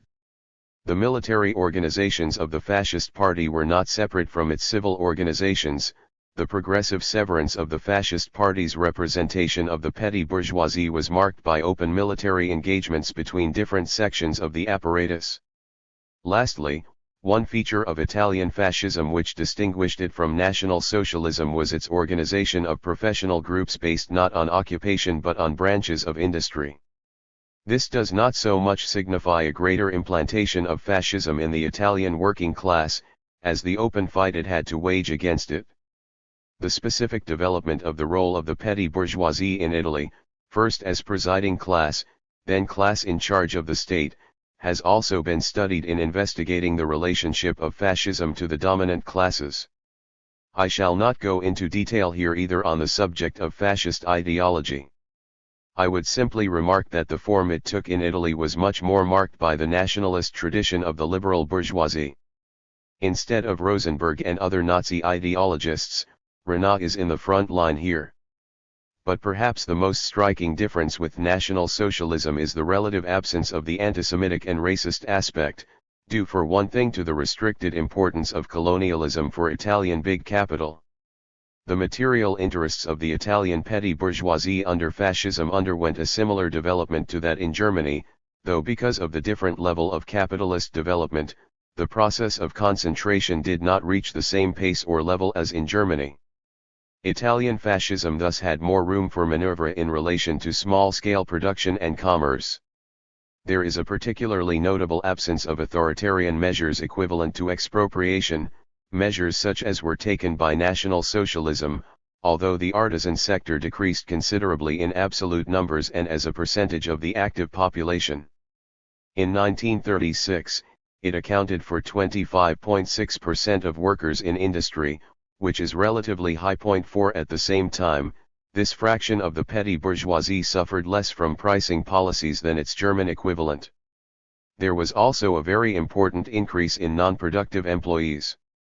The tertiary sector as a proportion of the whole population rose from 19.5% in 1921 to 2.37% in 1936. The earnings of this fraction of the petty bourgeoisie declined, as a percentage of the total national income, while their percentage in the whole population was always going up, a phenomenon which clearly distinguished them from the working class proper. 5 However, the number of state employees was growing much faster than in Germany, the fascist bureaucracy being more important in Italy after the accelerated depopulation of the countryside, and with the unemployment which followed the 1929 crisis. The proportion of white-collar workers in the whole population rose from 11% in 1920 to 12% in 1930 and 18% in 1938.6. To keep things in proportion, however, these processes were on the whole quite similar in Germany and Italy. Part 6. Fascism and the countryside. I must now turn to the last problem, the relationship of fascism to the countryside. I have deliberately used the term countryside. An analysis of fascism in the countryside once again clearly demonstrates what a reactionary myth it is to describe the peasantry as a single class. The rural population is itself composed of different classes and fractions, stemming from the different modes and forms of production in the social formation. This is not all, even those who accept, as Marxists, that the peasantry is divided into classes, often tend to take the land as a common denominator and to imagine that these classes and fractions may operate, politically and ideologically, in the same way, like the sections of the petty bourgeoisie. For example, 1 Among European examples, the case of fascism is often used to point out the reactionary nature of the rural population, which is presumed to have been unanimous in its support. This is incorrect. Both in discussing fascist policy towards typical rural areas, and in discussing the behavior of the peasantry towards fascism, which varied from direct support through passivity to open opposition, some distinction must be made between the classes and fractions. 1. Classes in the countryside. The problem of distinguishing classes and class fractions in the countryside is very complex, and so some preliminary remarks are needed.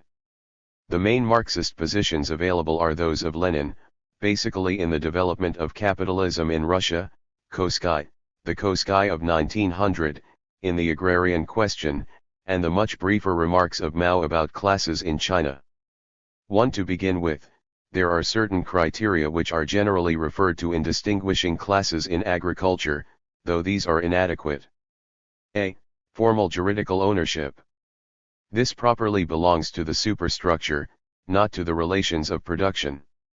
Lenin has shown, particularly in his analyses of the Prussian road of capitalist development in agriculture, that this criterion affords no way of distinguishing large feudal ownership from large capitalist ownership.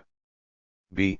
Size of income is not definitive either, but this is what the summary use of the criterion of area of cultivation leads to. Such a criterion is particularly inadequate for distinguishing between small owners, small tenant farmers and agricultural smallholders, as well as between large feudal and large capitalist owners. C. The relationship of an agricultural unit to the market, i.e. the proportion of the product marketed, is quite irrelevant, as it does not refer to the relations of production, and wrongly lumps together different classes and fractions of the peasantry. D.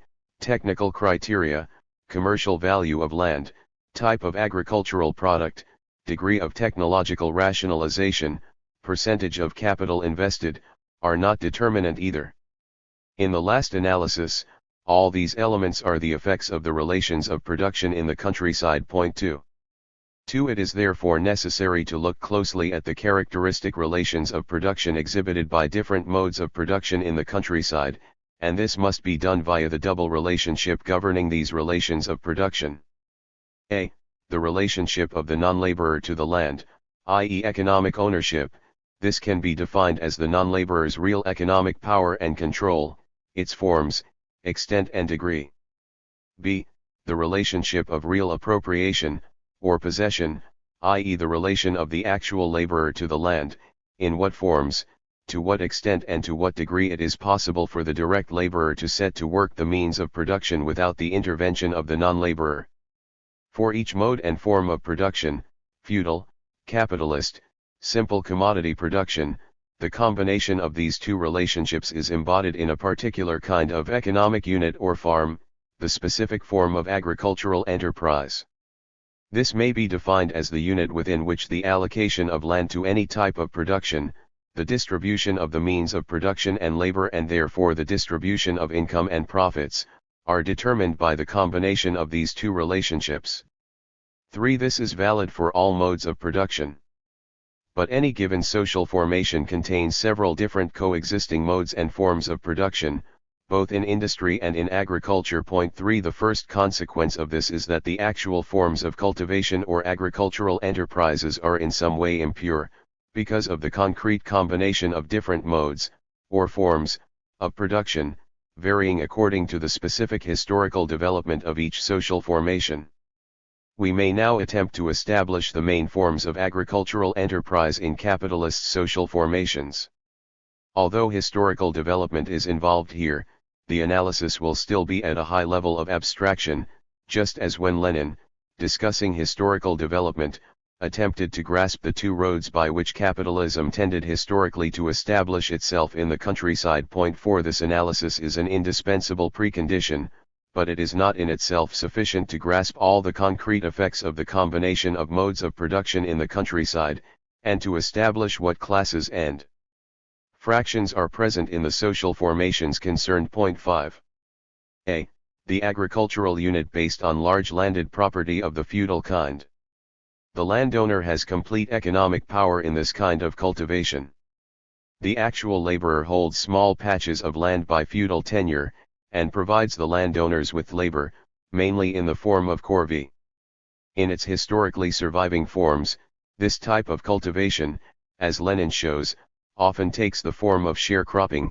6. There is no market for agricultural labor, as this is provided by the dependent tenant, tied to the soil of the land he cultivates. Extensive cultivation prevails. Production is not mainly for the market, and the criterion of profitability is not very important. The proportion of capital invested is low. B. The agricultural unit based on capitalist land ownership of the kind typical of a direct capitalization of the previous form of cultivation. Here also, the landowner has complete economic power over the land. Cultivation requires long-term capital investment, and is generally centered on intensive monoculture, cereals, potatoes etc., intended for the market, the cost of land is often relatively low. The direct producer here is the landless agricultural laborer. He sells his labor power, and is paid sometimes in kind, but more generally in wages. Large, well-to-do, and medium capitalist property are all involved. The form of cultivation is the determining factor, not the size of unit. C. The agricultural unit based mainly on tenant farming, with large, medium and small farms. As Koski explains 7, this involves the typical capitalist rentier. Real economic power is basically in the hands of the tenant, and the tenancies are themselves the agricultural units. There is a partial identification of economic ownership and possession. The capitalist landlord is the formal, juridical owner. Rent is fixed, either at a given amount, or on a sliding scale according to the yield. 8. In this type of unit, real economic power can itself be divided.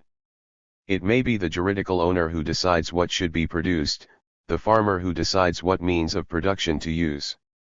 This is a specific form of transition to the establishment of capitalism in agriculture. It is not the Prussian road, as in case B, but neither is it the road of small land ownership. Although it belongs historically on the side of the latter, it is a transition form which, for juridico-political reasons, has come up against the obstacle of uncompleted distribution of land and agrarian reform. This type of cultivation is to be found not only before the historical problem of land redistribution arises, as in France before the Revolution, but also after the distribution has taken place.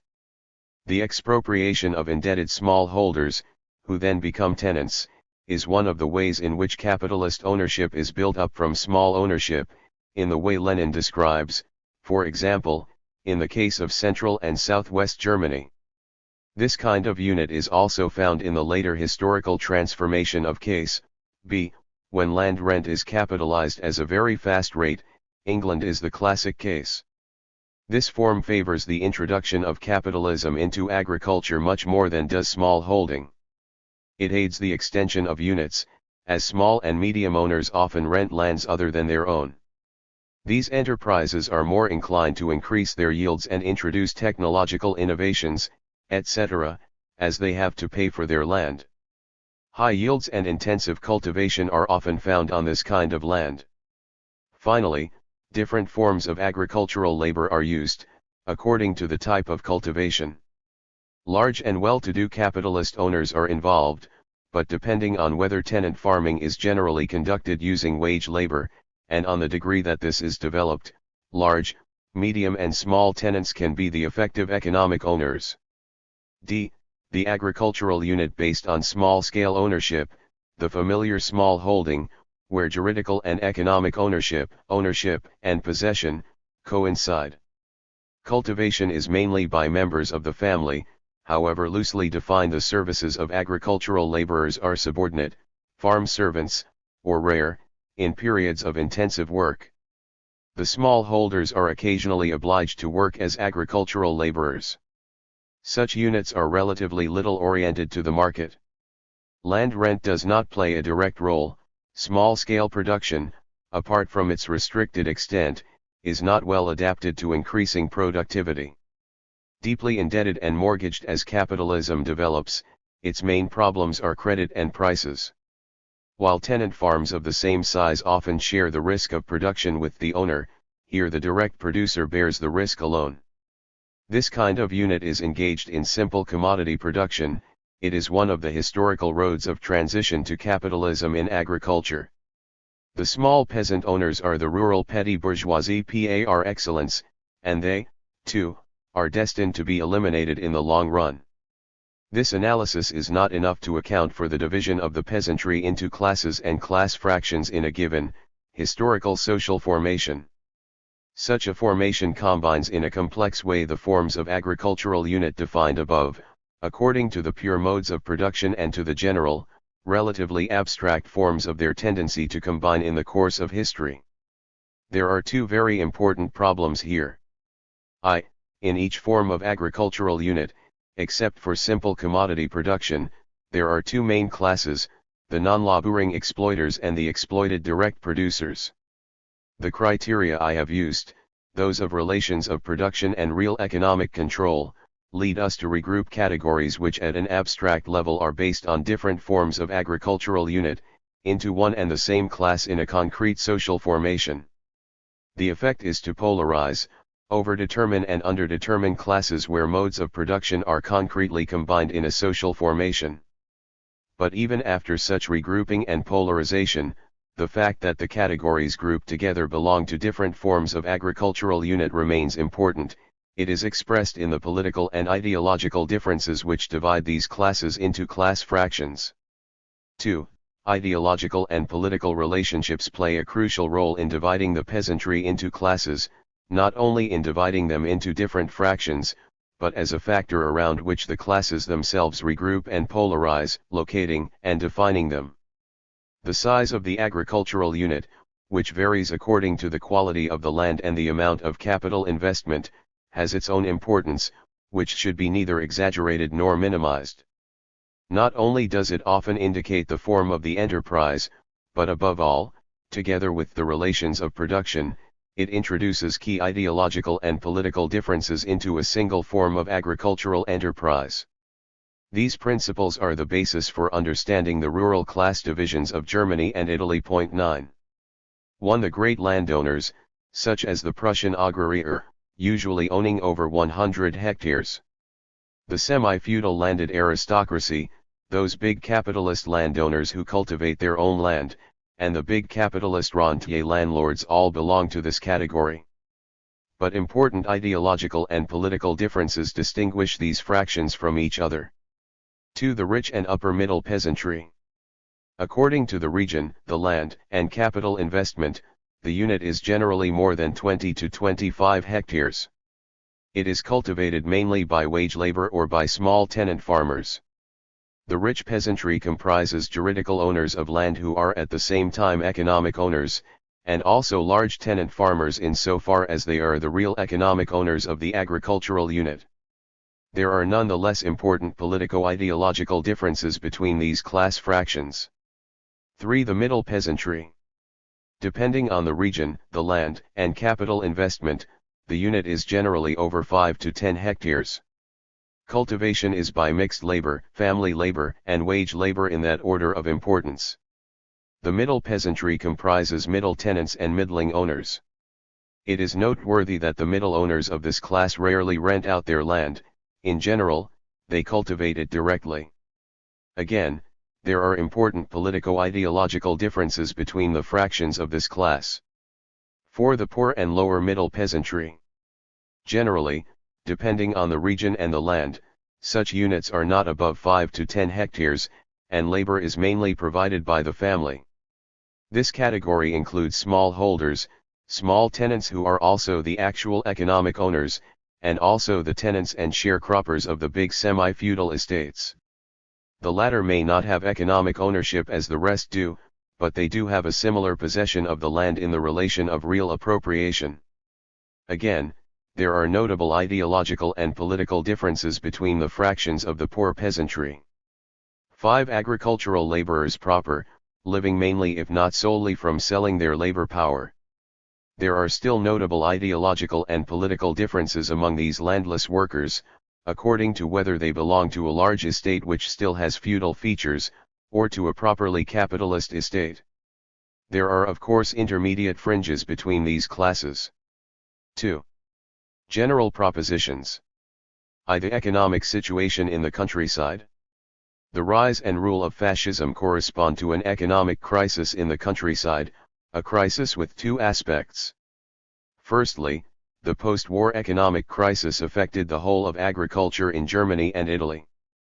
More important, however, the establishment of monopoly capitalist domination in these social formations had far-reaching effects on the relations of production in the countryside, and this in turn had its effects on the peasantry. 2. The politico-ideological crisis. The rise and rule of fascism correspond to a deep politico-ideological crisis in the countryside, especially among the poor peasantry and agricultural laborers. The end of the war saw a real peasant uprising in both countries, and in Italy it took particularly radical forms. Many small holders and tenants went over to social democracy. The agricultural laborers were organized into social democratic unions en masse, and some of them supported the Communist Party. But social democracy betrayed them. As for the KPD and the maximalist tendency in Italian social democracy, they both completely neglected the question of alliance with the poor peasantry, and so did the PCI to a certain extent, during the rise of fascism. This had its roots in the general political line of the parties and their specific practice in relation to alliances. Their policy did not allow them to advance any concrete transitional program for the peasantry on the basis of distribution of land. In this situation, the different peasant classes and fractions found themselves extremely disoriented politically, and their revolt increasingly took on typical Jacquerie forms. They too were in ideological crisis. It is important to go into this ideological crisis of the rural classes. The two basic forces in a capitalist formation are the bourgeoisie and the working class, and in these formations, the rural classes and fractions have no ideology of their own, strictly speaking, except for a considerable fraction of the large landowners who are often still imbued with feudal ideology. According to their class nature, the peasant classes and fractions are drawn towards the major ideologies, or ideological subsystems, of capitalist formations, which they adapt to their own conditions. Where the capitalist mode of production is dominant, the classes and fractions finally polarize around the basic social forces. The agricultural proletariat is drawn towards the working class, and is particularly susceptible to its ideology. Smallholders and small cultivators, the poor peasantry in general, because of their individual ownership and small-scale cultivation, have many of the ideological characteristics of the urban petty bourgeoisie. They share in small-scale production's ideological subsystem, and polarize around and oscillate between the two basic classes just as the petty bourgeoisie does. The middle peasantry are ideologically divided, they too are sometimes drawn towards the urban petty bourgeoisie and sometimes, because of the form of enterprise they are engaged in, and their contradictions with big property, they are drawn towards capitalist ideology in the form which it assumes in the countryside, that of the rich peasantry. Finally, I should stress the specific functioning of ideological effects in the heart of the countryside.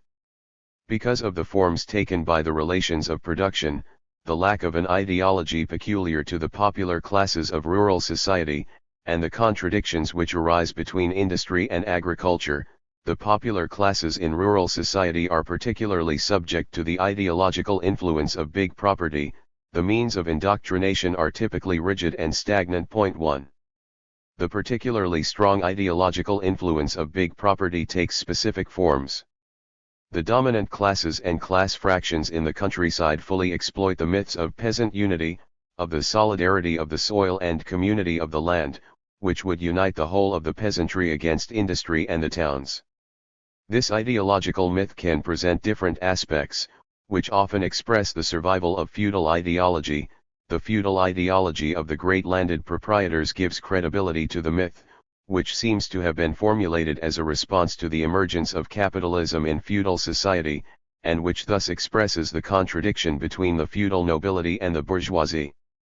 This myth therefore refers constantly to the themes, images, and symbols of feudal tradition. But feudal ideology, in order to infiltrate the popular classes in the countryside, takes the form of feudal socialism analyzed by Marx in the Communist Manifesto. The generalized ideological crisis of the German and Italian social formations had direct repercussions in the countryside.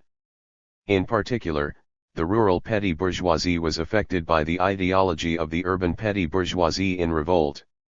The rural proletariat, more subject to petty bourgeois ideological influence than the urban proletariat, were won to the rebellious form of this ideology in massive numbers. Lastly, the theme of the community of the soil binding together the peasantry as a whole was particularly effective, and attested to a significant extension of the hold of feudal ideology on the popular classes in the countryside. Fascism, then, presented a demagogic face to the poor peasantry, making false promises of colonization and land distribution. But there was more to it. Fascism thoroughly exploited both the particular forms assumed by petty bourgeois rebel ideology in the countryside, and the ideological theme of the solidarity and community of the soil. It was this corporatist aspect which prevailed in the ideological role of fascism in the countryside.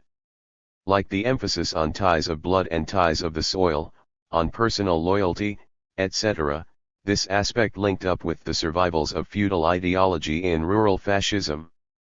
This fusion of rural petty bourgeois rebel ideology with the relics of feudal ideology is what gives rural fascism its originality.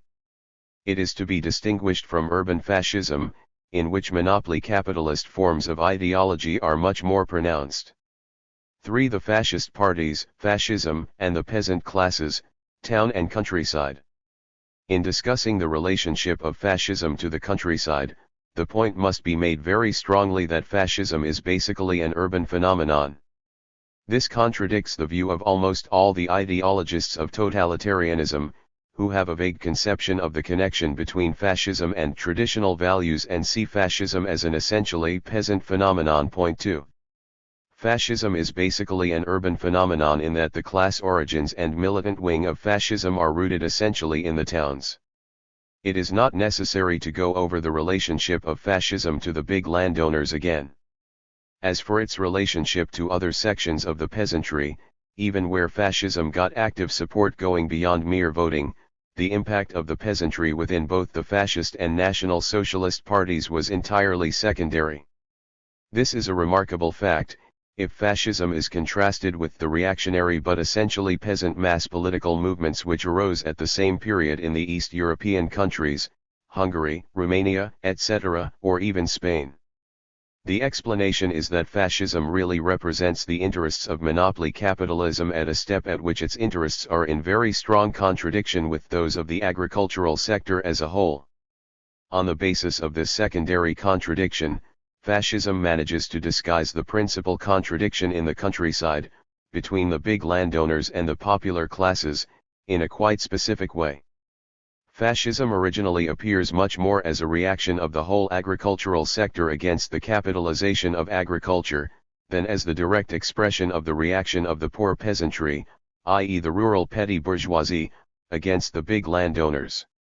Under fascism, this petty bourgeois revolt is directed almost exclusively against credit, banking capital, and the profiteering Jew, against falling prices on the urban market, and against the industrial proletariat. Because it can present itself as the protector of agriculture as a whole, fascism has from the beginning much closer political and organizational ties with big property in the countryside than in the towns, where it expresses the reaction of the urban petty bourgeoisie to monopoly capital in a new way. This does not of course mean that fascism has no ideological or even demagogic role among the poor peasantry. It means that, in the countryside, fascism is much more an ideological and military movement with direct ties to big property, rather than a movement that stems from the rural petty bourgeoisie. Fascism anyway had to pay the landed proprietors this price for the domination of monopoly capital, which it effected at their expense. Lastly, one of the basic tasks of fascism was to divide the popular classes of the towns from the popular classes in the countryside, by using the myth of peasant unity. As for the relationship of the different rural classes and fractions to fascism, it should be remembered that the big landowners gave fascism direct and active support.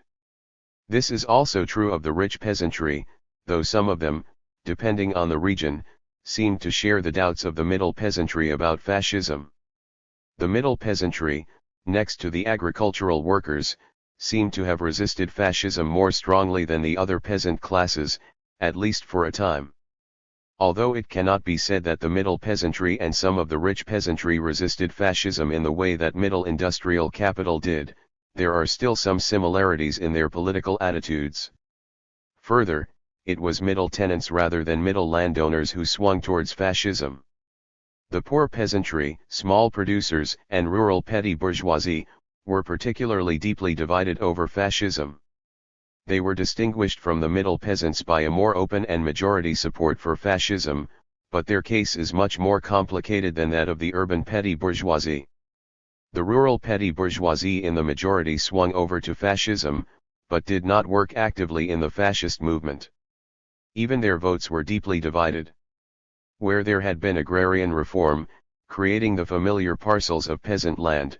The smallholders were much more resistant to fascism than the small tenants or the tenants of feudal estates, the latter being overwhelmingly dominated by feudal ideology. They were also more divided than the urban petty bourgeoisie. This was not, as a whole series of third force ideologists would like to have it, because of the innately democratic powers of small holding.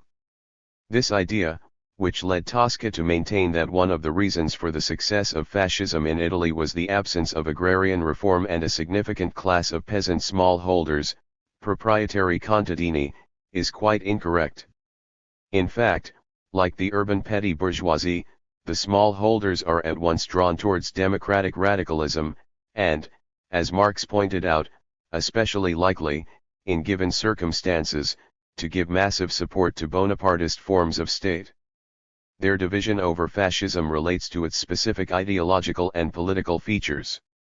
Fascism is originally an urban phenomenon, and in the countryside it is directly tied to big property, which has feudal ideological features clashing with the ideological traits of the smallholders. Lastly, the relationship of agricultural workers to fascism depends both on the nature of the agricultural unit to which they belong, and on the political forms of past struggles. It also depends on the importance of ideological factors. They are in the main hostile to fascism, and brought into it mainly through direct pressure from the great landowners. Agricultural workers in truly capitalist enterprises do however seem to put up more resistance to fascism than those engaged in semi-feudal cultivation, who experience the whole weight of feudal ideology. For monopoly capitalism and the countryside, the condition of the peasant classes under fascism. What then was the economic policy of fascism towards the various classes and fractions in the countryside once it had come to power? In economic terms, the agricultural workers were the main victims of fascism, followed by the rural petty bourgeoisie and their urban counterparts. The final introduction of capitalism into agriculture, in the form of monopoly capitalism, works in the interests of the big landowners and rich peasants alone. Two important phenomena should however be noted. One, the economic exploitation of the small holdings, and the exploitation of the land by monopoly capital and the big landowners, is not in the main carried out by direct expropriation of the small holders, although some measures of the kind are taken. Because of the nature of the step, and for political reasons, this exploitation is mainly indirect, so much so that Bettelheim, referring to the survival of small holding property in the countryside, goes so far as to say that the conservative aspect of Nazi policy was, the stronger as the interests of the small holders ran counter to the economic needs of the Reich. The Nazi regime accepted all the inconveniences involved, only because it wanted to preserve one of the factors of peasant conservatism. 3. Besides these political reasons for preserving small holdings and small cultivation, the reasons Koskai gives in the agrarian question should also be recalled. These include economic counterweights to the tendency for the small agricultural unit to disappear in the course of capitalist development.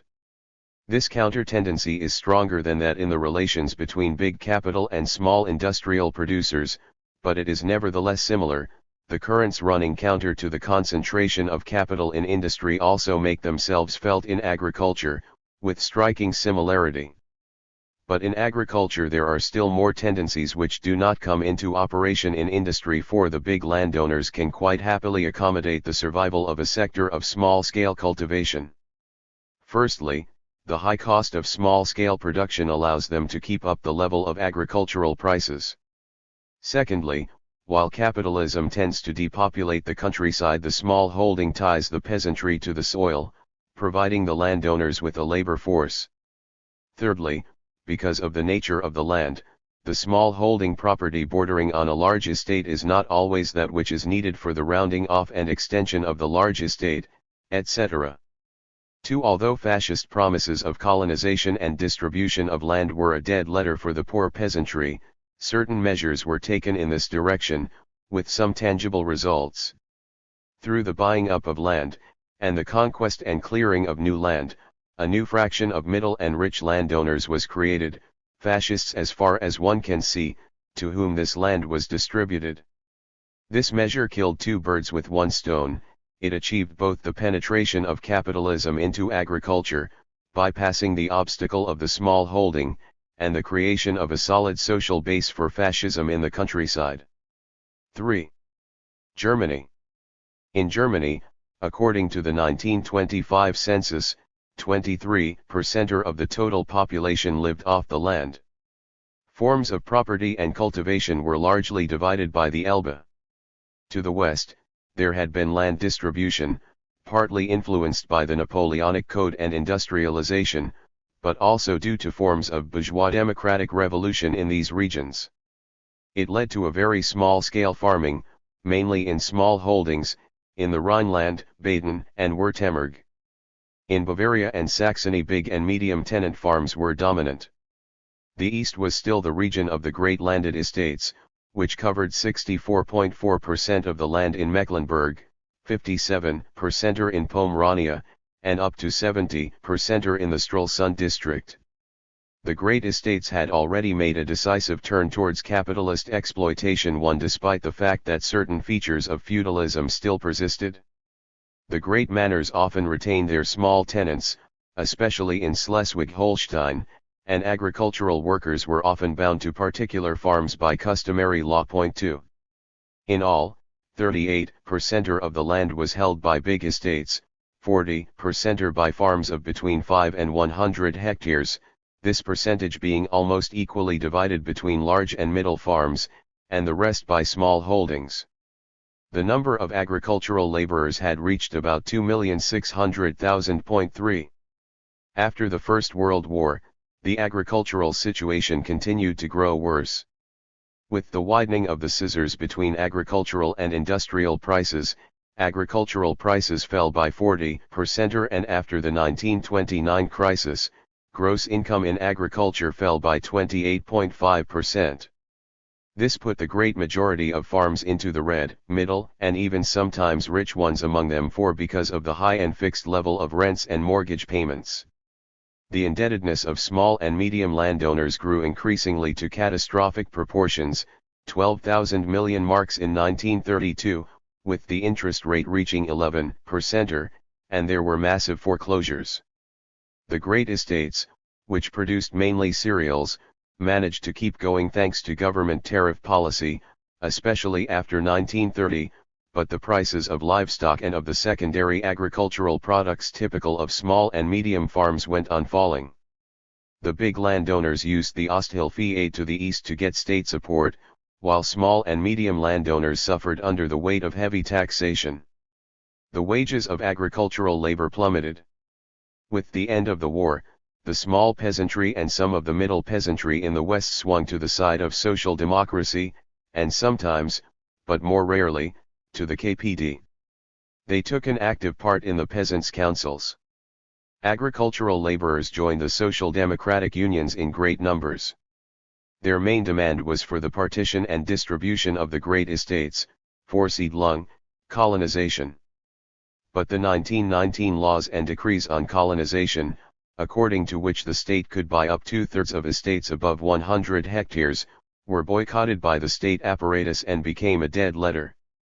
Social democracy rapidly abandoned all attempts to carry out the plan, even though the SPD was in fact in power in Prussia, the home of the great estates, until it was thrown out by von Papen in 1932. The KPD, for its part, neglected the peasant question until 1930. In this situation, the poor peasantry experienced a deep political and ideological crisis throughout the rise of fascism. After 1928, Jacquerie forms of struggle appeared in Schleswig-Holstein and spread throughout the north and east. They varied from wildcat tax strikes, through direct attacks on the revenue collectors and guards, to bombings. At the same time, the theme of the solidarity of the land uniting the whole peasantry was being put forward by the big estate owners and rich peasants. They brought the popular classes into an association for peasant defense under their leadership, the Grün Front. The prevailing slogan was for the green democracy of the countryside against the gilded democracy of the towns. 5.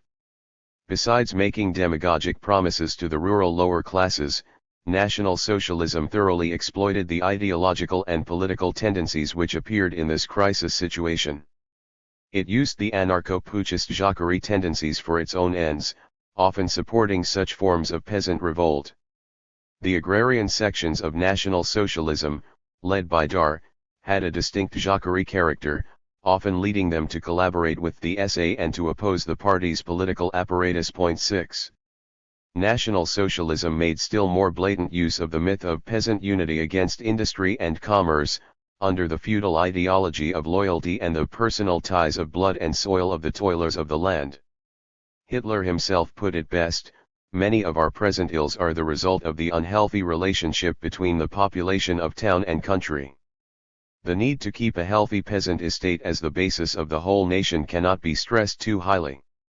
Industry and commerce will therefore withdraw from their unhealthy position of leadership, and be integrated into the general framework of an economy with national needs. In a secret memo to Hitler, Dar gave National Socialist policy in the countryside the primary objective of using peasant unease and strike actions against the Republican government of the towns. 7. The preamble to the May 12, 1933 law on the Erbhof, entailed estates, reads, "The inexorable tie between blood and soil is the indispensable prerequisite of the healthy life of a people." The agricultural legislation of past centuries in Germany safeguarded this tie which exists in the natural feeling for life of the people. 8. This feudal ideology was ever present in the forms assumed by National Socialist corporatism in the countryside. In 1934, Dar gave one of his books the title The New Nobility of Blood and Soil. Yet National Socialism was basically an urban movement. The agrarian sections of the party were only created in 1930. 14% of its members in that year were from the peasantry, and this figure fell to 107% in 1934.9. Although this does not include agricultural laborers, it is clear that the proportion of peasant members of the National Socialist Party was lower than that of peasants in the population as a whole, about 23%. The only comparable disparity is in working class membership. Most of these agrarian members were large landowners and small farmers. Moreover, there were hardly any members of peasant origin in the upper ranks of the party. Hitler certainly had strong rural support, but this was mainly at the electoral level, while ideological factors, together with forms of cultivation, were the main influence in the allocation of the peasant vote. It was mainly in the northeast, primarily in Schleswig-Holstein and East Prussia, that National Socialism had massive electoral victories from 1930 on. In this region of great estates, not only did the landowners support National Socialism, but so did the small tenants on monoreal lands, subject as they were to feudal ideology. This was very clear in Schleswig, where this type of cultivation prevailed. However, in regions where there were still traces of feudalism and few agricultural capitalists, in the strong sense, medium-sized farmers were more resistant to Nazism, and voted for the German nationalists, though because of the influence of feudal ideology, they resisted less strongly than their counterparts in the West. The agricultural laborers, also under many pressures, including semi-feudal ideological and political relationships, were less resistant than the agricultural laborers of the West. In the West, the situation was more complicated. The middle peasantry, which had an important place there, and also some of the rich peasantry, opposed Nazism for a long time, and voted for the Catholic Center Party. This was clearly the case in Bavaria, where middle-sized farms were dominant. Such opposition, which had some resemblances to the opposition of medium capital, also stemmed from the attempt under Brüning and Schleicher to make an alliance between medium capital and the middle peasantry against big capital. The majority of the Western small farmers supported National Socialism, though important divisions began to appear. The rural part of the Rhineland, for example, where small holding was predominant, resisted Nazism, so did the small holders of Lower Saxony. Among small farmers it was mainly tenants who first went over to Nazism. This happened around Nuremberg. It is worth noting that the small farmers who resisted Nazism often voted socialist, unlike the middle farmers, who might have resisted longer, but as a whole voted for the Catholic Center Party. Lastly, the agricultural workers of the West, who worked on typically capitalist farms and had a tradition of strong unionization, stayed overwhelmingly hostile to Nazism, particularly in Bavaria. The agrarian policy of National Socialism, after it came to power, was distinguished by its basic support for the big landowners and wealthy peasants. This support was expressed in the unique protection of cereal prices from all tax, in direct state support, the Osthilfe, in the increase of rents, the drastic reduction of agricultural wages, etc. The rural petty bourgeoisie and agricultural proletariat were the main victims of these measures. At the beginning, however, National Socialism made some compromises with the poor peasantry. In 1933, it declared a year's moratorium on debts and mortgages, which was later prolonged for a further year. In 1933 also, a constitutional law was passed concerning Erbhof, or entailed estates. Its aim was to create a stable fraction of rich and middle farmers, for the farms were to be between a minimum of 10 hectares and a maximum of 125 hectares. They were declared inalienable, i.e. they could not be foreclosed on, and they could not be left to more than one heir, which prevented partition.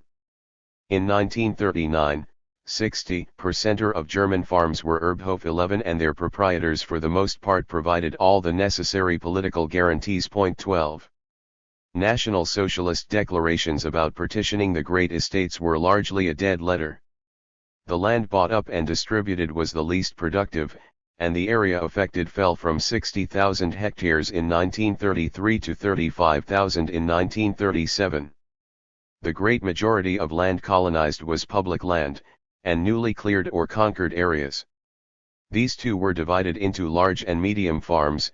70% were over 10 hectares in 1933, and were apparently all made over to National Socialists. The state sometimes directly expropriated smallholders and small tenants to make hereditary farms of their lands. But the direct expropriation of the rural petty bourgeoisie was limited. Most of it took place indirectly, as the smallholders continued to get deeply into debt, while farms of under 10 hectares were not recognized as hereditary and the moratorium on mortgages was eventually lifted. The exploitation of smallholders also took place through the indirect measures mentioned above. The condition of the agricultural workers was catastrophic, their real wages fell by 50 to 70%, their unions were destroyed, and they were no longer allowed unemployment benefit. Worse still, wage payment was largely abolished and replaced by payment in kind. This, of course, meant increased exploitation, but it should not be seen as a return to feudal forms of working the land. On the contrary, National Socialism was carrying capitalism further into agriculture. The change to payment in kind only affected the juridical form of exploitation. More precisely, it did not aim to fix the agricultural worker to a particular farm, and it did not affect the circulation of labor in the countryside. Its aim was rather to prevent an exodus to the towns. As the experience of many Latin American countries today shows, capitalism can very well be introduced into agriculture in the juridical form of payment in kind to agricultural laborers. Lastly, National Socialism attacked the status of small tenants and leaseholders in many ways, directly transforming most of them into agricultural workers, a development which corresponds precisely to the introduction of capitalism into agriculture. One of the ways of accomplishing this was the prohibition of leasing on the Erbhof. We can then make a balance sheet of the agrarian question under National Socialism. Firstly, big monopoly capitalism increasingly came to exploit the whole agricultural sector. The introduction of capitalism into agriculture was carried out, for ideological and political reasons, in a manner that did not basically change the juridical forms of property. But the capitalization of agriculture gave nothing like the results anticipated. Although the sale of agricultural machinery rose from 80 million RM in 1932 to 300 million in 1938, and that of chemical fertilizers rose by about a third in the same period, total agricultural production rose only a little, despite an appreciable increase in yields per hectare. Exogenous factors of various kinds should be taken into account to explain the poor rise in agricultural production, in particular, the loss of arable land through the building of barracks, military training grounds and fortifications. Between 1933 and 1939 about 1 million hectares were taken out of production in this way. 4. Italy. According to the only complete census, taken in 1929, Italian agriculture was extremely polarized between large and small units. 20,000 great landowners, representing 0.6% of all proprietors, held 36% of the cultivable land. A third of the cultivable area was in small holdings of from 2 to 10 hectares. Among the agricultural population, only 28% were owners, 48% held land owned by others, and 30% were agricultural laborers, braccianti. 1.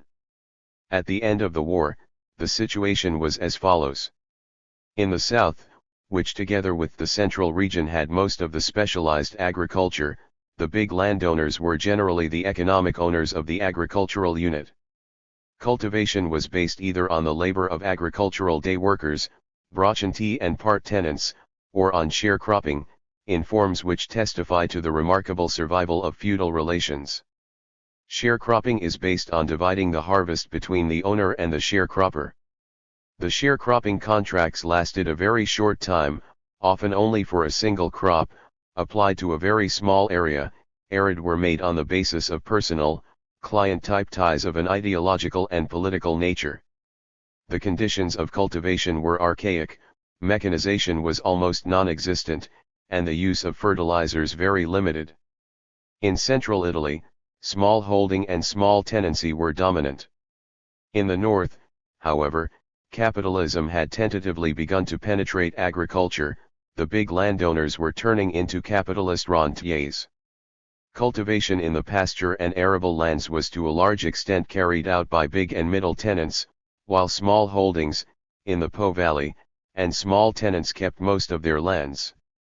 With the exception of the part tenants, who were generally tied to one farm, the agricultural laborers were on the whole a very mobile labor force, often only able to find work for 60 to 100 days in a year. Italian agriculture had very low yields and a low rate of labor productivity. Only 50% of its gross product went to the market. Italy was obliged to import massive quantities of cereals, etc., while the produce of specialized agriculture from the small farms was not competitive in foreign markets. The price of land was very high, a measure of the fact that capitalism had not penetrated the countryside very much. Social contradictions in the countryside were very acute, between the big landowners on the one hand, and the poor peasantry and agricultural workers on the other, between the capitalist landowners and the middle and rich tenants, and between the semi-feudal landowners of the south and the big landed capitalists of the north. Into this situation, during and after the war, there came a deep agricultural crisis, aggravated by the general economic crisis of post-war Italy.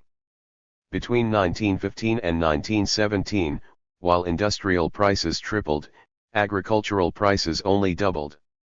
Around 1917, agricultural stagnation was so bad that rationing was brought in, and whole regions were left without bread.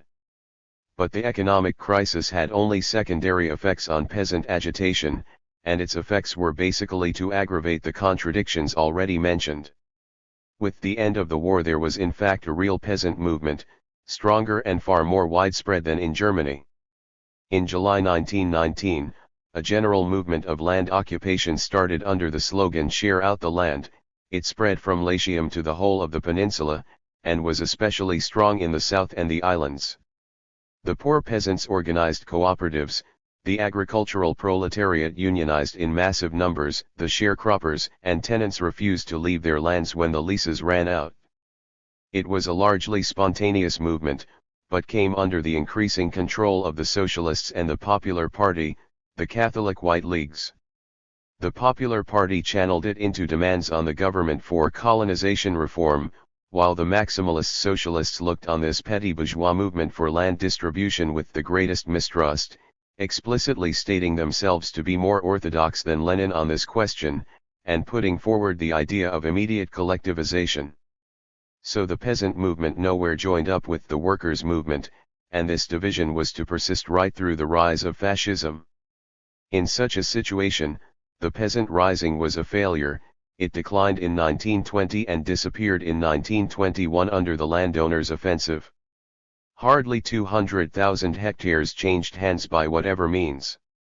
The Vysotsky Decree of 1919, issued by the Nitti government, authorized the local administration to give temporary or permanent validity to land occupations, but this was slowly abolished, and the gains of the unions were undermined. After this, when the rise of fascism began, the poor peasantry was in a state of deep political and ideological crisis, and deeply demoralized. Agricultural workers now looked on their union membership as no more than a way to find work. The smallholders and small tenants turned away from social democracy. The Popular Party gradually ousted social democracy from the countryside, and most importantly, its ideological influence spread, essentially in the form of feudal socialism, inspired by Catholic corporatism, advocating the community of interests of the toilers of the land against the towns, and representing the interests of the landowners. However, the anarcho-syndicalist current was still influential among the agricultural proletariat of the North. Rural fascism began to develop from the summer of 1920. Ideologically, it was similar to National Socialism in its demands for land distribution and colonization. What distinguished it was the nature and extent of the white terror it let loose in the countryside, where the revolt had been much stronger than in Germany. Rural fascism was a straight paramilitary movement run by the landowners. Rural fascism took root basically in the agricultural regions of the North, where the capitalist landowners supported it more directly than did the semi-feudal landowners of the South. It first appeared in Ferrari province, which had seen the strongest peasant disturbances, and spread rapidly through Emilia, Tuscany, and the whole Po Valley. Here it was also supported by the large and middle tenant farmers. It nonetheless met with resistance from the agricultural proletariat. The apparently impressive recruitment to the fascist trade unions came about almost wholly through the forced incorporation of the local branches of the socialist unions and through the White Terror. The poor peasantry of the North, smallholders and tenants, was divided over fascism, with the small tenants, who had been disillusioned by social democratic collectivist declarations, taking a more favorable attitude. The division over fascism was deepest among the rural petty bourgeoisie of central Italy, where they were dominant, and where fascism gained even less of an implantation than in the north. Except for the landowners, the south as a whole was fairly resistant to fascism. It was the only region where the opposition to fascism made gains in the 1924 elections. Point 2 This is particularly striking by comparison with Eastern Germany under National Socialism. The basic reason for this attitude in the south was the overwhelming proportion of poor peasants and agricultural proletarians, who had been strongly radicalized by the peasant uprising. The actual policies of fascism towards the rural classes included the massive introduction of capitalism into agriculture, the effects of which were pointed out in the analysis of the relation of fascism to the landowners and monopoly capital. For political reasons, this was effected by support for the great estates. The great estates were systematically aided at the expense of the small holders, and under fascism they took a decisive turn towards capitalism. The state in fact undertook between 70 and 95% of integral improvement of agricultural yields through technical development and mechanization. The expense to the state was great, and the profits went almost wholly to the great landowners. State subsidies to the big estates were financed by a treasury which bled the small farmers white, while the landowners obtained many tax exemptions. Customs protection was mainly for cereals, the product of the big estates, while the produce of the small holdings lost out completely to international competition. Fascist policy towards the small holders and small tenants was not quite the same as National Socialist policy. Given the strength of the peasants' demands, fascism was careful not to take over radical measures in favor of middle and rich farms and against the small holders, a marked contrast to the Nazi Erbhoff policy. Certainly, in the course of making its improvements, and especially in the draining of the Pontine Marsh, fascism distributed some 60,000 hectares to its most fanatical devotees, divided among 3,000 rich and middle farms. But the phenomenon was of limited proportions. Although the promises to colonize unproductive land were largely a dead letter, even after the Serpieri Law of 1934, which decreed the partition of the latifundia, such measures nonetheless seem to have aided the small peasant at the expense of the middle landowner. In a situation where holdings tended to polarize between large and small, such measures led to the extension of small holding at the expense of middle farming. The units of cultivation increased by 500,000 between 1929 and 1940, while the area cultivated increased by only 1 million hectares, which is evidence enough of the extension of the small agricultural unit. The capitalization of agriculture was carried out by the indirect exploitation of the small agricultural unit by the great, and by the increasing polarization between these two forms of cultivation, to the overwhelming profit of the landowners. 3. At the same time, however, and perhaps as a necessary concomitant, fascism took a series of measures to develop capitalist relations of production in agriculture. These were essentially aimed at transforming small cultivators with residual feudal characteristics into agricultural laborers. The sharecroppers of the southern latifundia were radically affected by fascism, together with the tenants. The sharecropping contracts grew less favorable, insurance was deducted from their share, and no wage was guaranteed them. Their condition became even worse than that of the agricultural laborers. The result, as the fascist economist Pertuzza wrote, was that unfortunately, where the land is under sharecropping, the rents reach such astronomic levels that despite the peasant's attachment to the land, he is obliged to become a day laborer. Lastly, fascist policy towards the agricultural workers was similar to that of National Socialism. The wages of agricultural workers fell by about 50% and they lost the right to unemployment benefit and union membership. By the system of co-participation, wage payment was often replaced by payment in kind. But again, as in Germany, this modification of the juridical form of payment, aimed basically at stopping the exodus to the towns, must not be understood as a reinforcement of feudal relations in agriculture. Two additional remarks should be made here. 1. The pace at which capitalism was introduced into agriculture also depended on the relationship of fascism to the feudal landowners. Fascism transformed them into landed capitalists unevenly and on the basis of compromises.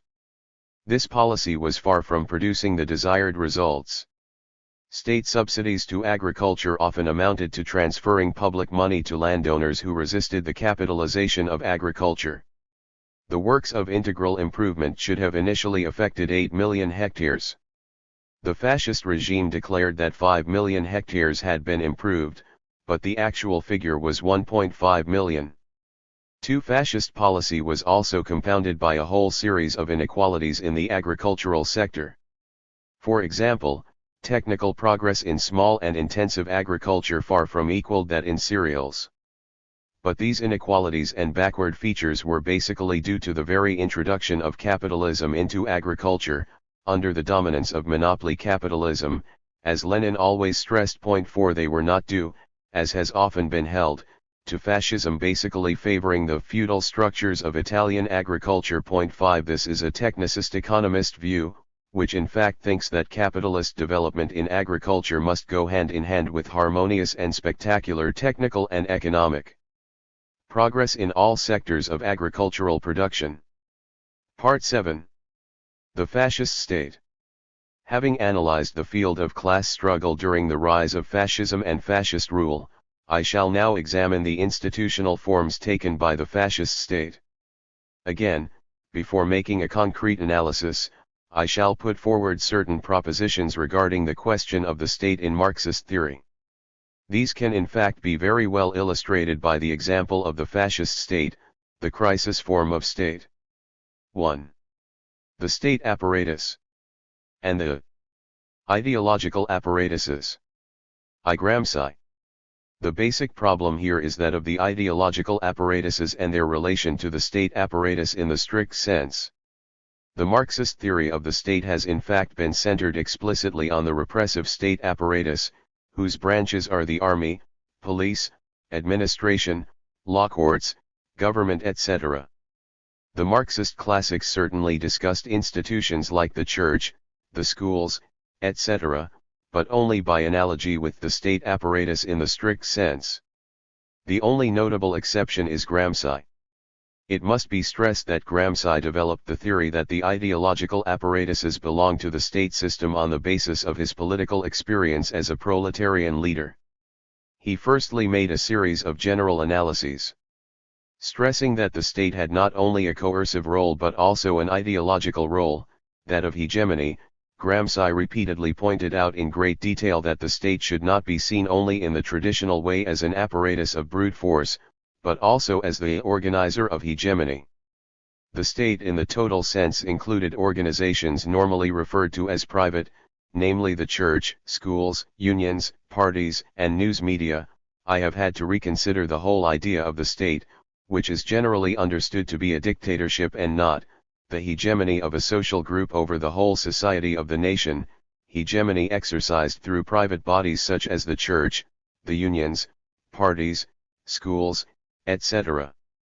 Elsewhere he wrote, "But what does all this mean, if not that the state should be understood to be not just the governmental machinery, but the private apparatus of hegemony too? If every state thus tends to create and preserve a certain type of civilization and a certain type of citizen, to do away with some customs and attitudes and develop others, the law, the schools, and other institutions must be used in achieving such objectives." 1. Gramsci goes on to prove his theory with a whole series of very detailed analyses, in particular of the church, unions, parties, and schools. I am not able to say much more about Gramsci here. But little as I know Gramsci's work, there can be no doubt that it was he who formulated the theory of ideological apparatuses as state apparatuses. 2 points, however, should be made. A.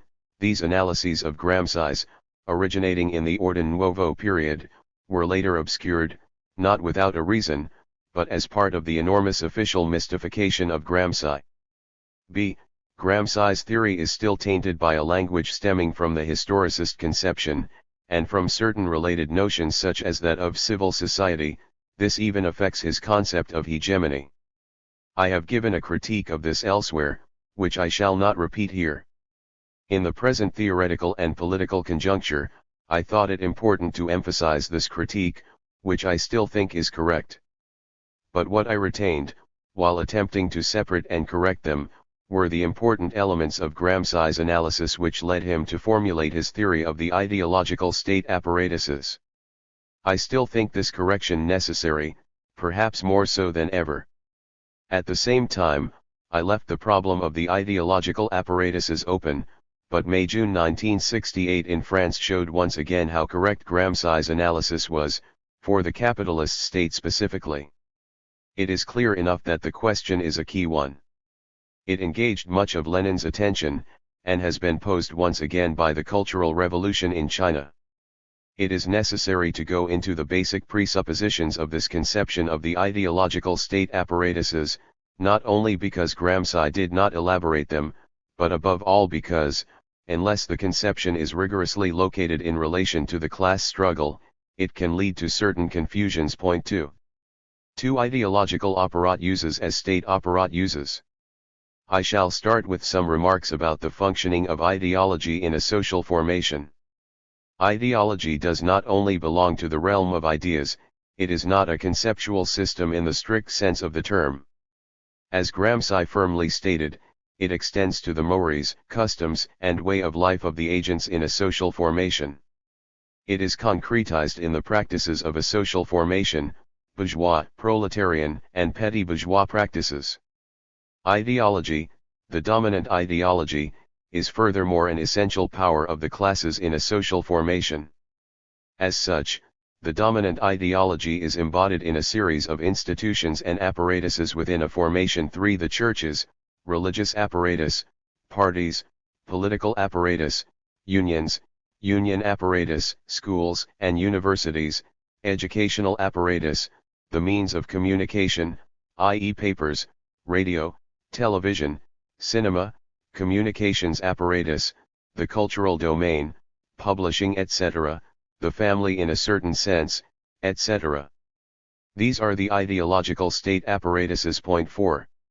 Such apparatuses are relatively distinct from the repressive state apparatus, i.e. from that apparatus which fulfills its role under the principal aspect of organized physical repression, which the state legally monopolizes, though ideology plays a part here too. This is the state apparatus in the strict sense. The ideological apparatuses have as their principal aspect the elaboration and indoctrination of ideology, though various forms of repression are at work here too. Why should they be described as ideological state apparatuses? One ideology is not something neutral in society, the only ideologies are class ideologies. The dominant ideology consists of power relations which are absolutely essential to a social formation, and sometimes even assume the dominant role in it. But this is not enough to make the ideological apparatuses state apparatuses. Political domination cannot in fact be maintained through the use of physical repression alone, but demands the direct and decisive intervention of ideology. It is in this sense that the dominant ideology, in the form of its ideological apparatuses, is directly involved in the state apparatus, which concentrates, guarantees and gives expression to political power. 2. This brings us to the Marxist definition of the state. In the Marxist classics, the state, as a class state, is not defined solely by its control of repressive physical force, but mainly by its social and political role. The class state is the central instance with the role of preserving the unity and cohesion of a social formation, of preserving the conditions of production and therefore the reproduction of the social conditions of production. In a system of class struggle, it guarantees political class domination. This is precisely the role of the ideological apparatuses. In particular, the dominant ideology is the cement of the social formation. 3. The state apparatus in the strict sense is the condition for the existence and functioning of the ideological apparatuses in a social formation. Although the repressive apparatus does not generally intervene directly in their functioning, it is still continually there behind them. 3 branches of the repressive state apparatus, characteristics of the ideological state apparat uses. Some additional remarks are required here. 1. I have just said that the state apparatuses fulfill their role either under the principal aspect of repression or under the principal aspect of ideology. But I should specify that this does not mean that the only functions of the state are repressive and ideological. Depending on the modes of production and their stages, and depending on the phases and periods of a social formation, the state can even have what could be called a direct economic function. This function is direct in that the state is not limited to reproducing the social conditions of production, but intervenes decisively in the reproduction of the production cycle itself, notably in certain cases of the interventionist form of capitalist state, where the state, as Lenin showed, intervenes even in the detailed workings of the economy, i.e. in the very cycle of capital reproduction, just as the fascist state does. This economic function of the state can be carried out both by the repressive apparatus, government and administration, and by the ideological apparatuses, the trade unions. The important point, however, is that the economic function of the state is always articulated to its overall political role. In other words, this economic function, which may be dominant over the other functions, is in fact carried out under the principal aspect of either repression or ideology. 5. 2. As a corollary, the concept of apparatus cannot be restricted to the state apparatuses alone. In other words, the concepts of apparatus and state do not cover exactly the same ground. The firm, for example, is not merely a unit of production. It also plays a part in reproducing the social conditions of production, and ideology and relations of political domination are involved in it. As an effect of the relations of production, the firm gives concrete form to the relationship between social relations of production and political and ideological social relations. Revolutionary practice experienced this with the workers' councils and Soviets, Gramsci in particular was very aware of this. However, the economic apparatus cannot be described as an economic state apparatus, although the state intervenes to guarantee order. On the one hand, the Marxist definition of the state is that its apparatuses are basically designed to preserve the cohesion and unity of a formation divided into classes. This definition emphasizes political class domination and does not therefore apply directly to the economic apparatus. On the other hand, as production units in a system of class exploitation, the main role of the economic apparatus in relation to the masses is to exploit them. The authority or despotism of the exploiting class is directly determined by exploitation, while the state apparatuses do not exploit in the full sense of directly extracting surplus value. This at least is not their main role. Point 6.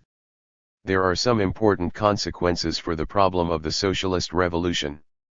The Marxist classics explicitly indicated that a socialist revolution means not only a change in state power, but must also smash the repressive state apparatus. It can be argued that this thesis does not apply only to the state, i.e. to the repressive and ideological state apparatuses, nor is it enough just to extend it to the ideological state apparatuses. This thesis in fact involves the whole apparatus, including the economic apparatus. Lenin always maintained just this position. Nonetheless, the distinction between state apparatuses and economic apparatus is still basic. In particular, it is clear that the state apparatuses and the economic apparatus cannot be smashed at the same time or in the same way. The same is of course true for the distinction between the repressive and ideological state apparatuses, which can also not be smashed at the same time or in the same way. But the difference between the state apparatuses, repressive and ideological, and the economic apparatus is of quite a different kind. The economic apparatus in particular contains, in its production units, the hard kernel which Marx called the technical basis of production. This is not to be met with in the state apparatuses, and it poses quite specific problems. 3. The fact that the ideological state apparatuses are often of a private character, and are not officially recognized as state apparatuses, should not be surprising. The distinction between private and public is purely juridical. Contrary to a certain conception that there is a pre-juridical, almost ontological distinction between private and public, a demarcation line between civil society and the state, i.e. the place at which the state is constituted, it has to be understood that this distinction is established by law, in effect, by the state itself, and its only meaning is therefore a juridical 1.7. The distinction between private and public does not basically affect the question of the ideological state apparatuses. Gramsci understood this perfectly when he described bodies normally referred to as private as belonging to the state. This in no way means that the private or public character of the ideological state apparatuses is of no importance, or that it comes about merely by chance. On the contrary, this signifies different forms of functioning, according to the different types and forms of state. The normally private nature of these apparatuses, moreover, often relates to their relative autonomy both from each other and from the state apparatus. For we are close to the heart of the matter. It is possible to refer to the state apparatus, narrowly defined, in the singular, whereas one speaks of several ideological state apparatuses. It would be wrong to think that the state apparatus in the narrow sense was some kind of indivisible monolith. The repressive state apparatus is itself composed of specialized branches, the army, the police, the administration, etc. But in their relations with each other and with the repressive state apparatus, the ideological state apparatuses display a degree and form of relative autonomy which the branches of the repressive state apparatus do not possess. The repressive state apparatus, the central nucleus of the state system and state power, has a much stronger and more vigorous internal unity than the ideological apparatuses. The internal unity of the branches of this apparatus makes it possible to speak of them as a virtual subsystem within the system of state apparatuses.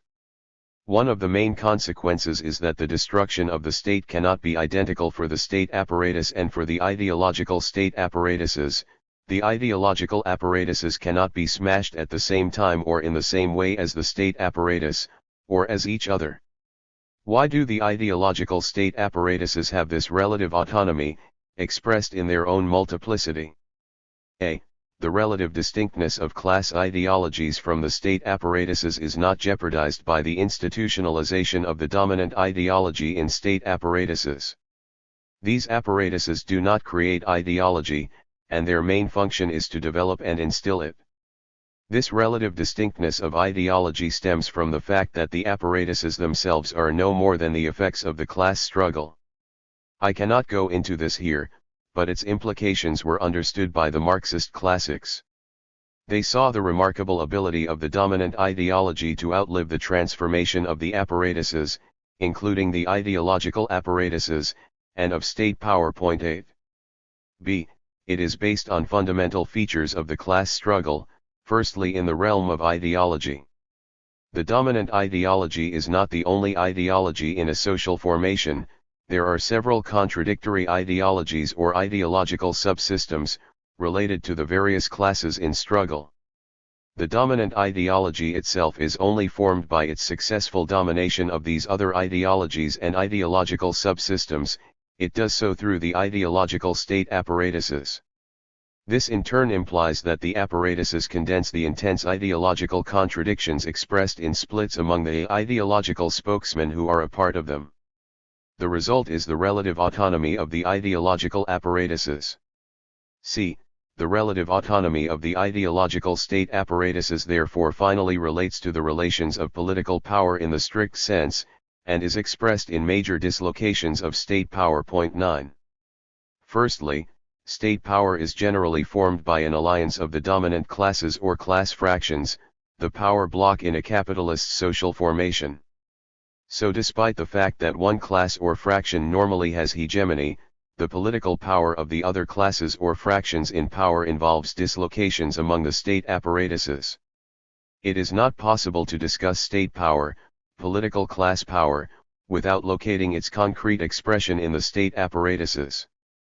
In particular, it is possible for one class or fraction to have power in all or some of the ideological apparatuses of the state, while another controls the state apparatus proper. One characteristic example is that of the transition from feudalism to capitalism, where there is an alliance between the bourgeoisie and the landed nobility. In such cases the church often acts for a long time as the nobility's seat of power, while the bourgeoisie entrenches itself in the state apparatus. The important point to stress is that these dislocations in state power appear mainly between the ideological state apparatuses themselves, or between them and the repressive state apparatus. Despite the internal unity of this subsystem, it is even possible for similar divisions to appear within the state apparatus proper. The army, the administration, or the judiciary can at times be the privileged seats of power of different classes or fractions within the power block. This will become clear in the case of the rise of fascism. But as the repressive state apparatus is the central nucleus of the state, the hegemonic class or fraction generally controls this apparatus. Its internal unity, centralization, means that while non-hegemonic classes or fractions may control certain of its branches, its internal organization is, according to the form of state, generally under the direct domination of the branch controlled by the hegemonic class or fraction. This is precisely why it is possible to speak of a concrete unity, not a sharing, of state power within the state apparatus, when several classes and fractions are in power. With the ideological apparatuses things are different. These are in fact the apparatuses best able to concentrate in themselves the power of non-hegemonic classes and fractions. They are therefore both the favored refuge of such classes and fractions, and their favored spoils. The classes and fractions in these apparatuses may not even be allies of the hegemonic class, but in bitter struggle against it. These apparatuses are therefore often the last ramparts of a waning class power, as the church was for the landed nobility, or the first strongholds of a new class power, as publishing and the schools were for the bourgeoisie before the French Revolution. 10 Lastly and most importantly, the struggle of the masses is not only reflected in the ideological apparatuses, but often has a particularly marked influence on certain of them, in particular those aimed at the masses, such as trade unions and parties of the social democratic kind. The game of class power played out between the repressive state apparatus and the ideological apparatuses, which is due to the class struggle, appears to be the basic cause, and one of the effects, of the relative autonomy of the ideological state apparatuses. 5. One last point, which I can only touch on here. Only revolutionary organizations and organizations of class struggle can in the end escape the system of ideological state apparatuses. This relates to the Marxist-Leninist theory of organizations. It should simply be remembered that the main question at the center of this theory is the question of knowing how these organizations can be formed and carry out their tasks, breaking the hold of the ideological apparatuses, and avoiding, in their practice, the constant danger of slipping back towards them. 2. The exceptional state and the fascist state. Type of state, form of state, and form of regime. In the light of the above analysis, we can now approach the problem of the fascist state provided certain factors are kept in mind. A. The fascist state is a form of state of the capitalist type. In spite of everything that has been written to the contrary, it therefore has the features peculiar to the capitalist state. B. The fascist state is a specific form of state, an exceptional state corresponding to the needs of a political crisis. Therefore, 1. It has a different form to the state in other social formations which belong to the same stage, the imperialist stage, but do not experience the same kind of crisis. 2. It has features in common with other states belonging to the imperialist stage. While it has to deal with the crisis, it has also to fulfill the functions required of it in this particular stage. C. The fascist state is also a specific form of regime. Therefore, 1. It has features in common with other forms of regime also belonging to the form of the exceptional capitalist state, insofar as they also correspond to political crises of a similar nature in a capitalist formation, e.g. military dictatorship and Bonapartism. 2. It is different from these forms of regimes, insofar as it corresponds to a specific political crisis and specific class relations. The differences also depend on the period in which these forms arise. I already posed this set of problems at the beginning of the book, in analyzing the political crisis. Point 1. Before embarking on the concrete examination of the fascist state, a few words are required about the relevant criteria which specify it as a form of state and a form of regime. There is no need to analyze these different criteria, which are to be understood on the basis of the distinction and the relationship between these two political spaces. Point 2. I would simply point out that the factors for differentiating forms of the capitalist state are, a. The relationship of the economic, the political, and ideology at a given stage of the capitalist mode of production, b. The general characteristics of the class struggle in the corresponding period of capitalist formations, in this instance, the general features of political crisis, leading to the exceptional state. The factors in differentiating the forms of regime are the concrete methods of political class struggle in a determinate conjuncture, in this instance, the specific political crisis to which fascism corresponds. In the framework of a capitalist state, these factors are expressed according to a rigorously governed set of criteria.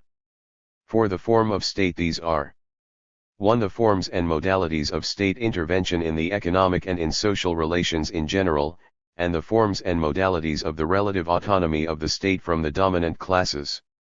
2. The role, forms and interrelationship of the state apparatus proper and the ideological state apparatuses, corresponding to modifications in the law, which is precisely what governs them. 3. The general relationship of the branches of the repressive state apparatus itself, corresponding, for the capitalist state, to the general relationship between executive and legislative. 4. The general relationship between the ideological state apparatuses. As for the forms of regime occupying the political scene, the criteria are these: 1. How far they display the general characteristics of a form of state. 2. The specific form taken by these characteristics, the concrete relationships between the various branches of the state apparatus proper and between the various ideological state apparatuses, and the relations between the two when one is dominant. The political parties and class representation by party are particularly important for this. These criteria also hold for the exceptional state form and for the exceptional political regimes dependent on this state form. I shall therefore start my analysis with a series of propositions about the exceptional state form of the capitalist state, and outline a theory of it. Like the other exceptional regimes, Bonapartism and military dictatorship, the fascist state belongs to the state form and displays its essential characteristics. I shall reverse the order of presentation in this chapter, firstly analyzing the established fascist state, then the modifications in the form of state which preceded fascism during the period of its rise. The importance of these modifications, which marked the rise of fascism, can only be seen in relation to the fascist state to which they led. 3. General propositions on the exceptional state. Forms of state intervention. The exceptional state form of the capitalist state still belongs to the capitalist type of state, not only in terms of state power, but also in its institutional forms. This also holds for the fascist state as an exceptional capitalist state. It has the distinguishing features of the capitalist type of state, the relative separation of the economic from the political, and the relative autonomy of the state from the dominant classes and fractions. Because of the period and the crisis to which the exceptional state corresponds, it generally intervenes in the economic in a characteristic way, to adapt and adjust the system to the socialization of the productive forces. The fascist state's intervention in the economic is very important. Point 1. From this point of view, it has points in common with the interventionist form of state, monopoly capitalism, of social formations not experiencing political crisis. What distinguishes it as an exceptional state is not so much the extent to which it intervenes, as the forms it uses. The relative autonomy of the exceptional state from the dominant classes and fractions is particularly important and significant, as a result of the political crisis and the relation of forces to which it corresponds. The exceptional state needs this relative autonomy to reorganize hegemony and the power bloc, and in the context of the political crisis, supporting classes also appear quite often as social forces. The reasons for the relative autonomy of the fascist state, and the way it works, have already been stated.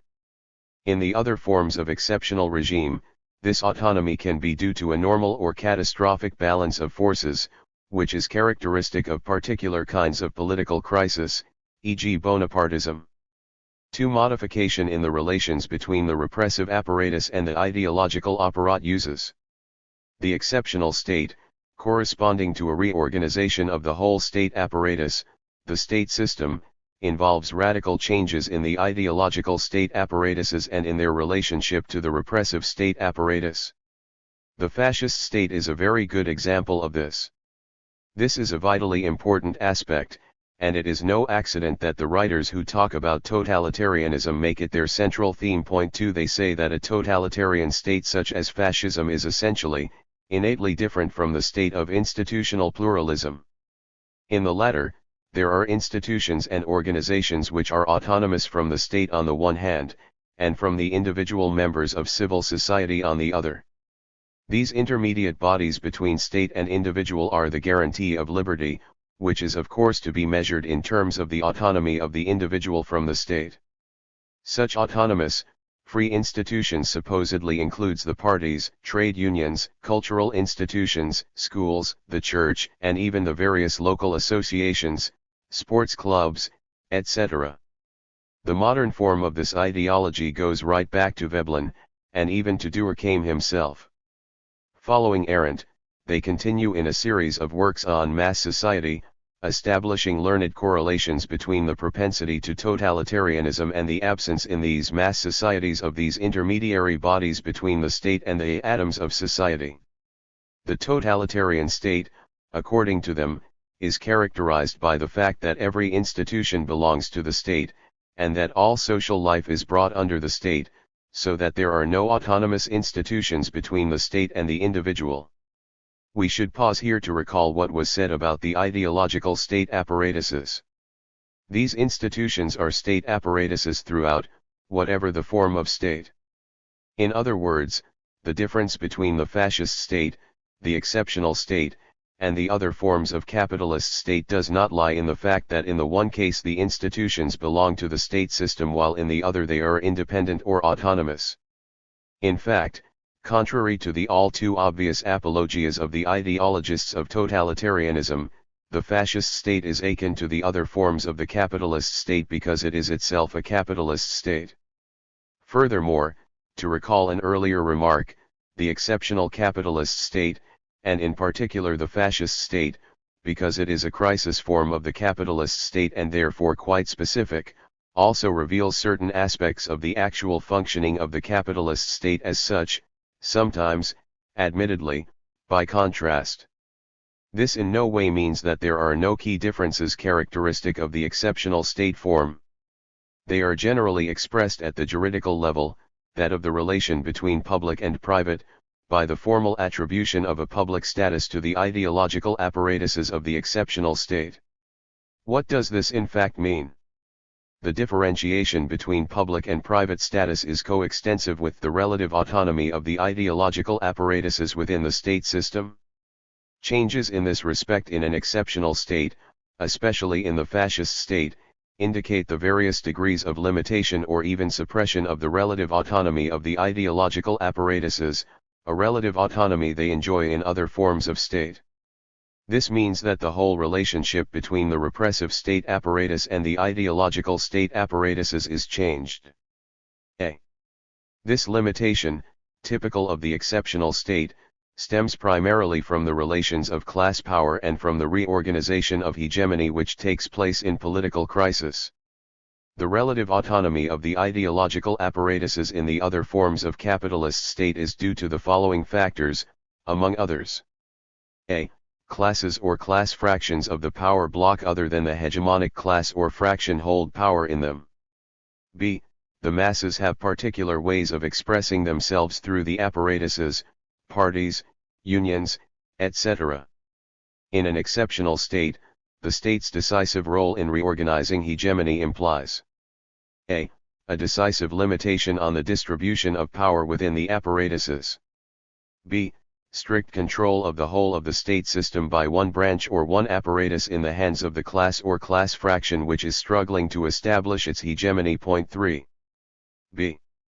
But this characteristic limitation of the relative autonomy of the ideological apparatuses in the exceptional state is also due to the ideological crisis which accompanies the political crisis, and therefore to the specific intervention of ideology, which concentrates and increases repression against the popular classes. The first element to be stressed is that the increased role of physical repression is necessarily accompanied by a particular intervention of ideology to legitimize this repression. I would go further, the other forms of capitalist state have a constitutional juridical arsenal to allow for the use of a broad measure of physical repression in critical situations in the class struggle, and the democracies are very good at this.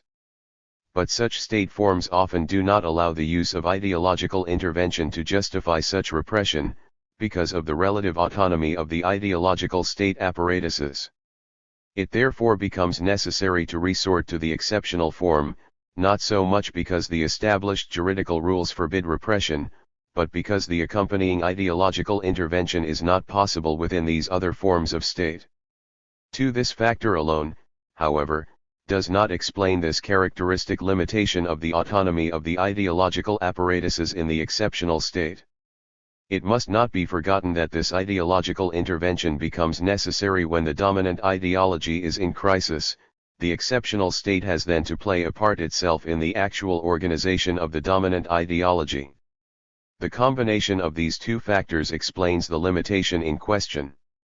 In other forms of state, it is in fact through the spokesman of the organic ideology of the dominant classes, and through their ability to represent them, that the dominant ideology is worked out within the ideological apparatuses, and instilled by means of these apparatuses. However, in all forms of state, the state apparatuses themselves secrete their own internal ideology. But in those state forms not corresponding to a political and ideological crisis, this internal ideology is often perceptibly different from the dominant ideology. For example, the state bureaucracy, the army, the church, and the educational system all have an own internal ideology of their own. The reasons for this are: a. The dislocation between these apparatuses, as seats of the contradictions between various ideologies and ideological subsystems. b. The contradictions within these apparatuses between, i. the social categories of the spokesman of the organic ideology, organizing hegemony in a direct relationship of representation, organic in the Gramscian sense, to the hegemonic class or fraction, and 2. Those subjected to other ideologies. This dislocation between the dominant ideology and the internal ideology of the apparatuses therefore expresses the ideological contradictions which, together with the dislocations in state power, give the ideological state apparatuses their relative autonomy. As for the exceptional state form, the ideological and political crisis leads to the hegemonic class or fraction losing its direct links with both its political and its ideological representatives. This is where the internal ideology of the state apparatuses meets up with the dominant ideology in the formation.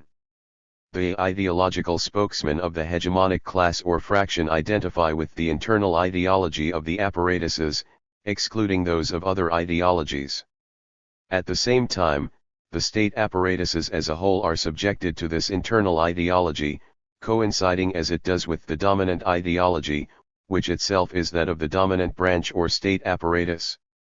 The militarization of society and of the apparatuses comes about when the army is dominant, bureaucratization when the administration is dominant, and clericalization when the church is the apparatus concerned. This particular function of the exceptional state is thus the necessary means for reorganizing ideological hegemony. But this in turn involves, to a greater or lesser extent, i. the limitation of the relative autonomy of the ideological state apparatuses from the repressive state apparatus and, 2. the limitation of the relative autonomy of the ideological apparatus among themselves. Even in this case, the fascist state has features in common with the other interventionist form of state, not corresponding to a political crisis. In this state form, because of the stage it belongs to, there is also both a proliferation of the role of the ideological apparatuses and a diminution of their relative autonomy, because of the overwhelming political domination of monopoly capital. 3. The displacement of the dominant branch or apparatus. The exceptional state form is therefore characterized by certain relationships between the ideological state apparatuses and the repressive state apparatus.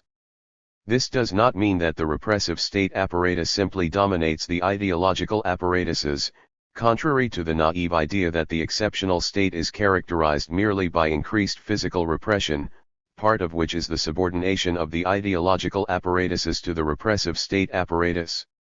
The exceptional state form is typically marked by a resurgence of organized physical repression.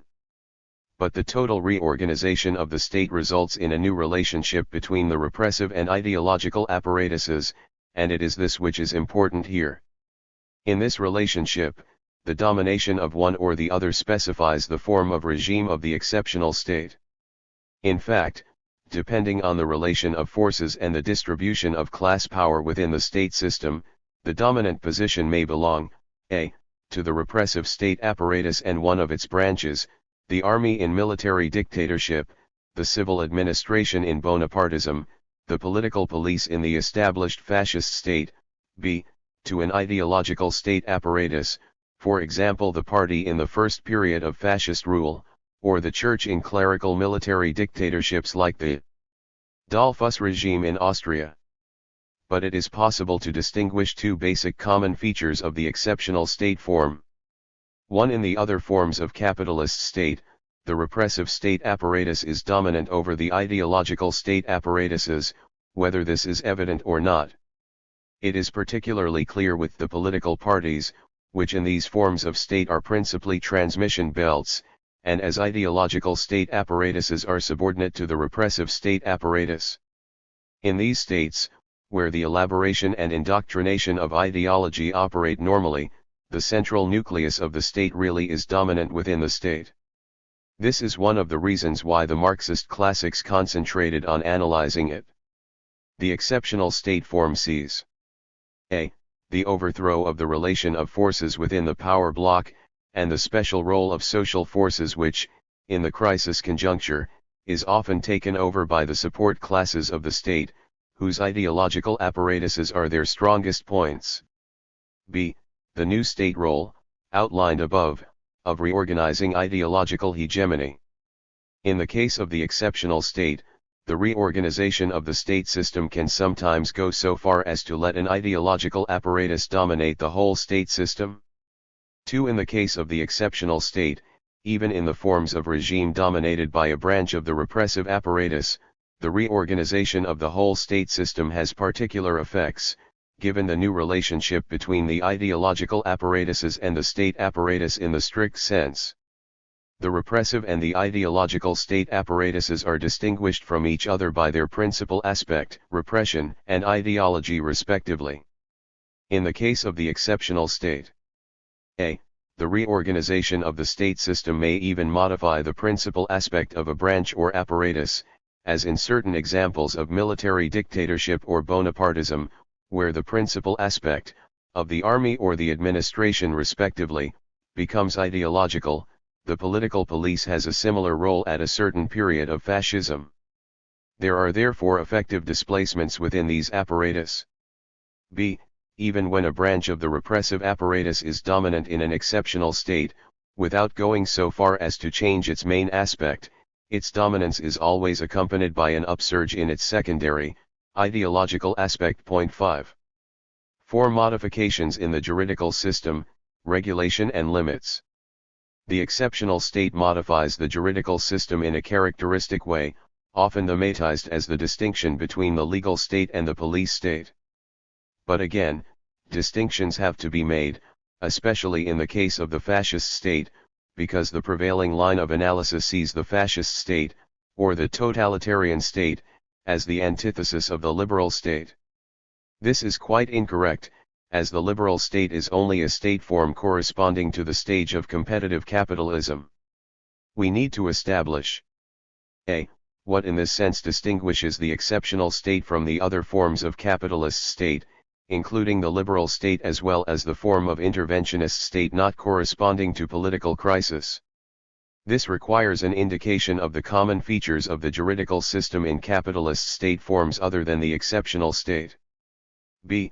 What are the major modifications in the juridical system which mark the difference between the liberal and the interventionist forms of state, according to the different stages of capitalism to which they correspond?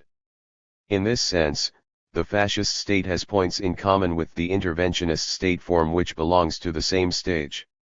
The subject is enormous, and I shall be forced to be schematic.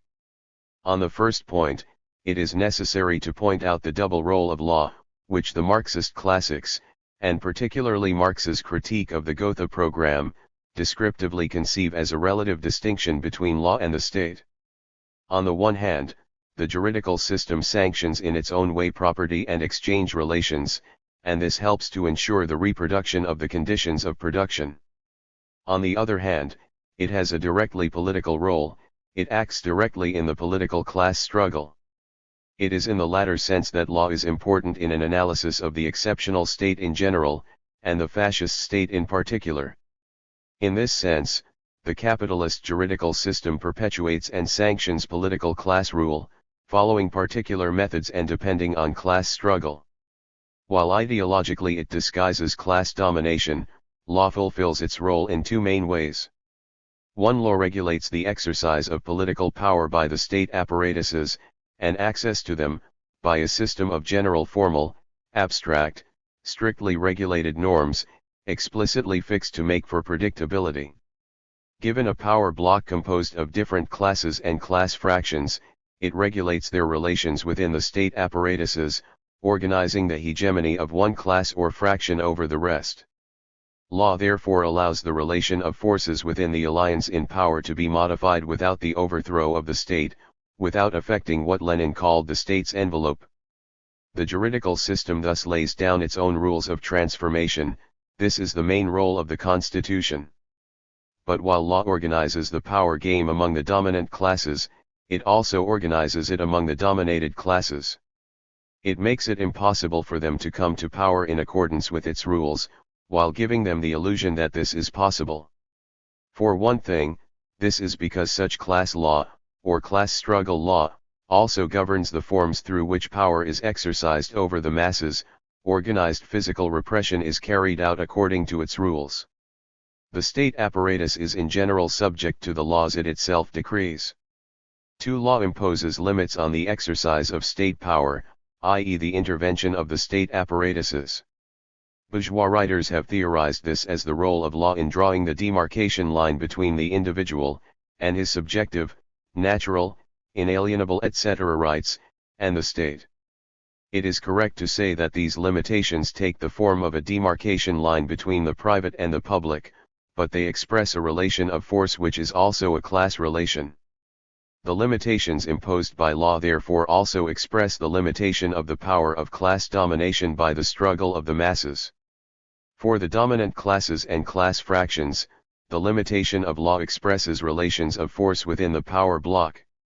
It mainly takes the form of limiting the respective interventions of the various state apparatuses dominated by the different classes and fractions, hence the problem of the familiar distinction between the three powers, executive, legislative and judiciary. The operation of the juridical system has direct repercussions on the operation of the judicial branch of the state apparatus. Not because this branch is independent of the other branches of the state apparatus, but because its main way of exercising class domination is through applying the law, it is bound to respect the law's rules and limits and to make them respected. In the exceptional state form, the forms in which the law operates politically are more or less different.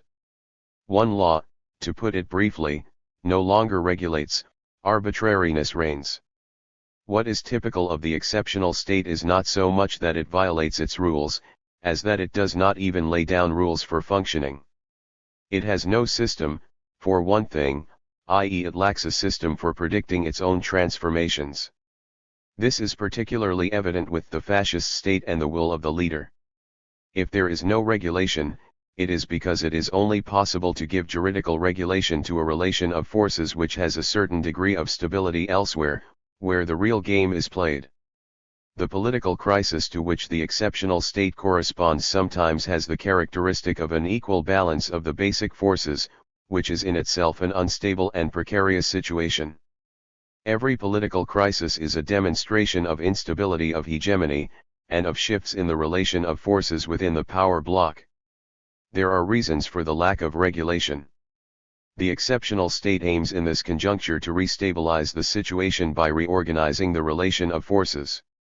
It arms itself with the means to intervene to do so, and with a certain freedom of action in the face of the forces it has to deal with. In particular, the typical limitation of predictability on the part of classes and fractions in the power block is an important strategic factor in the increased relative autonomy the exceptional state needs to reorganize hegemony. 2. The law is no longer the limit. In this sense, and in this sense alone, it is possible to speak of an unlimited exercise of power. For even in the state form, the power of the hegemonic class or fraction is limited by the power of the other sections of the power block, as well as by the working class and the supporting classes. The important point here, though, is that these limits are not fixed in law. Law no longer poses a distinction in principle between the private and the public, virtually everything falls within the scope of state intervention. Moreover, this also applies to the typical division between the spheres of intervention of the different state apparatuses, I shall return to this later, and to the blurring of their respective limits. This lack of juridical limitation is due both to the particular way in which the exceptional state intervenes when hegemony is unstable, and to its role in the increased repression of the masses. All this affects the judiciary. This branch of the state apparatus is directly subjected to the dominant branch or apparatus, not simply or only by being purged or taken over politically, which happens in every capitalist state, but by the transformation of the law itself. To turn now to the main aspect of the juridical system, the role of law lies chiefly within private law, in a. Sanctioning the relations of production in the juridical forms of property. b. Organizing the sphere of circulation of capital and of goods, contractual and commercial law. c. Regulating the forms of state intervention in the economic domain. In this respect there are appreciable differences between the juridical systems of competitive capitalism and of monopoly capitalism. These differences between the private law of the liberal state and the private law of the fascist state stem basically from the differences in the stages of capitalist formations. They are not due to the fact that the fascist state belongs to the exceptional state form. In this respect, law in the fascist state has the same basic characteristics as in the interventionist state form. The differences are secondary, and relate mainly to labor law. This is particularly striking in the case of National Socialism, which, as both Newman and Marcuse showed at the time, basically kept the law of the Weimar Republic, which was the first juridical system in an imperialist country to make the turn to the stage of monopoly capitalism. It could even be said that the exceptional state in general basically leaves intact that aspect of law which regulates the economic basis of the capitalist system, essentially only making some simple modifications required by the stage in which it is situated. To take another illustrious example, Louis Bonaparte did no more than preserve and develop the civil code. V. Significance of modifications in the electoral principle, on the single-party system. Another important characteristic of the exceptional state form is that the method of representation and class organization is modified. This affects the political parties in their role as ideological state apparatuses. In the other forms of capitalist state, the ideological and political workings of class indoctrination and organization give political parties a specific role. These organizing institutions and particular forms of transmission belt cannot be used under the exceptional state. It is no accident that this form of state corresponds to a crisis of party representation, both among the dominant classes and, in differing degrees, among the dominated classes. The role of the political parties is either shifted onto other ideological state apparatuses, or even to branches of the repressive state apparatus, or else it is replaced, as in the fascist case, by one particular party. The function of such a party in the reorganization of the whole state system is quite different from that of the traditional parties in the classic representative state. The suspension of the electoral principle, the typical basis of class representation in the capitalist system, is determined by this situation. The suspension, and the necessity to resort to the exceptional state form, is not because there is any risk of the working class and the masses gaining power by the electoral road. For the masses, the electoral system is essentially a means of ideological indoctrination, and the suspension of the electoral system in the exceptional state is therefore a feature of the political crisis and the concomitant effect of the failure of the classic political parties to carry out ideological indoctrination.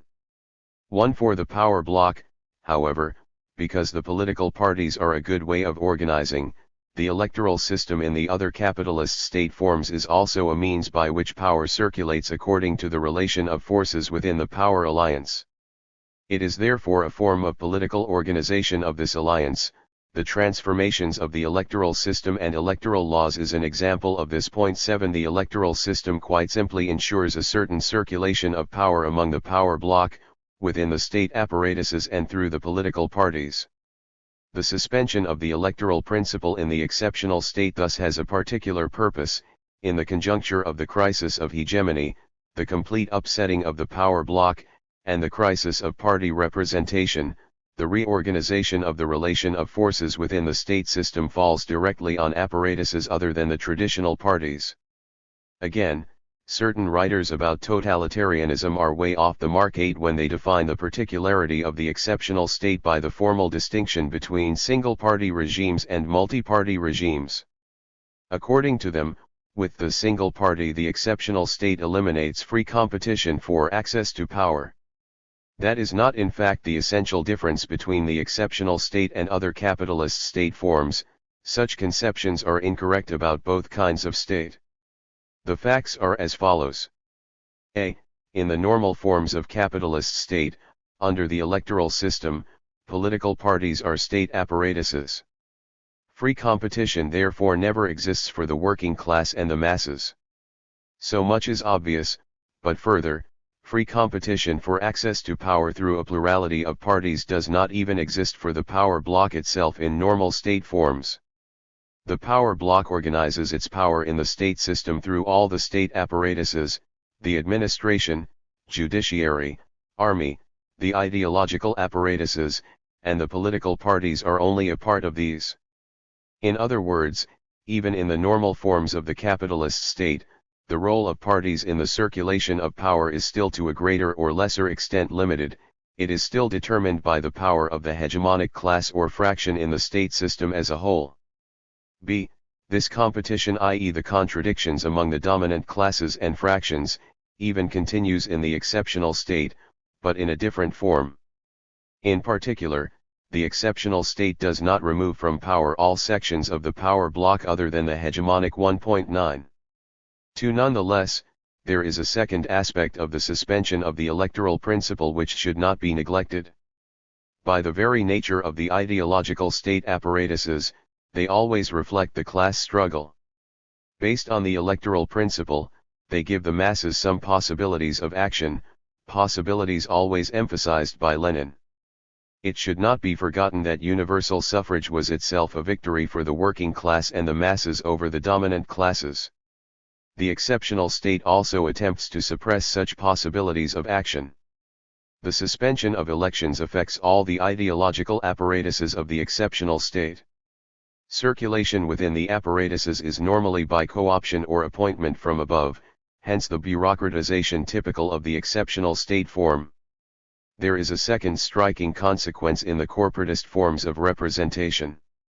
These provide forms of direct representation typical of situations where the power block is politically disorganized, where political parties are cut out by the direct organizer role of the other state apparatuses, and where the masses are characteristically subject to the dominant ideology.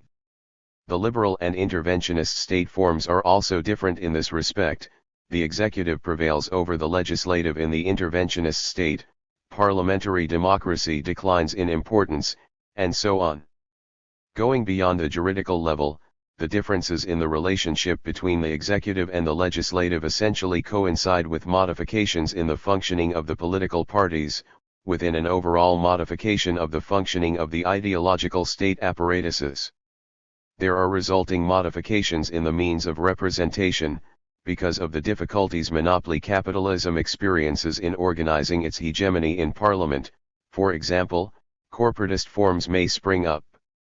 The fascist state therefore has points in common with the interventionist state, since they originate in the same stage. Its distinguishing features are the break in class representation by party, and the suppression of the electoral principle. This does not mean that the exceptional state form of the capitalist state does not equally require legitimation. It is a remarkable feature of the exceptional state that it resorts to plebiscites or referenda to legitimate it. By contrast with purely charismatic legitimacy, these depend on the specific ideology of popular sovereignty. 6. The extent of bureaucratization. The exceptional state is markedly bureaucratized. I shall not dwell on the point 10 but simply point out that bureaucratization relates mainly to the way the functioning of the state apparatus is dominated by its own internal ideology. This internal ideology is essentially related to the petty bourgeois ideological subsystem, and it results from the impact of the petty bourgeoisie, as supporting class, on the state apparatuses. Every capitalist state is therefore affected, in varying degrees, by a measure of bureaucratization. It is particularly high in the exceptional state, because of a. The role of social force which the supporting classes often play, in particular the petty bourgeoisie. Not only do these classes permeate the state apparatuses in massive numbers, swelling them in a monstrous and parasitic fashion, but they have a strong influence on the internal ideology of the state apparatuses. b. The general suspension of elections. It should however be noted that the extent of bureaucratization varies according to I. The form of regime in the exceptional state, and the steps it goes through, 2. The modification in the relation of forces, in the relation between apparatuses, etc. 7. Centralism and internal contradictions, parallel networks and transmission belts. There is one last point. Even within the apparatuses of the exceptional state, the class struggle is not expressed in the same way as in other capitalist state forms. In fact, the reorganization of the state system within the strong state has often been taken to be a centralization of power. But this is correct only insofar as it refers to the significant restriction of the relative autonomy of the state apparatuses, and the new relations of dominance among them. For contradictions and frictions between branches and apparatuses persist in the exceptional state, but in different forms. This is because the class struggle continues in the exceptional state. The exceptional state's lack of success in suppressing the class struggle as it would like to cannot be overemphasized. The different way the class struggle is expressed in the exceptional state is due, to the modifications in the state system, which in turn correspond to features of the political crisis, 2, to the reorganization of hegemony and of the relation of forces within an unstable, politically disorganized power bloc, 3, to resurgence of the supporting classes, notably the petty bourgeoisie, as social forces, and, 4, to the state of equilibrium between the two basic forces, which can at times be a feature of the political crisis. In other capitalist state forms, class contradictions and the circulation of power within the power bloc are generally governed by a ruling determining more or less strictly the respective spheres of competence of the various branches and apparatuses. These are usually mutually exclusive. Power is organized mainly through the specialization of the apparatuses. This is one of the reasons for the separation of powers in a representative state. In the exceptional state, by contrast, there are varying degrees of a characteristic duplication of parallel power networks and transmission belts, i.e. of the branches and apparatuses of the state, and the relationships between them are not readily apparent. This is particularly striking in the case of the fascist state, and gives rise to a specific expression of the contradictions within the state system. Rather than contradictions among the branches and apparatuses, there are now sharp contradictions within each branch or apparatus. The dominant branch or apparatus, e.g. the army, the single party, or the political police, itself suffers from sharp contradictions, but establishes its dominance primarily by directly infiltrating the rest.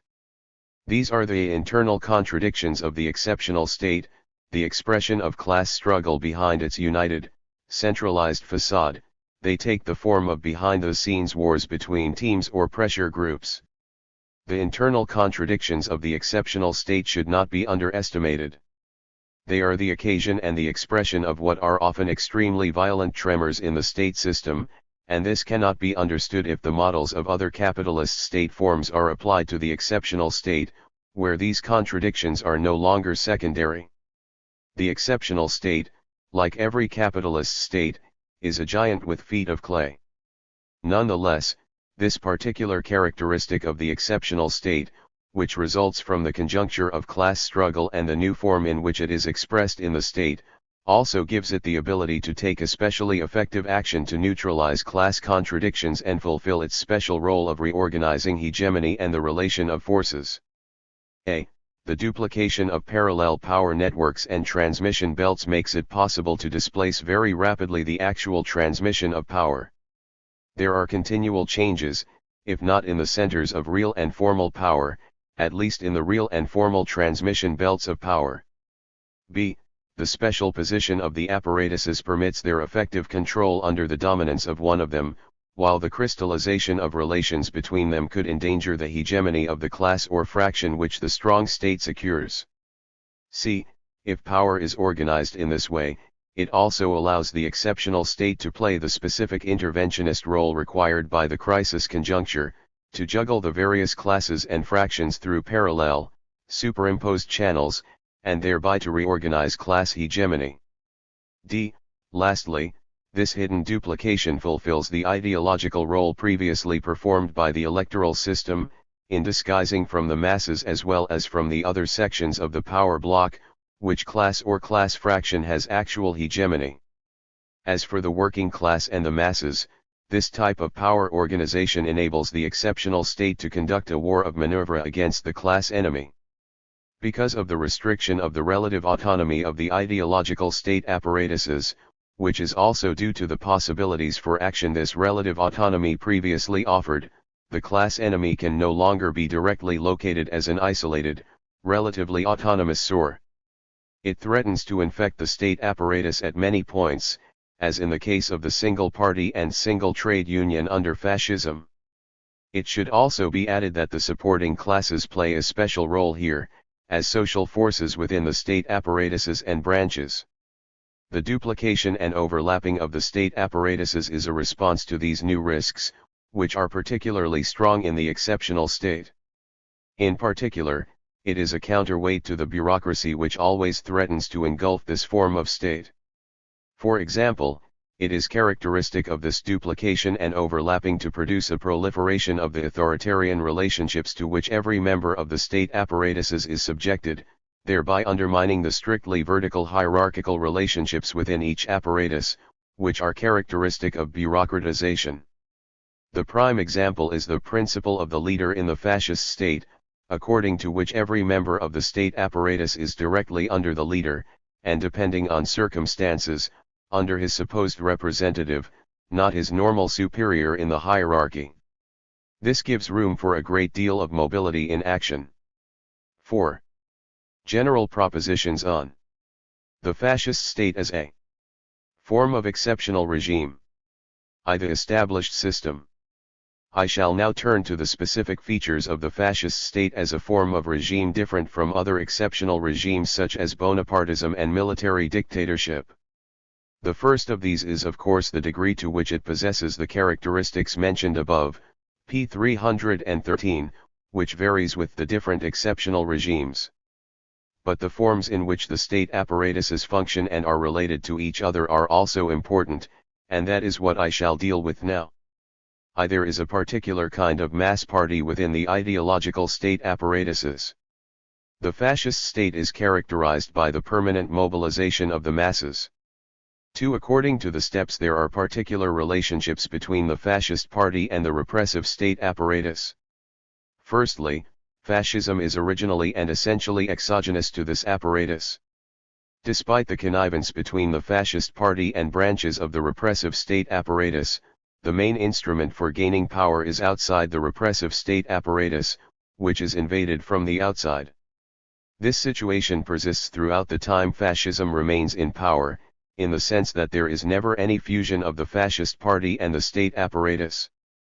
The fascist party always has a role of its own to play. During the first period of fascist rule, the fascist party dominates the branches of the repressive state apparatus, the army, police, administration, and judiciary, although major struggles still take place between the fascist party and branches of this apparatus. In the second step of fascist stabilization, the state apparatus, suitably transformed, dominates the fascist party, which is subordinated to it. 3. In this step of fascist stabilization, the dominance of the state apparatus is achieved by a reorganization of the branches of the state apparatus. One branch of the repressive state apparatus dominates the rest, and therefore the whole state system, including the ideological apparatuses. The branch in question is neither the army nor the administrative bureaucracy, it is the political police. But although the police has a special role in the exceptional state, it does not always have the dominant role.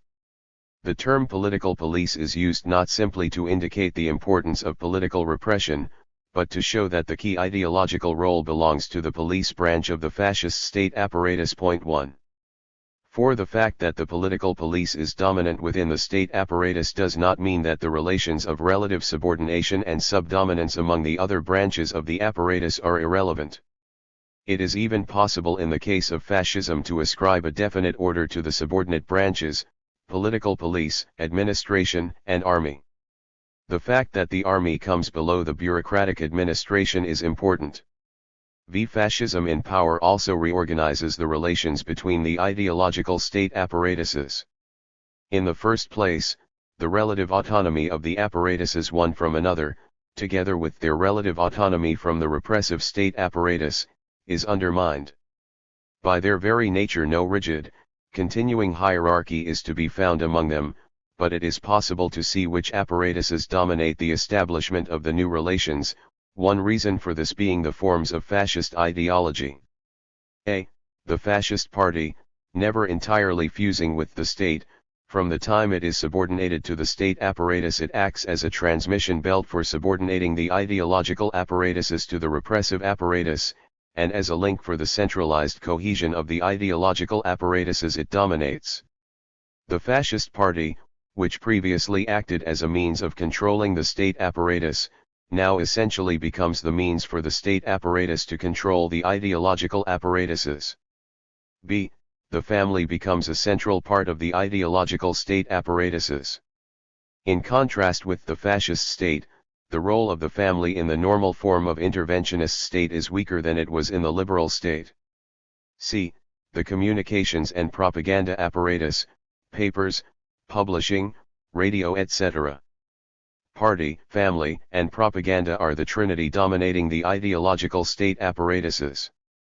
There is also a significant decline in certain of the ideological state apparatuses, in particular the educational and the religious apparatuses. 2. The rise of fascism within the state apparatus.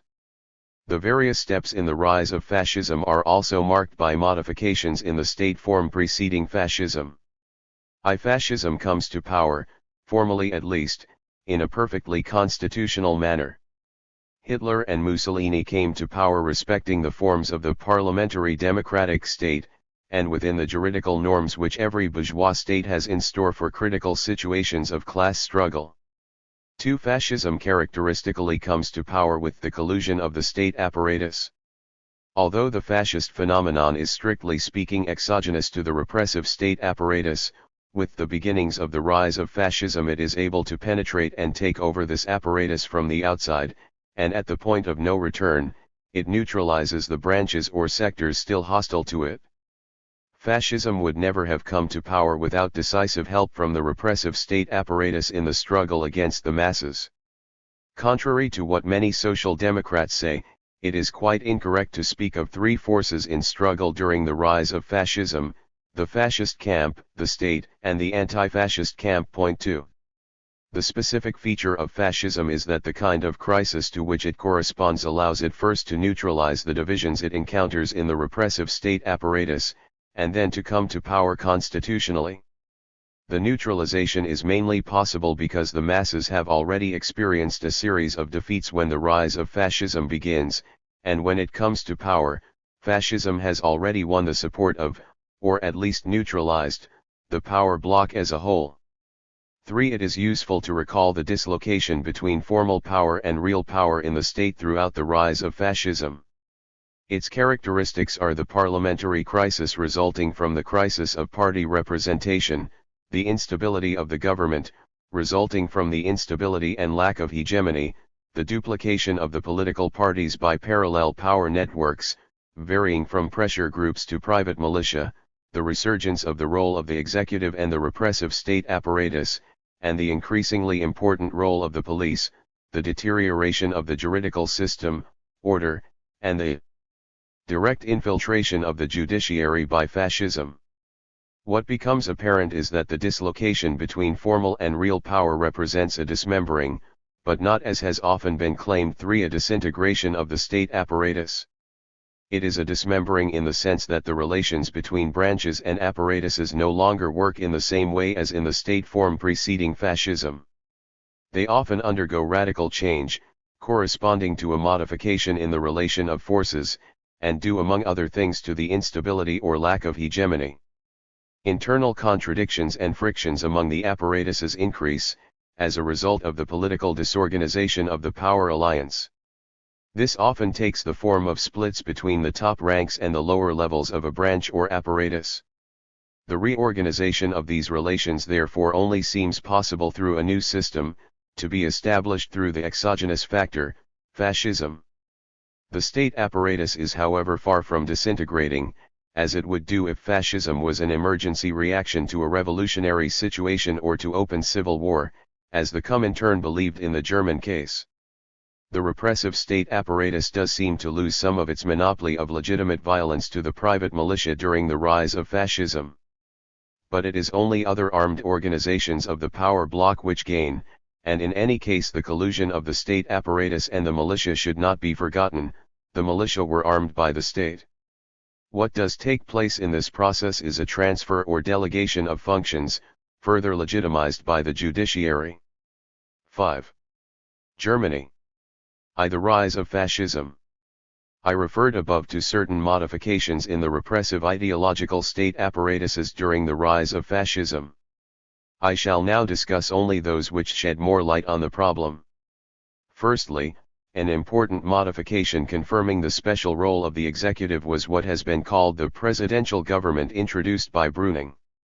From 1931, on the basis of Article 48 of the Weimar Constitution, providing for periods of danger to the Republic, Brüning governed by emergency decrees, not Verordnungen, not requiring the prior approval of Parliament. Parliament could of course reject them. But what the government now sought was not so much a parliamentary majority to support it as to avoid one which could oppose and overthrow it. The role of the executive did not however ensure real control of the branches of the repressive state apparatus by the formal government, now independent of Parliament. Instead, the army had the decisive role. Through its special relationship with the head of the executive, Hindenburg, on whom the government directly depended, it intervened openly on the political scene, and in particular, it occasioned the fall of Brüning. At the same time, the administration was no longer responding to orders. It boycotted government decisions which went against the interest of the big landowners, and also tax measures. The army, which remained a professional army, conscription having been abolished by the Versailles Treaty, was still too closely tied to landed interests, and was one of their surest strongholds, as the class origin of the officer corps shows. 21% belonged to the nobility, which was only 0.14% of the German population. 1 As a closed professional body, it was far from representative of the people, and certainly not of the petty bourgeoisie and the rural popular classes. Specific contradictory relations developed between National Socialism, the representative of big capital and the petty bourgeoisie, and the army. The army was hostile to government by the representatives of medium capital, it gave tacit compliance to Nazism, but was not overwhelmingly won over to it. The army was continually involved in contradictions, expressing the contradictions between big capital and the landowners hoping to gain hegemony through a military dictatorship. A typical example was the friction between the SA and the army, which led Brüning and General Groener, Defense and Home Affairs Minister, to ban the SA in 1932. During the rise of fascism, National Socialism aimed at neutralizing the army, and eventually succeeded. Its infiltration of the army was mainly through use of the theme of national greatness.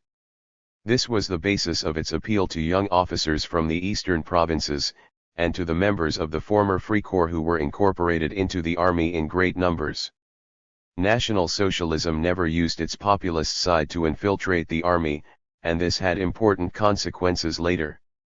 Apart from the fact that the army was neutralized, defeated by the split between the top brass and the lower ranks, as the Schuringer affair demonstrated, even the top brass did not want to suppress the Nazi militias, but to use them for their own ends, in particular, to recruit them to the army and use them to defend the frontiers.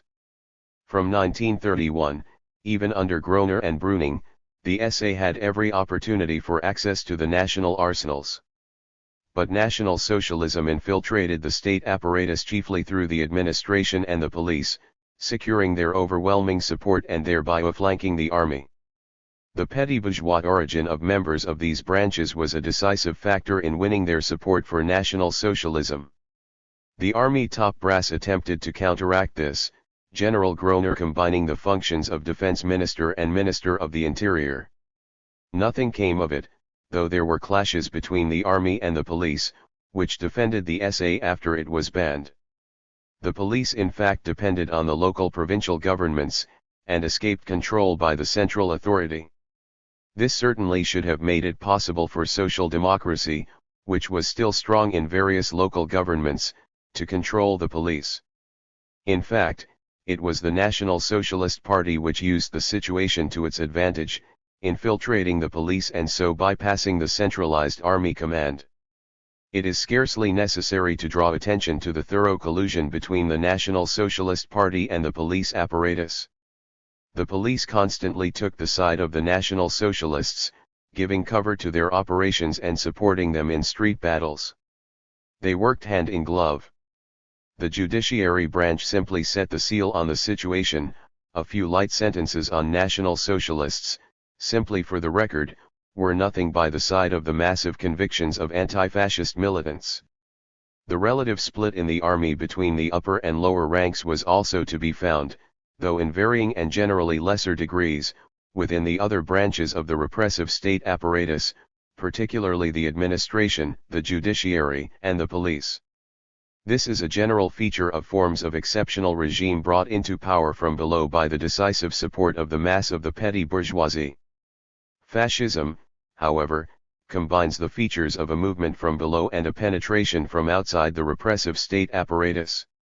The divisions between the upper and lower ranks are therefore less extreme than in the case of movements installed from below by means of the apparatus and its branches, as with some military dictatorships of colonels. National Socialism clearly infiltrated even the commanding heights of the administration, the police, and in particular the judiciary, the upper ranks of the latter belonging to the Prussian tradition and enjoying a privileged status both in the Weimar Constitution and because of their class position, were difficult for republican governments to purge and were won over to National Socialism in large numbers. They also suffered least from purging after National Socialism came to power. Point 2. The administration was somewhere between the judiciary and the army. Part of its upper ranks, linked to Weimar politicians, medium capital, and the big landowners, remained hostile to Nazism.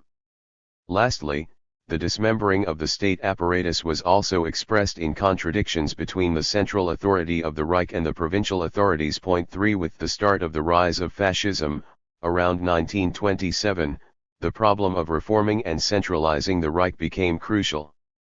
In the context of political crisis and failing hegemony, the provincial apparatuses operated more and more as autonomous centers of state power for different classes and class fractions.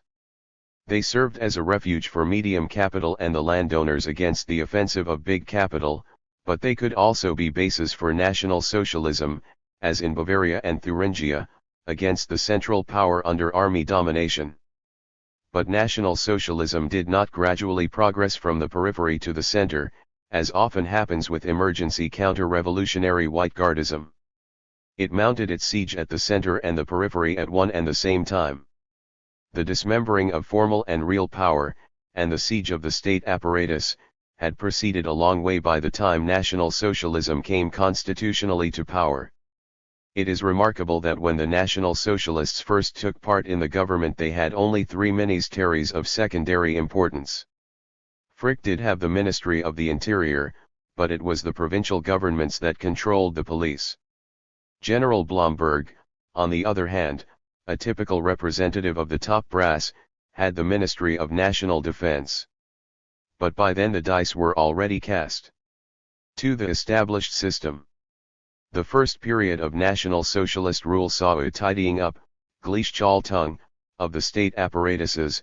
The National Socialist Party conducted a thorough purge, and brought its own members into the apparatus. The more important point, though, is what happened to the Nazi state in the stabilization period. The party was increasingly subjected to the repressive state apparatus. Point 4. The first step in this process consisted in the apparatus being given a certain degree of protection against the Nazi party's attack. When the first thorough purge of the apparatus took place, the regime issued a civil service law, Beamtengesetz, in April-May 1933. This gave certain guarantees to members of the state apparatus, as long, of course, as they gave loyal service to the regime. Its first effect was to slow down the invasion of the apparatus by the rebel petty bourgeoisie. In December 1933 the unity of party and state was announced. The party's move into the apparatus and the conflict between the two, which had until then been resolved by the party, were declared at an end. The repressive state apparatus, controlled by the Führer, would presumably now fuse with the party. Hitler declared, "The party has now become the state. All power from now on lies with the government." Frick announced that any kind of parallel government is incompatible with the total state. The end of the revolution was also proclaimed. The dualism of party and state apparatus in fact persisted, but the leading role of the party was constantly on the decline. The parallel power networks now crystallized. The leadership of each region consisted of the party representative, Gauleiter, and the purely administrative posts, Reichsstatthalter, Minister-President, and this duplication was extended to all ranks. If areas of competence were nowhere juridically defined, the party was nonetheless clearly losing its prerogatives in posts of decision and transmission to the state administration. Bracher describes this as the monocratic administrative state, monokratischer Verwaltungsstate. 5 The important decisions were taken within the state apparatus, particularly by the administrative branch, while the party's general secretary, Rudolf Hess, was allowed into the government for purely decorative purposes. It has already been pointed out that the same decreasing importance of the party also applied in the corporate organizations such as the trade unions. The subordination of the party to the state apparatus, together with the massive purge within the party, in fact represents the petty bourgeoisie's loss of its place as presiding class. The distinction between the National Socialist Party and the repressive state apparatus still continued, basically because fascism still had a complex relationship with the masses. But the main role of the National Socialist Party now lay in the ideological state apparatuses, operating as a link controlling these apparatuses for the repressive apparatus. The party also continued to form and to mobilize cadres, and thus to give the petty bourgeoisie its own means of mobility, a role mainly fulfilled in other state forms by the educational system. Lastly, it still operated as a parallel power network. There were endless frictions between the state administration and the party. With the army the situation was more complicated. 6 National Socialism penetrated the army from below, but it controlled it and deprived it of its decisive role from above, through the state apparatus itself. In 1938, the High Command was reorganized. Blomberg and Fritsch, the chiefs of staff, were sacked together with 14 generals, and 30 more generals were demoted. Göring took charge of the key sector, the Air Force. The upper ranks of the state administration, controlled by National Socialism and Big Capital, became quite resistant to the pressures of the army, which was now reduced to its military role. But the National Socialist Party avoided direct intervention in the army. This had very little to do with the resistance this branch put up, in spite of what has been said. It was rather because the National Socialist leaders and Big Capital were apprehensive about taking into the army an organized force which still had close links with the petty bourgeoisie and lumpen elements. None of this reorganization of the state apparatus can be understood without taking into account the growing and dominant role of the political police, which gave rise to the SS state. The SS existed long before National Socialism came to power, from 1923. Alongside the party militia, SA, it formed a nucleus of men specially selected and tightly controlled by the leadership, Hitler, acting as bodyguards and as the party's internal police. After National Socialism came to power, the following process took place. By Step 7 all the local police forces were unified. 1933, the political police, Gestapo, and the SS were fused under a single command, that of Himmler. 1934, then all the police forces were fused under the dominance of SS, Gestapo. 1936. The political police were under the direct control of the National Socialist leaders, Hitler in particular as the supreme leader. They were seen as the direct incarnation of the will of the leader, Führerprinzip, and thus were able to intervene with authority in all branches of the state apparatus. Their sphere of intervention became unlimited, including the army, the administration, the judiciary, the National Socialist Party and the ideological state apparatuses. The scope of their intervention was also boundless, including not only security matters but administrative and military questions, etc. Their role was both repressive and ideological. They were the spearhead of the National Socialist spirit. The aim of the intervention, according to Himmler, was the total and constant education of all members of the nation, thereby securing the possibility of constant control of the position of every individual. The SS therefore received a very strong training in National Socialist ideology. Recruitment to the order was very revealing. The General SS, by contrast with the SA, was originally recruited, where possible, from the nobility, the intellectuals, and the rich sons of the bourgeoisie. 8 This was the force which liquidated Rome and the rebellious petty bourgeois of the SA. It rapidly rose to a membership of 210,000 in 1936. It is a significant fact that in 1940, 32% of the leading SS officers came from intellectual backgrounds, teachers and graduates, while there were appreciably less of these in the party as a whole. 25% of these officers had university doctorates. 9 The notional elite par excellence, they were the main means by which the dominant class infiltrated the key posts of the Nazi state apparatus. But recruitment to the SS was increasingly changed. It reached enormous proportions with the creation of the Waffen-SS, armed SS divisions, and the Death's Head formations, whose ranks were recruited from lumpen elements to administer the concentration camps. From 1938, the political police were limited to the SD, a section of the SS. The whole SS, however, was still seen as an extension of the political police, and recruitment to the highest levels of all SS branches was still on the same basis. In Himmler's own phrase, the SS was the bond between the police, as the protector of the community, and the National Socialist Party, as the embodiment of the national will. The SS in fact controlled the Nazi Party as well as the whole repressive state apparatus, administration, army, and judiciary. It was a parallel power network, a virtual ideological police administration dominating the whole state system. The SS apparatus was the concrete embodiment in National Socialism of the displacement between the repressive and the ideological state apparatuses which characterizes the exceptional state. Finally, because of its mass recruitment and ideological training, the SS did not become a real state within a state, as often occurs with the secret police in other forms of the bourgeois state. It was still tightly controlled by the National Socialist leaders.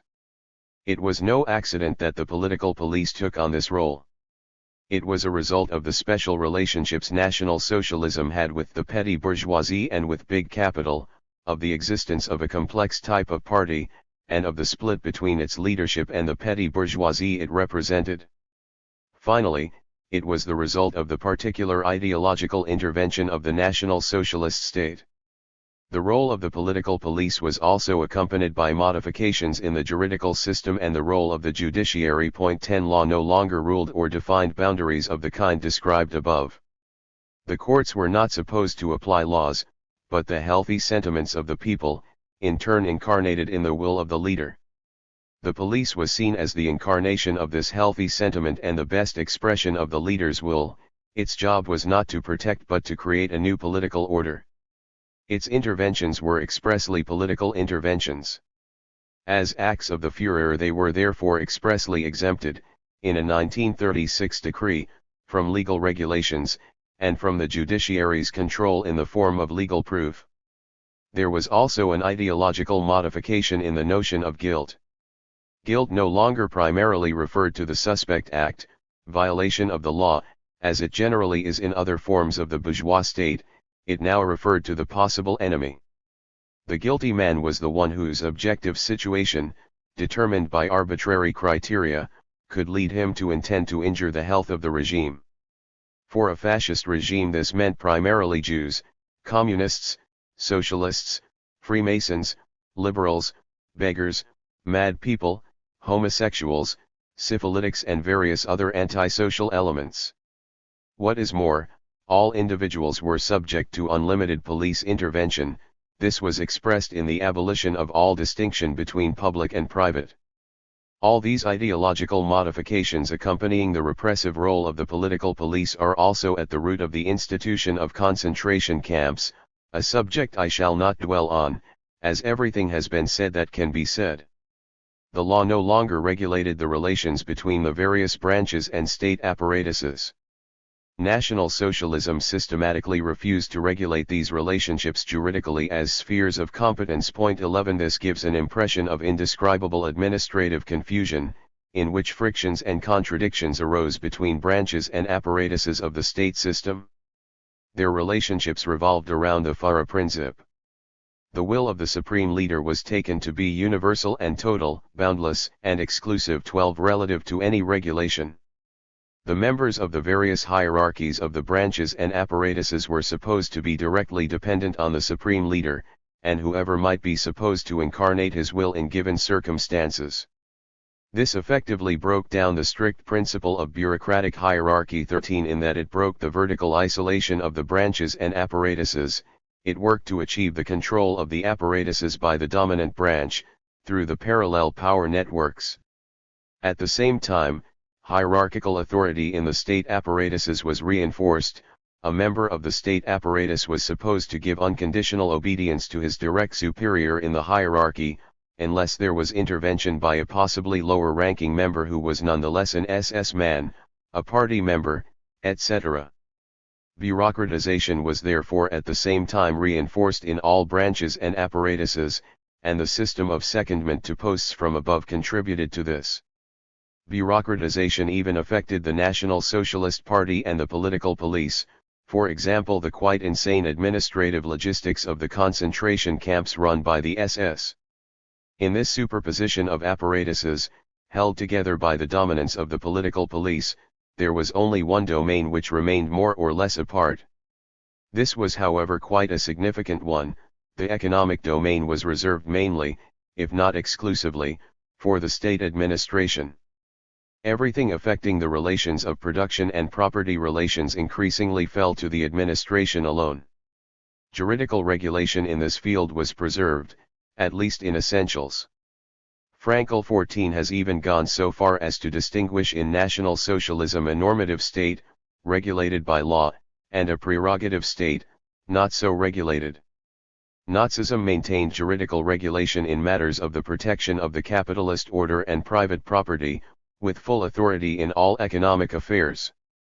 Although the frictions between branches and apparatuses of the Nazi state stemmed essentially from class contradictions, and from their new form of expression within the state, contradictions of the corporative type, between social categories among the members of these branches and apparatuses, still had a role to play. There were of course clashes of interest between party members competing for position and influence and the members of the state administration, army, and political police. But these were secondary contradictions, which exist in every state. The internal contradictions of the Nazi state cannot be understood by the usual method 15 of referring only to the corporate frictions between different social categories. This is even more the case in the exceptional state, and in the fascist regime in particular, for the repression of open class struggle in fact diverts class struggle into the state apparatus and its branches. This is disguised as contradictions between social categories, between the cliques and personalities of the regime itself. In fact, though they are secondary, these contradictions should not be underestimated. 16 They can in fact shed light on the class struggle. In the Nazi state, for example, this can be seen with the contradictions between different cliques, Fritsch Blomberg /Schack /Hitler Göring Himmler /Ley /Dar, etc. As far as the ideological state apparatuses are concerned, the first point to note is the suppression of their relative autonomy, both from one another and from the repressive apparatus. This was accomplished by juridical changes on the public-private dimension. These apparatuses were by no means entirely taken over by the state. Publishing, newspapers, cinema, schools etc. largely retained their private nature, at least in bringing their owners profits. But the members of these apparatuses were obliged to belong to public bodies, the Reich Councils for the Arts, Music, Theater, Literature, Press, Radio, and Cinema. The decisions of these bodies had the force of law, and the leadership principle was applied to the benefit of Nazi Party members. It was therefore mainly through the party that the ideological apparatuses were subjected to the repressive apparatus, though the direct intervention of the latter, under Goebbels, was constantly in evidence. These bodies had to ensure that the ideological state apparatuses would carry out the indoctrination of National Socialist ideology, for example the Teaching Corporation, the National Socialist Teachers League, was held responsible for the ideological and political coordination of all teachers with respect to National Socialist doctrine. Some of the ideological state apparatuses had an essential place, and this produced changes in the dominant role among them. A. The communications apparatus, radio, newspapers, films, etc., had a dominant place because of the importance of propaganda. 17 In a broadly based regime, where the intervention of ideology was decisive. Propaganda from above of this kind did not cut out the role of the party itself, but, at least at the start, functioned alongside it. In the second phase of National Socialist rule, the apparatus of propaganda from above, which could reach the people directly, tended to be substituted for the party, which increasingly acted as the link between the repressive apparatus and the ideological apparatuses. B. The family had a dominant place, as Wilhelm Reich showed. 18 This was because of the position of the family in the ideology of the petty bourgeoisie. National Socialism attached great importance to the strengthening of family ties, which was a constant theme of Nazi propaganda. For Hitler, our first task is to help the development of family ties. The decline of the family would undoubtedly be the end of any superior form of humanity. The ultimate aim of logical, organic development is the family. It is the smallest, but most important unit in the building of the whole state. Hitler was saying more than he knew. Leaving aside the role of the family in the formation of authoritarian ideology, through the role of the father, National Socialism gave women an important place as the mother. On Mother's Day in 1933, Goebbels affirmed, "Nowhere else does the mother have such importance as in the new Germany. She is the guarantor and guardian of family life of a kind which produces the strength which drives our people on." The German mother alone bears the spirit of the German people. For National Socialism, woman's main role was as mother of the family, the guarantor of the National Socialist spirit in the family. Countless National Socialist organizations and associations were devoted to women.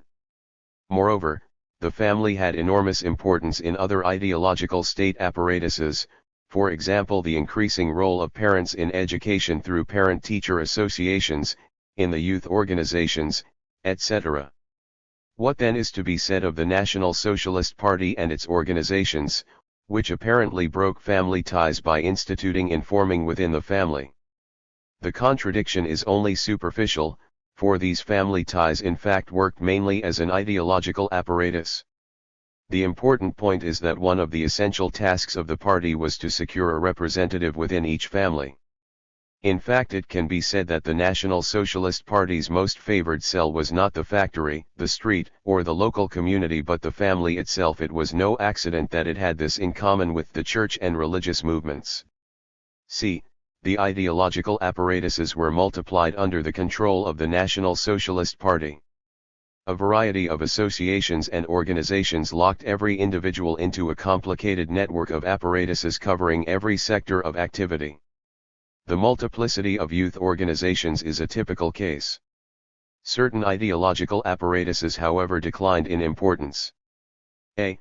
The educational apparatus, in the broad sense. 19 Professional training was carried on outside the schools. In labor organizations, degrees lost their importance for social mobility. A lesser role was given to culture, which in this sense is only the form assumed by ideology in the educational system. School hours were restricted to give time for other youth organizations. The use of technical criteria in selection diminished. Basically, this was because the myth of the objective, neutral character of culture was removed. Traditional authority in teaching, based on the supposed neutrality of knowledge, disintegrated. The role of the bourgeois educational apparatus largely depends on the operation of the myth of the neutrality and the objective nature of knowledge. This myth is the favored form of ideological indoctrination in this apparatus, disguising its class function. National Socialism tore away the mask by declaring openly its aim of indoctrinating fascist politics and ideology, and by so doing it contributed to the relative decline of the educational system in the ordering of the ideological apparatuses. Indoctrination, previously carried out through the educational system, was replaced in a different form by other apparatuses, youth organizations outside the school, the army, etc. At the same time, the function of social mobility for the petty bourgeoisie, which the educational system had previously provided, now passed to the National Socialist Party and the SS. b. The religious apparatus, the churches. 20 The top levels of the Protestant churches in particular, but also of the Catholic Church, welcomed the advent of National Socialism and contributed to it. But there were certain frictions, which often became important. The Protestant Church, which in Germany was the most reactionary and the most opposed to Weimar, was, contrary to what might be gathered from a superficial reading of Max Weber, closely linked to the big landowners. Protestantism had great influence in Prussia. Together with the army, it was one of the two main seats of the landowners' power. It welcomed fascism much more than the Catholic Church, which, through the Centre Party, was more closely related to medium capital. But friction soon developed with National Socialism, according to the steps reached in the contradictions between monopoly capital on the one hand, and the landowners and medium capital on the other. National Socialism, supported by the reaction of the rebel petty bourgeoisie, engaged in a struggle against the Church to break its relative autonomy as an ideological apparatus in relation to monopoly capital. The SA carried out broad anti-clerical campaigns. Bormann declared in 1941, National Socialism and Christianity are mutually exclusive. Just as the pernicious influence of astrologers, wise men, and other quacks has been suppressed by the state, the possibilities of church influence must constantly be eliminated. Of course, the religious feeling of the masses was always exploited by the deification of Hitler. The SA slogan was Hitler yesterday, today, and for eternity. But National Socialism did not deprive itself of the influence of the churches. It simply broke their relative autonomy. The Gleichschaltung was extended to the Protestant Church and to the Catholic, the latter being consecrated in the Concordat of 1938. The churches were placed under the strict control of the repressive apparatus, their prerogatives in the field of education were limited, and the Christian youth organizations were abolished to make way for National Socialist organizations.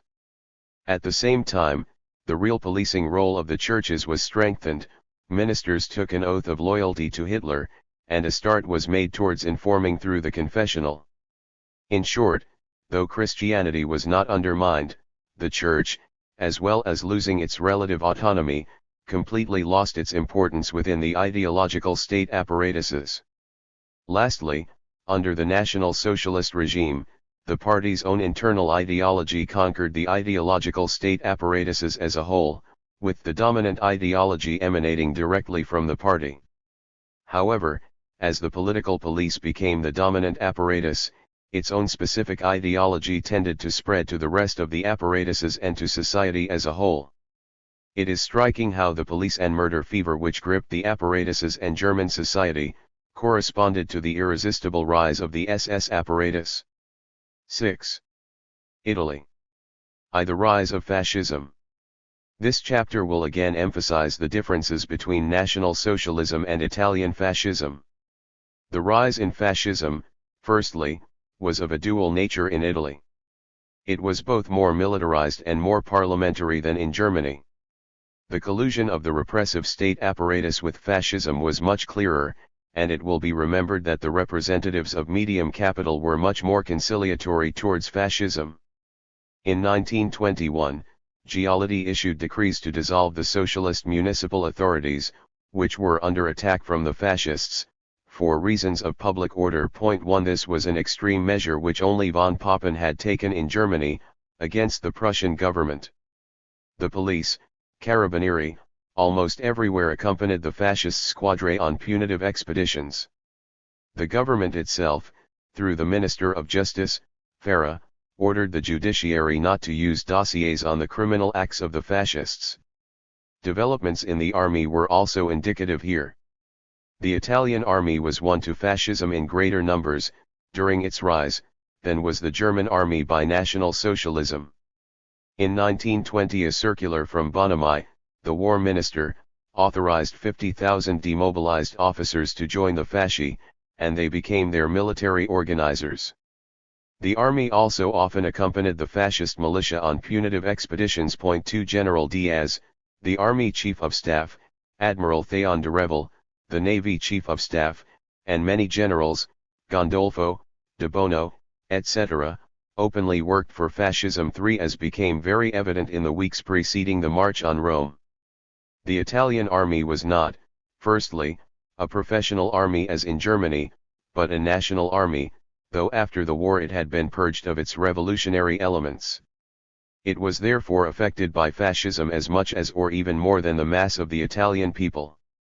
The class origins of the officer corps were in great part the urban middle and petty bourgeoisie, and it was therefore very strongly fascist.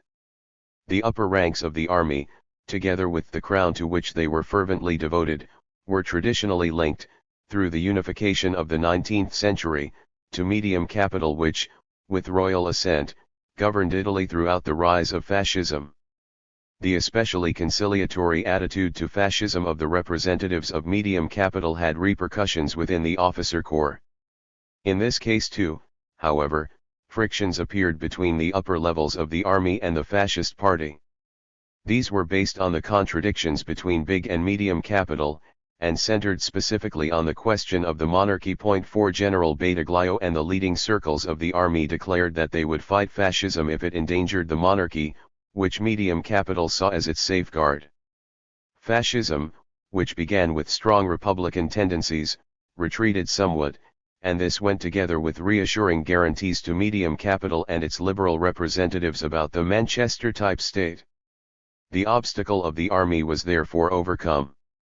Facta, the last prime minister before Mussolini, tried in vain to provoke the army to move against fascism, using D'Annunzio. On the eve of the march on Rome, the king refused to decree a state of emergency, and by summoning Mussolini to power, acted as the Hindenburg of medium capital. The dismembering of the repressive apparatus in Italy took the form of a split between the central apparatus and the local apparatus.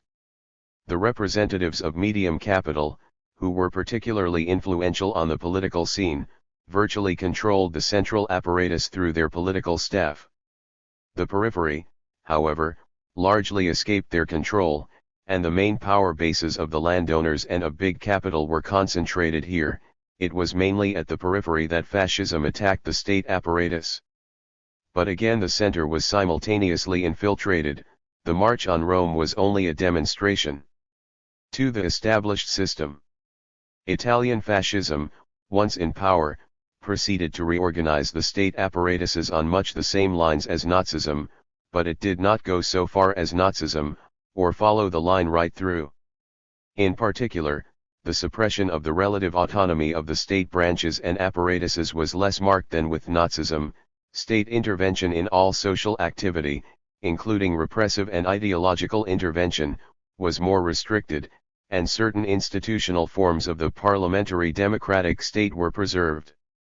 The explanation lies in the particular characteristics of the class struggle, the different features of big capital in Italy, the stronger resistance of medium capital and also of the masses, in particular the working class, i.e. the specific characteristics of the ideological and political crisis.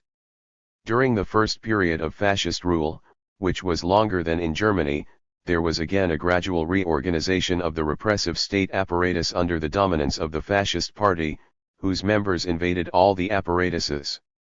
The party's dominance was stronger and more necessary insofar as parliamentary forms were preserved throughout this period. The gap between real and formal power persisted to some extent, the party acting as the center of real power, despite appearances on the political scene.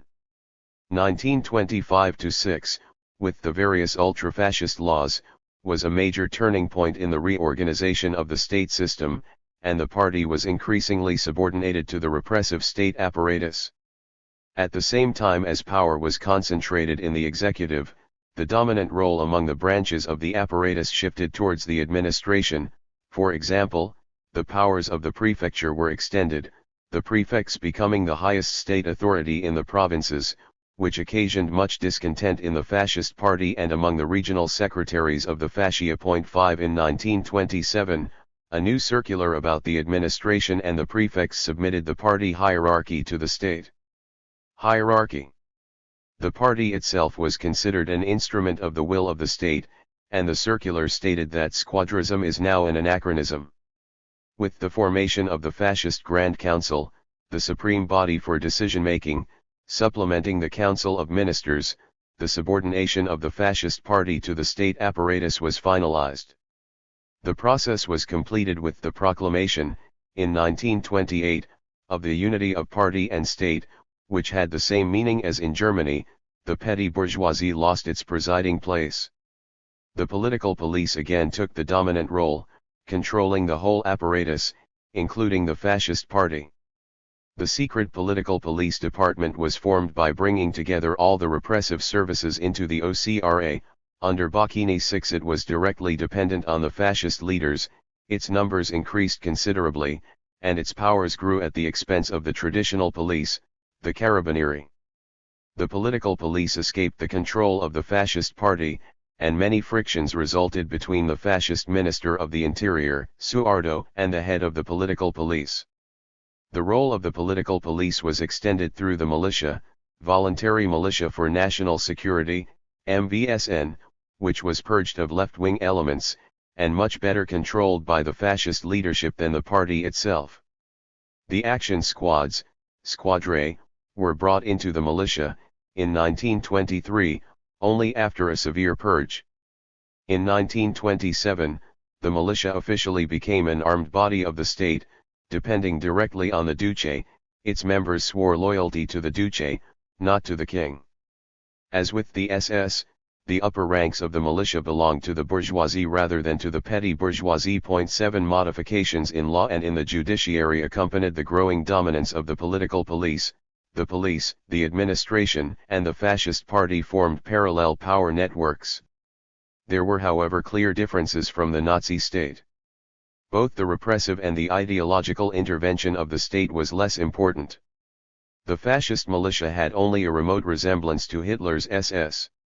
The branches of the repressive state apparatus were more independent of each other and less closely controlled by the political police. The army, overwhelmingly won over to fascism, escaped the control of the militia and subjected it to its own control in military affairs. The role of the political police as regards the state administration was more or less limited to keeping a check on it, without actually intervening in administrative matters. As regards the judiciary, there was still a distinction between regular courts and emergency courts, indicating that the regular courts continued in their traditional role, even if they were unable to control the intervention of the police. There was less multiplication of apparatuses, compartmentalization of spheres of competence still applied, and the modifications in the juridical system were less drastic than in Germany. 8. This seems to make Italian fascism more like a traditional bureaucratic dictatorship, which it was not. Though the fascist party was subordinated to the state apparatus, it did not fuse with it. Although the party's main role was as the link between the repressive and the ideological state apparatuses, it also held together the different branches of the repressive apparatus. The purging of the party, which was quickly taken care of under Nazism, was here a continual process. Compromises with the petty bourgeois base continued, culminating in the Salo Republic. The petty bourgeois base of Italian fascism was much more pugnacious than in Germany. Writers on totalitarianism freely introduce a false and arbitrary distinction between Nazism and Italian fascism when they say that Nazism was a totalitarian state and fascism was simply authoritarian. I need scarcely comment on their criteria. Arendt, for one, bases her argument on the number of victims of the respective regimes, concluding for Italian fascism that similar non-totalitarian dictatorships appeared in Romania, Poland, the Baltic states, Hungary, Portugal, and Spain. 9. The relevant criteria for distinguishing between forms of exceptional regime show the identical nature of the two cases, though the Italian fascist regime kept up a facade of constitutionality, because of the particular compromises it had to resort to. The king in principle still had the power to dismiss and nominate the prime minister, Mussolini. Parliament was elected on a single slate drawn up by the fascist Grand Council on the nomination of the various corporate bodies, though it had only a decorative function. Alongside it was the Chamber of Fasci and Corporations, nominated by the fascist leadership. The Senate, appointed by the king, continued to exist, as did the State Council and the Court of Appeal. This was clearly only a facade, though it helped give Mussolini real standing in the eyes of some heroes of Western freedom, first among them, of course, being Churchill, the future executioner of Greece. Although the rise of fascism in the ideological state apparatuses was similar to the process in Germany, their relative autonomy was less severely suppressed. This is true for the arts and the educational system. As Salvatorelli observes, the schools were nonetheless not completely fascist, either then 1925 or later. The old structure and the old spirit held firm, less in the primary schools, and more in the secondary schools. 10 Through the corporate bodies and the fascist party there was total control, especially of the communications apparatus, newspapers, radio, etc. The reasons are the particular resistance in Italy of medium capital and the landowners, occupying these apparatuses under the strong pressure of the masses at their center, and the ideological aspect of Italian fascism, which presented itself as the successor of the Garibaldian tradition. Some specific features of Italian fascism are worthy of note.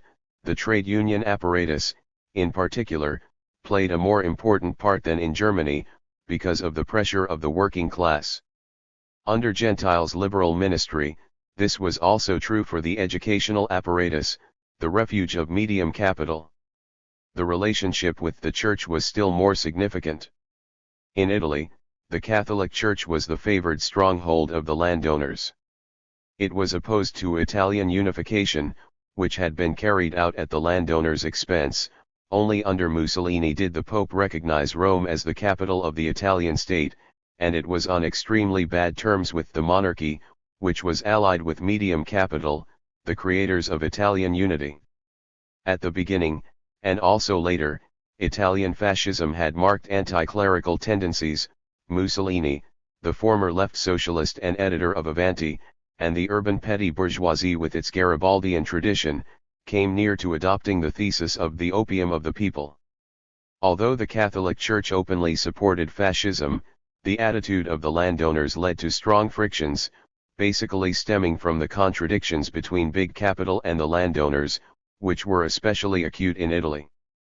Given the resistance of the landowners, and the ideological importance of religion in the countryside, fascism made an effort to resolve its conflict with the Church. With the Lateran Pax, 1929, 11 fascism simply bought the Church out. Such was the aim of the treaty and the financial convention. The Church, as an international financial power with its own interests, in a sense betrayed the interests of the Italian landowners, by making a major contribution to the stabilization of a regime which had to restrict their economic and political power. The friction nonetheless continued. The Lateran Pax included a concordat, which amounted on paper to a considerable compromise with the Church's influence in Italy. Fascism, however, had no intention of allowing the Church to exercise this influence in favor of the landowners. After the Pax, fascism went on limiting the powers of the Church in education, in the various clerical organizations, such as Catholic Action, and in the youth organizations. The Pope did not fail to complain of the ingratitude of the regime, in a really absurd encyclical, Non abbiamo bisogno. Fascism replied by decreeing that membership of the Fascist Party and of Catholic Action was mutually exclusive. In the end, there was a compromise. The Church would be restricted to the religious domain alone, and the Catholic schools, which were forbidden to have any athletic or sporting activity, were taken over by the fascist bailiwicks. The Church salvaged the essentials, the authority of the hierarchy over the lower clergy, and the maintenance of its authority in the family, through church marriage.